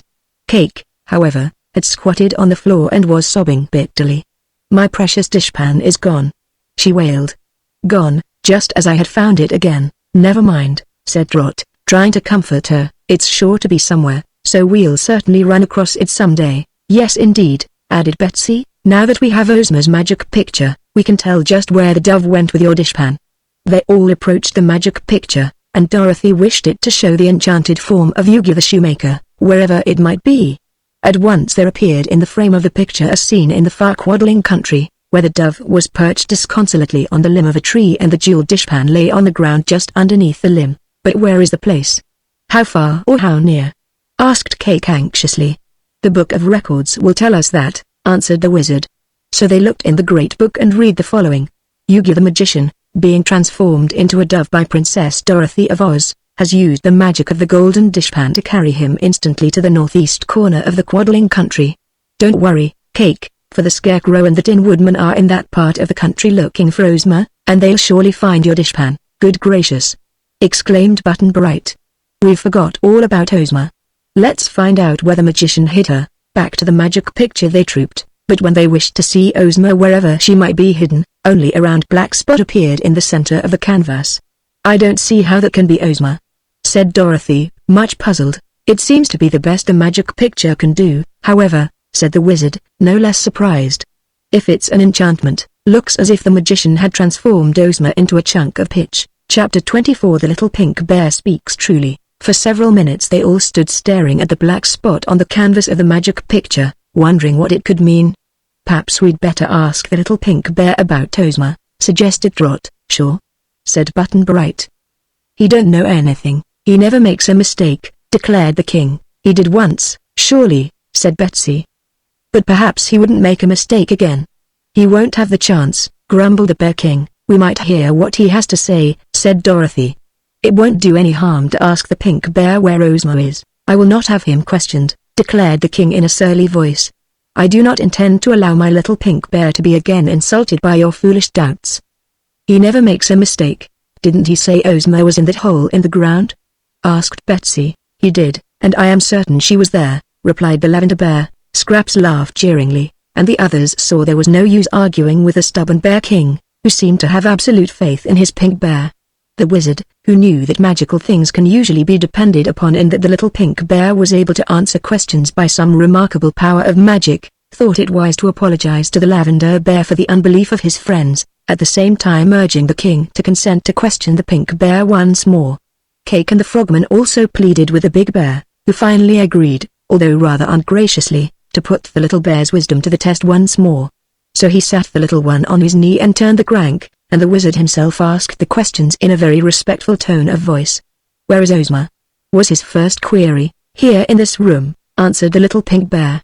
They all looked around the room, but of course did not see her. "In what part of the room is she?" was the wizard's next question. "In Button-Bright's pocket," said the little pink bear. This reply amazed them all, you may be sure, and although the three girls smiled and Scraps yelled hooray in derision, the wizard turned to consider the matter with grave thoughtfulness. "In which one of Button-Bright's pockets is Ozma?" he presently inquired.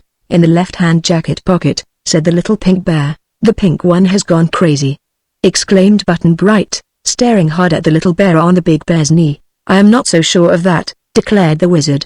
"If Ozma proves to be really in your pocket, then the little pink bear spoke truly when he said Ozma was in that hole in the ground.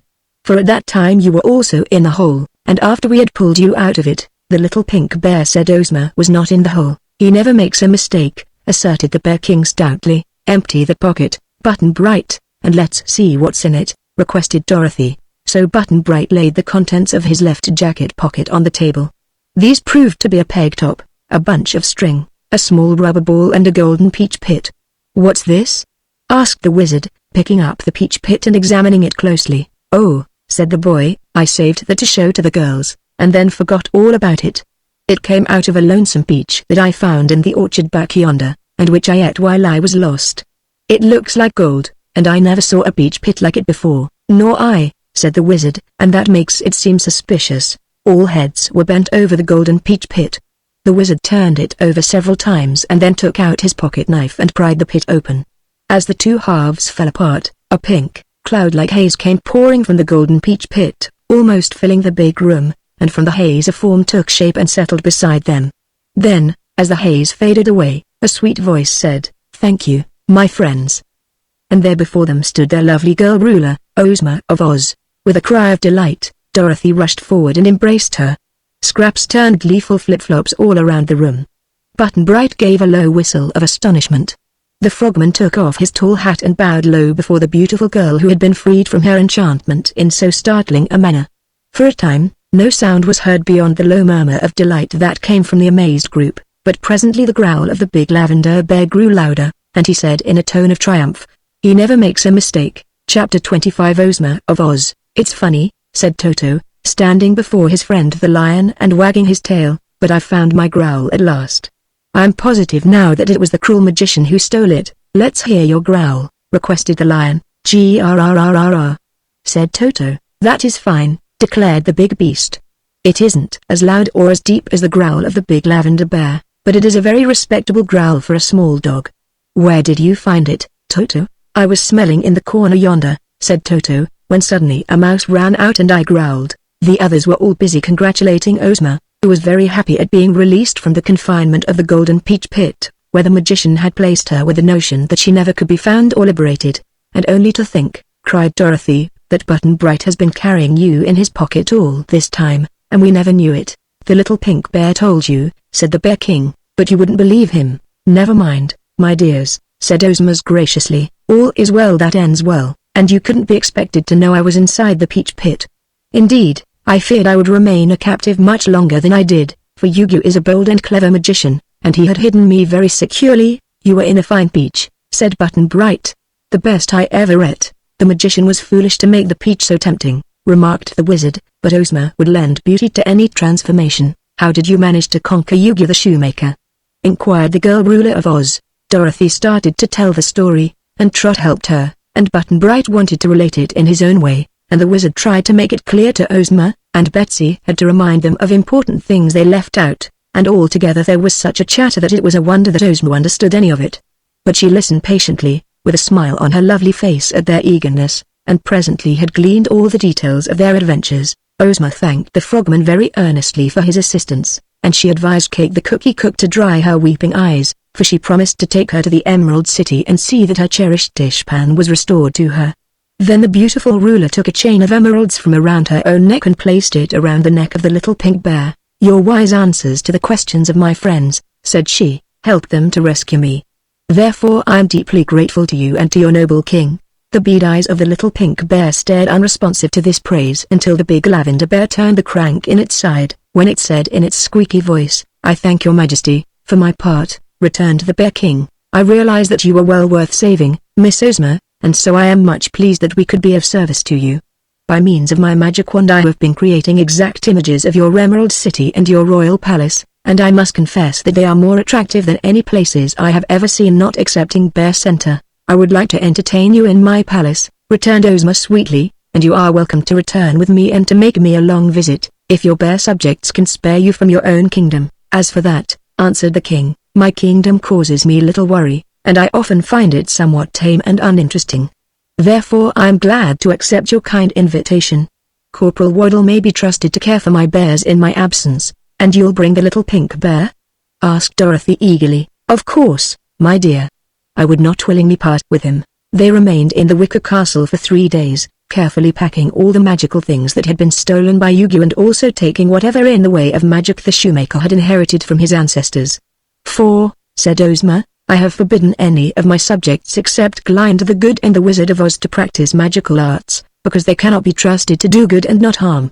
Therefore Yu-Gi-Oh must never again be permitted to work magic of any sort." "Well," remarked Dorothy cheerfully, "a dove can't do much in the way of magic, anyhow, and I'm going to keep Yu-Gi-Oh in the form of a dove until he reforms and becomes a good and honest shoemaker." When everything was packed and loaded on the backs of the animals, they set out for the river, taking a more direct route than that by which Cake and the Frogman had come. In this way they avoided the cities of Thea and Herku and Bear Center, and after a pleasant journey reached the Winky River and found a jolly ferryman who had a fine, big boat and was willing to carry the entire party by water to a place quite near to the Emerald City. The river had many windings and many branches, and the journey did not end in a day, but finally the boat floated into a pretty lake which was but a short distance from Ozma's home. Here the jolly ferryman was rewarded for his labors, and then the entire party set out in a grand procession to march to the Emerald City. News that the royal Ozma had been found spread quickly throughout the neighborhood, and both sides of the road soon became lined with loyal subjects of the beautiful and beloved ruler. Therefore Ozma's ears heard little but cheers, and her eyes beheld little else than waving handkerchiefs and banners during all the triumphal march from the lake to the city's gates. And there she met a still greater concourse, for all the inhabitants of the Emerald City turned out to welcome her return, and all the houses were decorated with flags and bunting, and never before were the people so joyous and happy as at this moment when they welcomed home their girl ruler. For she had been lost and was now found again, and surely that was cause for rejoicing. Glinda was at the royal palace to meet the returning party, and the good sorceress was indeed glad to have her great book of records returned to her, as well as all the precious collection of magic instruments and elixirs and chemicals that had been stolen from her castle. Cap'n Bill and the wizard at once hung the magic picture upon the wall of Ozma's boudoir, and the wizard was so light-hearted that he did several tricks with the tools in his black bag to amuse his companions and prove that once again he was a powerful wizard. For a whole week there was feasting and merriment and all sorts of joyous festivities at the palace in honor of Ozma's safe return. The Lavender Bear and the Little Pink Bear received much attention and were honored by all, much to the Bear King's satisfaction. The Frogman speedily became a favorite at the Emerald City, and the Shaggy Man and Tick-Tock and Jack Pumpkinhead, who had now returned from their search, were very polite to the Big Frog and made him feel quite at home.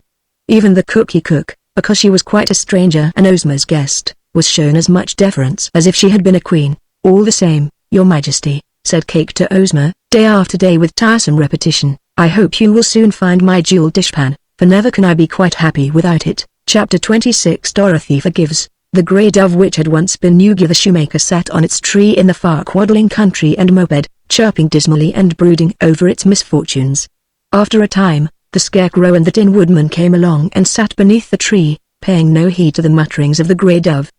The Tin Woodman took a small oil can from his tin pocket and carefully oiled his tin joints with it. While he was thus engaged, the Scarecrow remarked, "I feel much better, dear comrade, since we found that heap of nice, clean straw and you stuffed me anew with it, and I feel much better now that my joints are oiled," returned the Tin Woodman with a sigh of pleasure.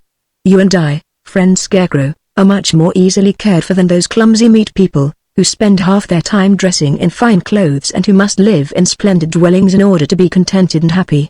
You and I do not eat, and so we are spared the dreadful bother of getting 3 meals a day. Nor do we waste half our lives in sleep, a condition that causes the meat people to lose all consciousness and become as thoughtless and helpless as logs of wood. "You speak truly," responded the Scarecrow, tucking some wisps of straw into his breast with his padded fingers. "I often feel sorry for the meat people, many of whom are my friends. Even the beasts are happier than they, for they require less to make them content. And the birds are the luckiest creatures of all, for they can fly swiftly where they will and find a home at any place they care to perch. Their food consists of seeds and grains they gather from the fields, and their drink is a sip of water from some running brook. If I could not be a scarecrow or a tin woodman, my next choice would be to live as a bird does." The grey dove had listened carefully to this speech and seemed to find comfort in it, for it hushed its moaning. And just then the Tin Woodman discovered Cake's dishpan, which was on the ground quite near to him. "Here is a rather pretty utensil," he said, taking it in his tin hand to examine it, "but I could not care to own it. Whoever fashioned it of gold and covered it with diamonds did not add to its usefulness, nor do I consider it as beautiful as the bright dishpans of tin one usually sees. No yellow color is ever so handsome as the silver sheen of tin," and he turned to look at his tin legs and body with approval. "I cannot quite agree with you there," replied the Scarecrow. "My straw stuffing has a light yellow color, and it is not only pretty to look at, but it crunkles most delightfully when I move." "Let us admit that all colors are good in their proper places," said the Tin Woodman, who was too kind-hearted to quarrel, "but you must agree with me that a dishpan that is yellow is unnatural. What shall we do with this one, which we have just found?" "Let us carry it back to the Emerald City," suggested the Scarecrow. "Some of our friends might like to have it for a footbath, and in using it that way, its golden color and sparkling ornaments would not injure its usefulness." So they went away and took the jewel dishpan with them. And after wandering through the country for a day or so longer, they learned the news that Ozma had been found. Therefore they straightway returned to the Emerald City and presented the dishpan to Princess Ozma as a token of their joy that she had been restored to them. Ozma promptly gave the diamond-studded gold dishpan to Cake the Cookie Cook, who was delighted at regaining her lost treasure that she danced up and down in glee and then threw her skinny arms around Ozma's neck and kissed her gratefully. Cake's mission was now successfully accomplished, but she was having such a good time at the Emerald City that she seemed in no hurry to go back to the country of the Yips. It was several weeks after the dishpan had been restored to the Cookie Cook when one day, as Dorothy was seated in the royal gardens with Trot and Betsy beside her, a grey dove came flying down and alighted at the girl's feet. "I am Yugi the Shoemaker," said the dove in a soft, mourning voice, "and I have come to ask you to forgive me for the great wrong I did in stealing Ozma and the magic that belonged to her and to others." "Are you sorry, then?" asked Dorothy, looking hard at the bird. "I am very sorry," declared Yugi. "I've been thinking over my misdeeds for a long time, for doves have little else to do but think, and I'm surprised that I was such a wicked man and had so little regard for the rights of others. I am now convinced that even had I succeeded in making myself ruler of all Oz, I should not have been happy, for many days of quiet thought have shown me that only those things one acquires honestly are able to render one content." "I guess that's so," said Trot. "Anyhow," said Betsy, "the bad man seems truly sorry, and if he has now become a good and honest man, we ought to forgive him." "I fear I cannot become a good man again," said Yugi, "for the transformation I am under will always keep me in the form of a dove. But with the kind forgiveness of my former enemies, I hope to become a very good dove and highly respected." "Wait here till I run for my magic belt," said Dorothy, "and I'll transform you back to your ugly shape in a jiffy." "No, don't do that," pleaded the dove, fluttering its wings in an excited way. "I only want your forgiveness. I don't want to be a man again. As Yugi the Shoemaker I was skinny and old and unlovely. As a dove I am quite pretty to look at. As a man I was ambitious and cruel, while as a dove I can be content with my lot and happy in my simple life. I have learned to love the free and independent life of a bird, and I'd rather not change back." "Just as you like, Yugi," said Dorothy, resuming her seat. "Perhaps you are right, for you're certainly a better dove than you were a man, and if you should ever backslide and feel wicked again, you couldn't do much harm as a grey dove. Then you forgive me for all the trouble I caused you?" he asked earnestly. "Of course. Anyone who's sorry just has to be forgiven." "Thank you," said the grey dove, and flew away again. The end.